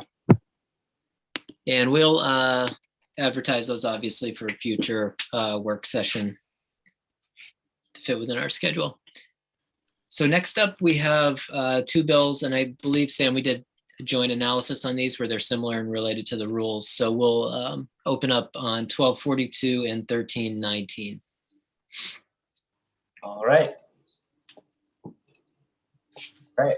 So, as you can see, as Senator Lucchini stated, I did a joint analysis on these 2 bills since they are somewhat similar, and I think that what the committee decides to do on one will ultimately impact what you decide to do on the other. So LD 1242 is an act to ensure the appropriate oversight of Maine's medical marijuana program. So I think what I'll do is I'll read the summary of each, and then any tech notes I have, and then I'll go to the next one. And I also have another document I want to just make sure the committee is aware of that I sent you this morning that may help you navigate these bills. So Great. Thank you. For 1242, there's a number of changes. So first, it changes the designation of rules governing the medical use of marijuana from routine technical rules to major substantive. Second, it provides that the department rules governing the medical use of marijuana are those that were last amended February 1st, 2018. Before adopting or amending rules governing the medical use of marijuana, the department must establish a process to include caregivers, registered caregivers, and patients and physicians and certified nurse practitioners with significant knowledge and expertise, certifying patients under the laws governing the medical use of marijuana and the development of these rules or amendments, and must consult with caregivers, registered caregivers, patients, physicians, and certified nurse practitioners. Third, it requires the department to develop a process to retain any consultant hired to advise on rule changes related to the laws governing the medical use of marijuana and report the development of this process no later than September 1st, 2021, and report on any subsequent changes to this process to the Joint Standing Committee of the legislature having jurisdiction over health and human services matters. So not this committee. Fourth, it eliminates the requirement that a registered caregiver, a registered dispensary, a marijuana testing facility, or a manufacturing facility complete an annual audit conducted by a third party of business transactions. So this is the overlap with 939 that was mentioned previously.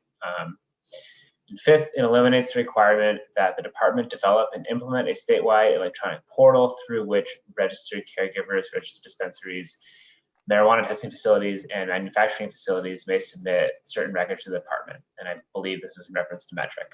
So as normal, I've given you the language of the bill and the changes. And in this case, instead of doing a side-by-side with current law, I've got a side-by-side of these two proposals, but I'm going to scroll down to the bottom and just note I had a couple of technical kind of questions for this bill. So the first is for the requirement to consult with those who've got significant knowledge and experience in section 1. I just wasn't quite sure what constitutes significant knowledge and experience and who makes that determination. Presumably it would be the department.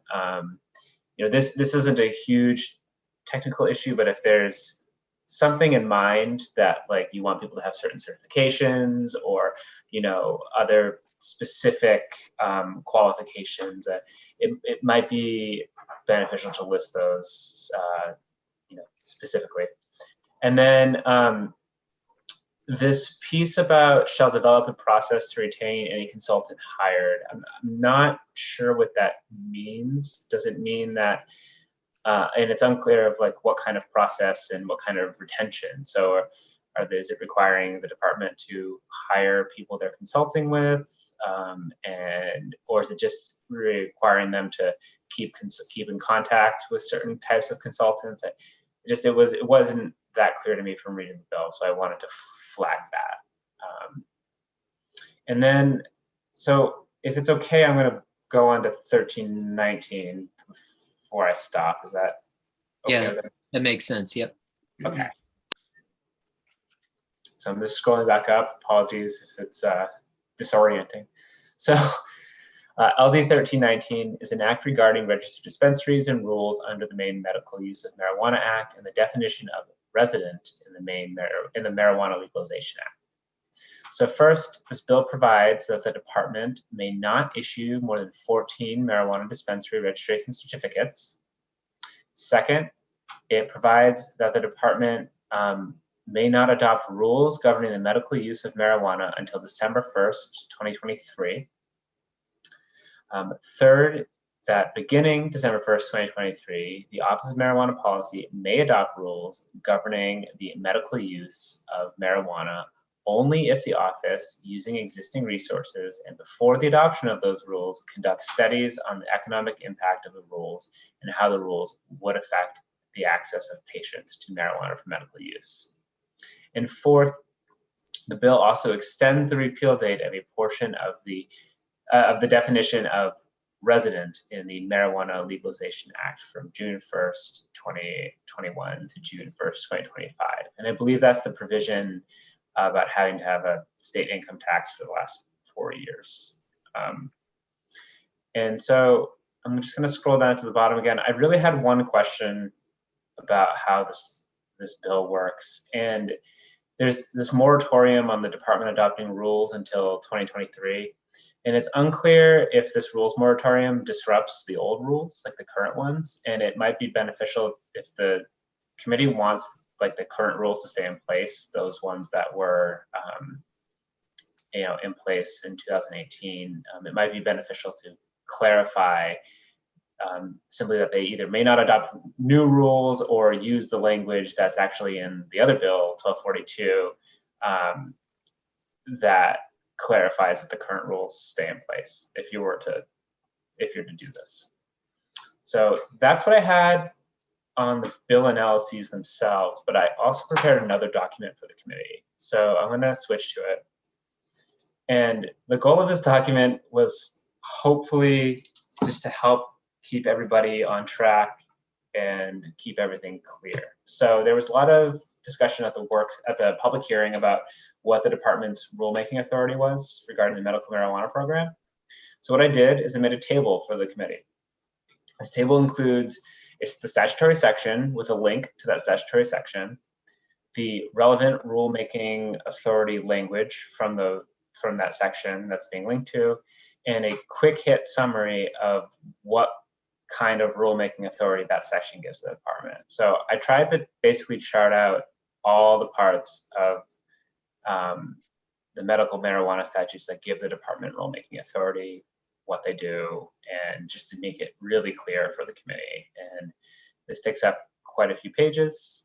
I'm just going to scroll through it, but I'm happy to try to answer questions about it later to get down to the next bit of information I have for you. And so the next thing I did is there were some questions about, the law enforcement provisions in the rules. So I also did a somewhat similar chart about the statute, showing the statutory provisions regarding law enforcement in the medical use statutes and excerpts. And then I also, at the bottom, the department did, I think, a better and more comprehensive version of this in one of the documents they provided the committee. But in the proposed medical rules, I also tried to mark the pages of each reference to law enforcement and entrance into into premises that was made. That way, it was easy for the committee to locate those within the proposed rules. Additionally, further down in this document, I've provided some quick references to the Maine Administrative Procedure Act. This is obviously not the whole act, but you do have the link to the whole act right here. And one of the things I really just wanted to highlight for the committee is there's an section 8071, we have the definition of the two different categories of rules, routine technical and major substantive. I just wanted to note for the committee that regarding whether rules are major substantive rules, the key language is in the judgment of the legislature. So it is as determined by you. You can change whether rules are major substantive or routine technical. And it's whatever ends up getting passed into law ultimately. And then finally, I provided these summaries of some relevant legislation just to maybe help give people context or a quick reference document. And again, these have links to the enacted laws and the history of amendments. So this is the one for LE 1539, which was the most recent overhaul from the 128th of Maine's medical program. If I were to scroll down, I also included LD 1719, and really I wanted to include this bill because this is the one that changes the Department of Jurisdiction from Health and Human Services to O&P. And it's a pretty long summary because it's a big bill, and you can see I highlighted the part of the summary that addresses that. And then I also included a summary of LD 2099 that was in the HHS committee last session, because I know there was some discussion about that and what happened with that bill. And so I wanted the committee to have a summary of that as well. And that was a bill that did not pass. So that is what I have for you. And unless there are any questions, I'll turn it over. Great. Thank you, Sam. Yeah, I think that's all helpful and helpful history too, as there were a lot of questions on that in the hearing. So questions from the committee. Senator Hickman.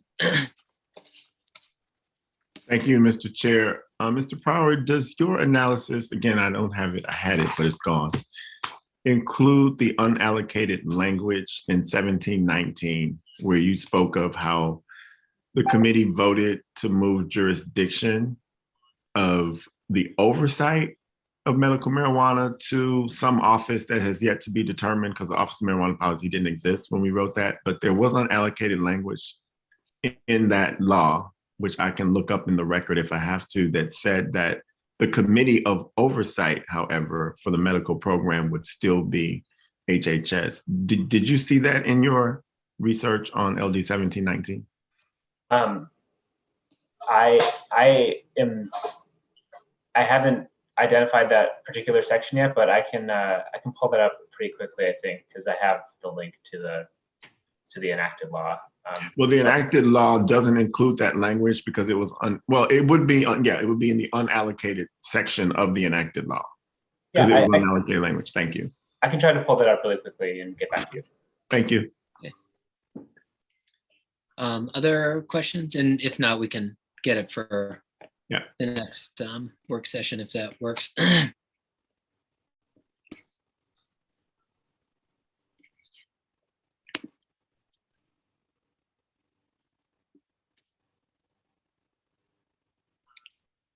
So I guess each of these kind of, it does two separate things, I suppose, on with the rules that may inherently kind of conflict with each other a bit, whether it's a moratorium or a major substantive. We wouldn't really be able to, or OMP wouldn't be able to make major substantive rules if they're on a moratorium for 2 years. But Representative Corey. Thank you, Mr. Chair. I'm just going to break the ice on this one. For me, I think I like 1242 a little bit more with some of the concern out there, at least that we would be, looking at the rules, on the committee kind of in a transparent, manner, at least what people would view as being transparent. The one thing I do like in 1319 is this idea that there's kind of a audit, of the rules that looks at them to see if they hurt patients, if caregivers are going to be able to continue to, do work in a manner that serves the patient. So I think that that's one of the biggest things I think was important in 1319. The other thing that I have some sort of questions about, at least in 1242, is there's two final items in the summary. One pertains to that thing I was talking about earlier, the independent audits, and kind of calling, for an end to them. But I kind of feel like that needs to be studied because we don't even know what that means. And then the second one, I think, had to do with, did it have to do with track and trace? Yeah. I believe, I don't have it in front of me, but I also think that, given a good deal of the discussion we've had today, at least based on, a caregiver being 500 square feet or 30 plants, if track and trace, is implementable, at that level, if the scalability, of it, makes sense at that level. So, and I assume those two things are in law right now, and that's why they're trying to repeal them in 1242.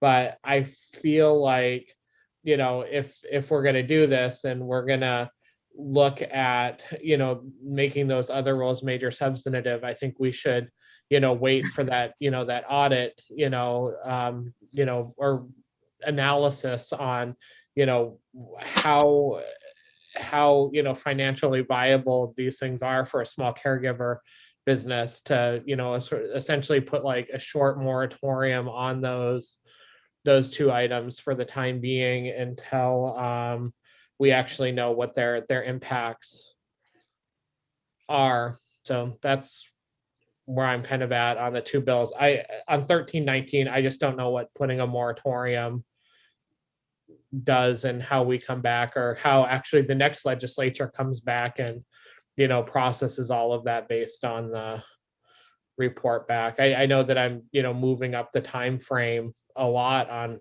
the amount of time that analysis can be done within, but I think it can be done pretty quickly, hopefully.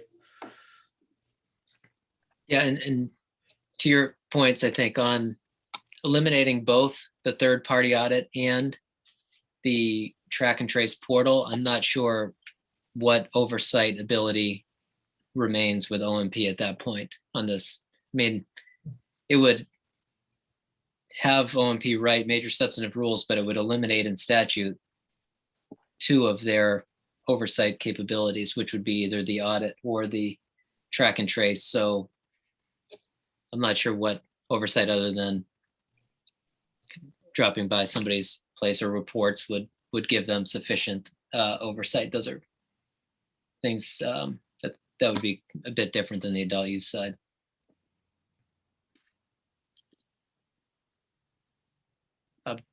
Do we have Director Gunderson in here? Is that?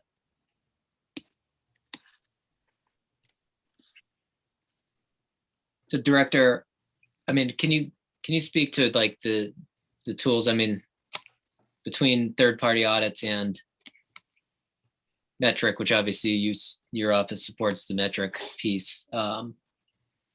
Speak to this issue where they eliminate both of them and what tools you'd have left to oversee this. Sure, thanks. I mean, as far as the inventory tracking system, that's a cornerstone of every regulated industry around cannabis. And I remember the conversations that we had in the MLI committee and also HHS as they discussed this, the inherent value that the inventory tracking has as far as protecting those other stakeholders. And I'll take a step back. When you talk about marijuana and marijuana policy, you quickly understand the wide impact that these programs have on our state and the different groups of stakeholders, right? And the inventory tracking system is addressed to, or is in place to address a number of those. So, I mean, first and foremost, the inventory tracking system is the only system we would have for the integrity of the program to prevent inversion and diversion. And that's important for a number of reasons, community safety reasons, again, integrity of the system, and it benefits those actors that are trying to operate within the system faithfully. But it also is important with the limited guidance or feedback, I will say, that we've received from the federal government in the forms of the Cole and Ogden memo. Those have since been repealed, but really my colleagues across the country that head up these cannabis programs really look at that as the North Star, is how to properly run a cannabis program. And that guidance in those memos is essentially have policies in place to ensure, again, the integrity of the programs, that they're not being diverted out of state or illicit markets within your state. So the inventory tracking system is a big one for that. Without it, there's no way anybody from the state or the department or the Office of Marijuana Policy could tell you that marijuana that starts in the system stays in the system, or marijuana that ends up in the hands of a qualifying patient actually started in the system. So that's a really big one. The other values are there too. And the 128th legislature had these conversations in both committees and took the public health incredibly serious, understanding the inherent value in the inventory tracking system when it comes to public health and potential contaminants and potential negative health outcomes. And we know that, especially through the data that we've received from the main health data organization, that there are negative health impacts. And if we're able to identify those within the system, we can use the inventory tracking system to help mitigate future negative public health outcomes that are potentially related to the product that's in the system. So that's another huge one. And then another one is finally just to ensure the legitimacy and regulations of the rest of what the legislature has directed the Office of Marijuana Policy to do as far as the packaging and labeling, to ensure compliance with the product as it moves through the system. If there's a complaint or if we identify an issue of non-compliance that might have a direct impact on public health and safety, you can use the inventory tracking system to give the department time to look into whatever the complaint or issue of non-compliance may be before that potentially non-compliant product moves its way through the system. So there's a number of other inherent benefits to the inventory tracking system that I'm sure others could get into, or we can have a more substantive conversation about it. But again, all states that have essentially fully legalized and have agencies that are charged with regulating cannabis programs, commercial cannabis programs, utilize the inventory tracking system for the reasons that I just stated and many more. Thanks. Representative Corey. Thank you, Mr. Chair, and thank you for that response. I think my only concern, though, and what I'm kind of trying to figure out here is whether or not a business on the scale of, a current caregiver, can afford to implement this. I know that we've talked about the $40 a month. I know we've talked about the cost of the different RFID tags, but what I don't know is, whether or not this is, if economy of scale here works for a business with 500, square feet of canopy space and 30 plants, or, if it's not workable. What we're hearing from them is, that they'd have to devote all kinds of staff time and all of that other stuff. So I think that those, rather than getting rid of it right now, I'd much rather, see, some kind of cost benefit, analysis done on it. And I'm not satisfied with kind of the idea that because we do it in other states, well, I don't know if other states have a license that's 500 square feet or 30 plants. I think that's the issue, at least where I'm kind of stumbling or, having a block with this right now. Thank you. Mr. Chairman. Yep. Yeah, so I think it's important to note two things. In the 128th legislature during the stakeholder group, when the caregiver model was fundamentally changed to commercialize, the stakeholders agreed to inventory tracking for these important policies, or for these reasons, understanding that it's important for a fully commercialized industry. So one, they were agreed to. And then also during a public hearing earlier this month or late last month, I can't remember. I remember hearing two individual caregivers that were new caregivers that got into the program and verbalized that they understood that they were going to be subject to the inventory tracking system. So those are just two things that I would point out. One, they were agreed to prior, and two, there's an understanding that if they're in the program, that they would be utilizing the inventory tracking system. Senator Hickman. Yeah, thank you, Mr. Chair. I mean, my concern is several-fold, but I'll start with because there are lawsuits in 2 states about this particular entity, and there are ethics violations complaints about so much of it, and courts have decided that they've got to look at this because it's a problem. Why are we asking people in this business to participate in a monopoly? You can do this in more than one way. Caregivers are already doing it. I would like for the analysts to talk to us in a future work session on this bill about how inventory is monitored in the liquor industry. I know this isn't liquor, and I don't necessarily want to regulate it like liquor, but that doesn't mean that we can't learn something from that. The heartburn, again, LD 1505 was an after deadline emergency bill that had no language. It was a concept draft. And before it was voted out of committee, it put the provision in law that caregivers would pay for this tracking system, not the fees. And so I guess we can, as a committee, work that out on the other side. But I'm still wondering why we have to have a contract with a monopoly. And is there anything we can do about that in this process, Mr. Chair? Sure. Well, I think it sounds like we did an RFP for one provider, which we do frequently across state government. But what is the duration of this contract, Director? Do you know how long this contract is for? I would have to pull it up, but I think it's for a number of years with the ability to renew for subsequent years. Yeah, that seems to be usually how they're written. Yeah, Yep. I know we've done that across virtually every gambling entity that we use, whether it's for lottery or slot machines, we RFP to one provider. We saw the same with advanced deposit wagering. I don't think that's an uncommon practice, but in future RFPs, if there was an issue that we wanted, if we were uncertain about a group for whatever reasons, some legal cases, that's something we could add into in the future into an RFP requirement or something of that sort.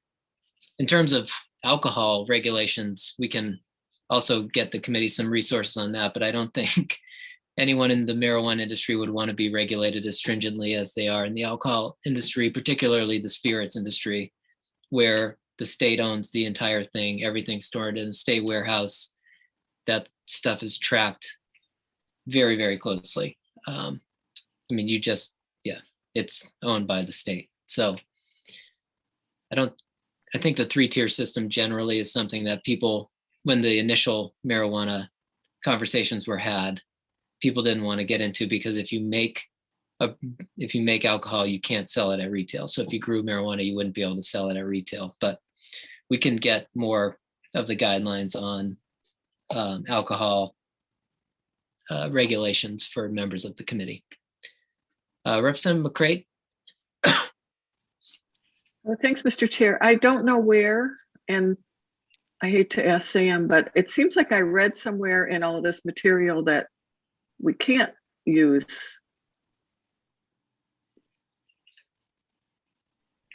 though I agree with Senator Hickman, it doesn't mean we can't learn from it, but maybe I made that up, but I thought I saw that somewhere. I don't know if I caught your question. Sorry. It could be my internet, but mine cut out too. I didn't know if there was a question for me. I think we cut out on your question, Jay. Sorry. Representative McCray.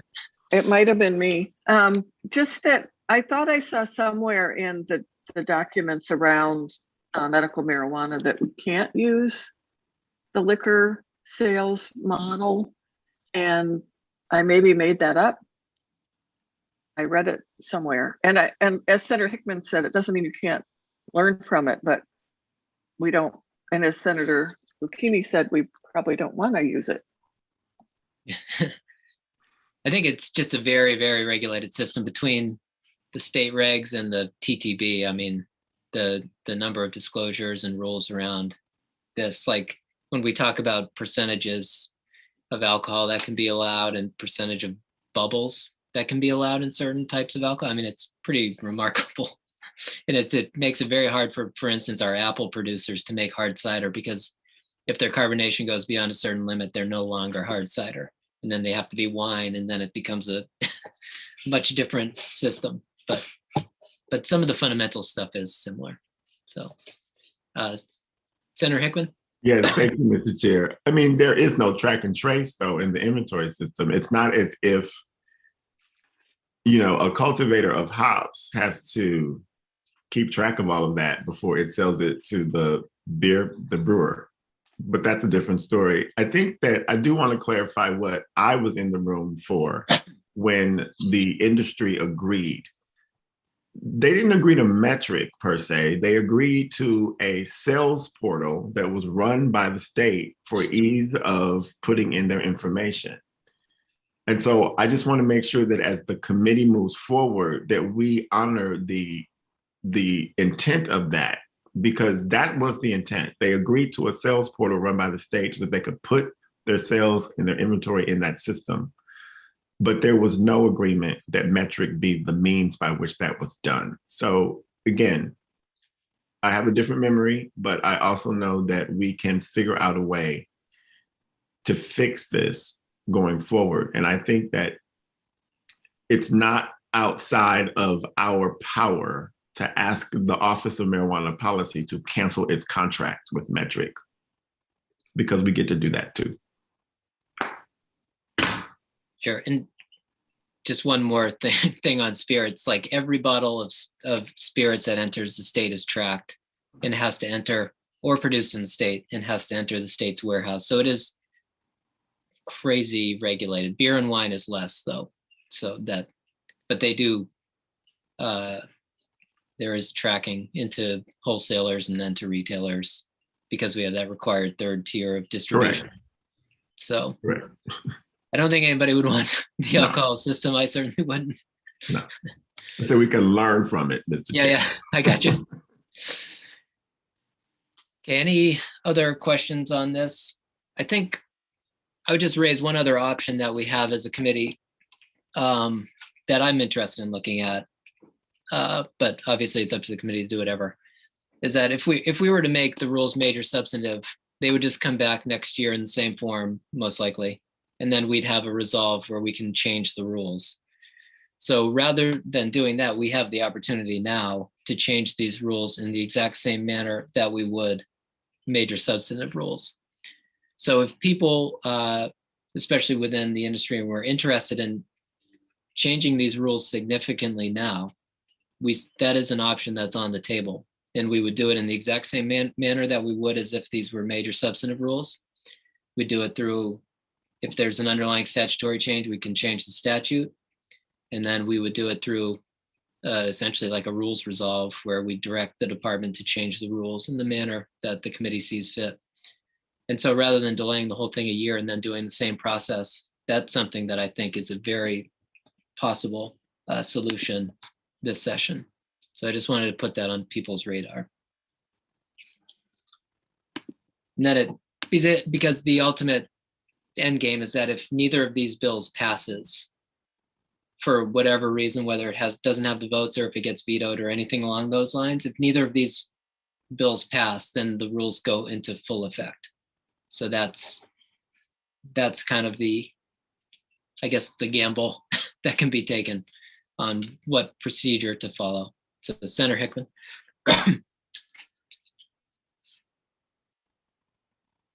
Thank you, Mr. Chair. I think that, you're looking at this from that point of view is effective.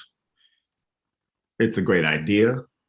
It potentially could solve a lot of problems. And I think that if we go that route where we as a committee write the rules for the regulated industry in a way that the regulated industry wants to have them written, then I guess this would be a sort of an invitation out there to all of the caregivers who appear to have been playing defense to come together in their own way as stakeholders and put together a comprehensive, agreed upon way in which they want to be regulated and come and tell us, instead of this doesn't work, this doesn't work, this doesn't work, this doesn't work. And I'm not saying that that's a problem to tell us what doesn't work about the rules that we have in front of us. But I also think that trying to create good policy from, shall we say, a negative space doesn't always bring about the best outcome. And so if we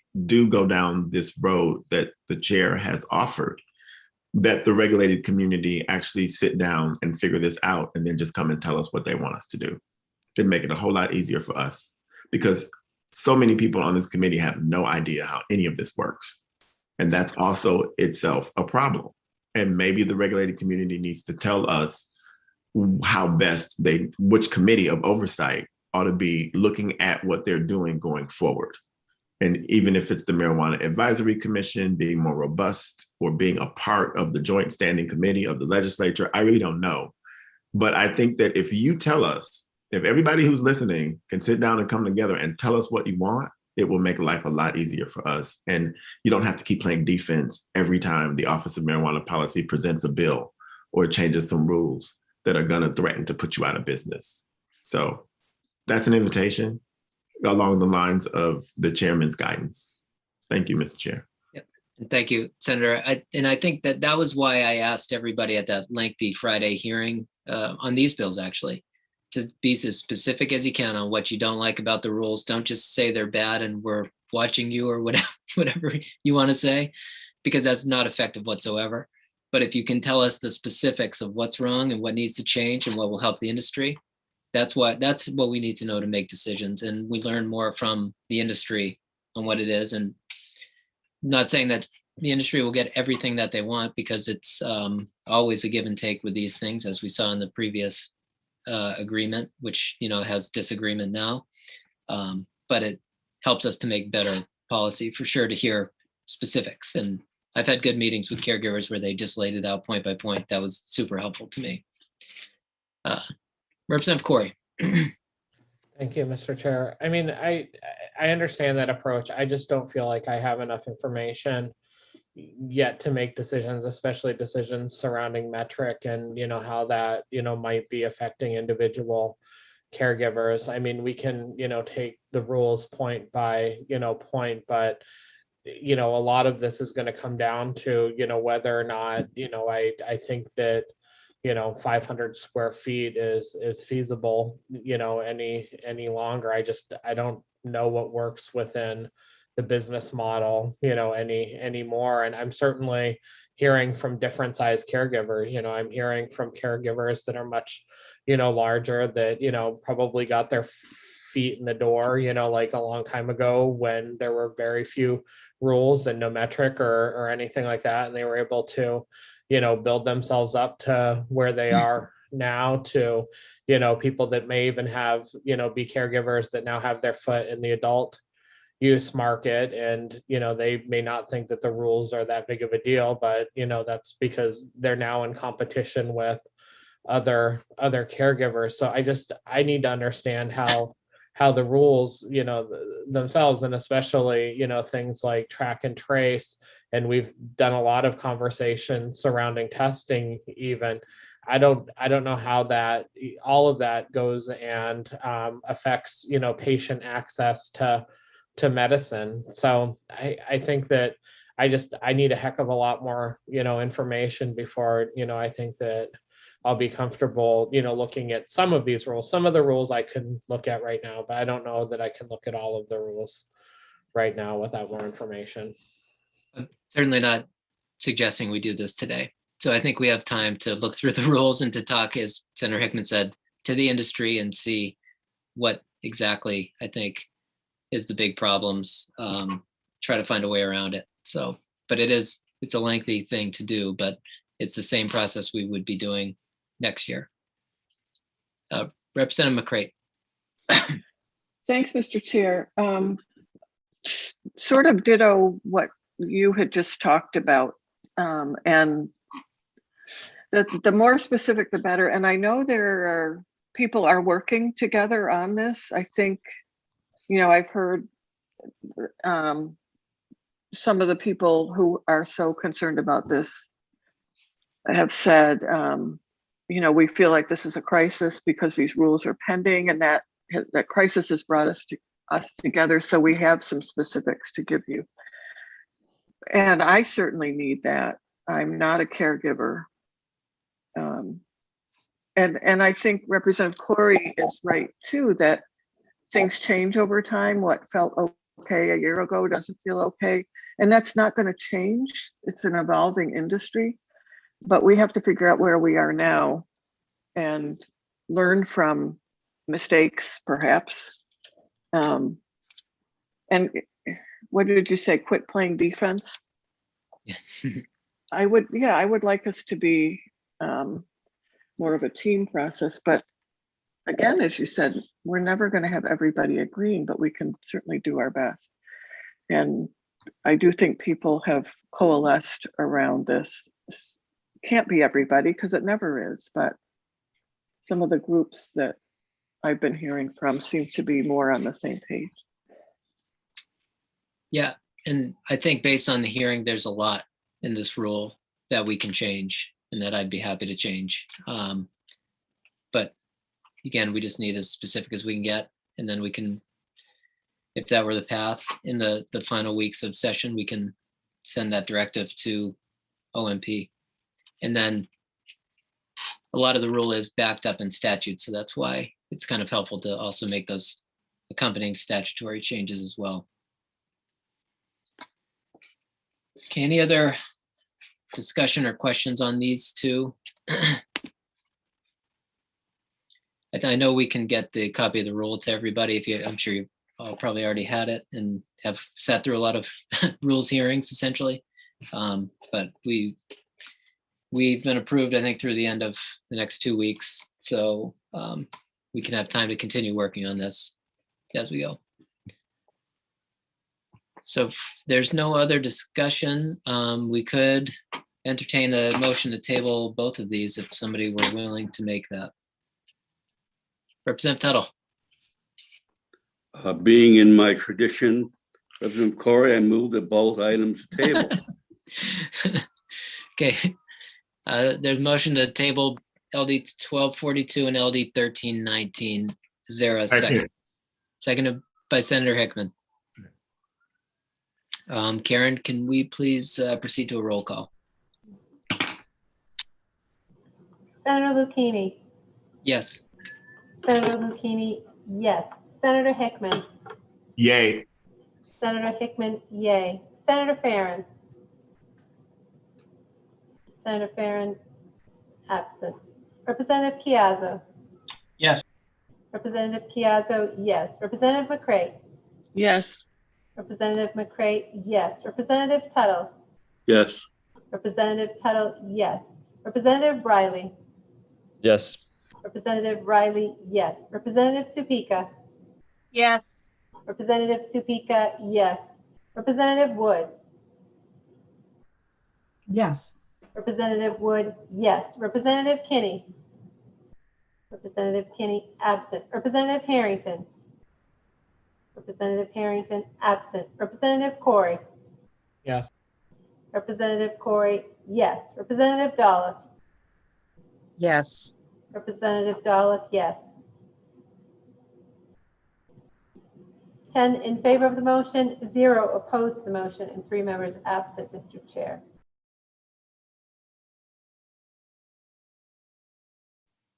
Unmute. Thank you, Karen. Great. So I believe, Sam, am I right? Is that the list of bills for today? That's correct. That's all we had. Okay. Yeah. Representative Tuttle. Chair, we are meeting tomorrow, if I'm not mistaken. Yes, thank you for that reminder. We've got a couple late bills, so we have a public hearing tomorrow at 9 a.m. on at least 2 bills. So thank you for that. I'm also on the city council, and Tuesday is a rough day for me, so I'll be in and out, Mr. Chair. But if you need me, you can send out the state police to bring me back and vote. Right, Representative Corey? Yes, cuff him. You know the other story I told? Oh boy. Yeah, and I mean you've heard these 2 bills before, so great. Yeah, and then we'll schedule these. Obviously the schedule's a little bit in flux with the cancellation of session this week, and I think moving it to one of our session days next week. So as we get into the final couple of weeks, we could just pick up random days whenever we can. So just keep watching your emails from Sam and Janet and Karen, and we'll try to get the communication out to people whenever we can find a way to do it. Okay, is there any other questions before we break or adjourn for the day? All right, seeing none, thank you everybody for your work today, and we'll see you tomorrow morning. Thank you.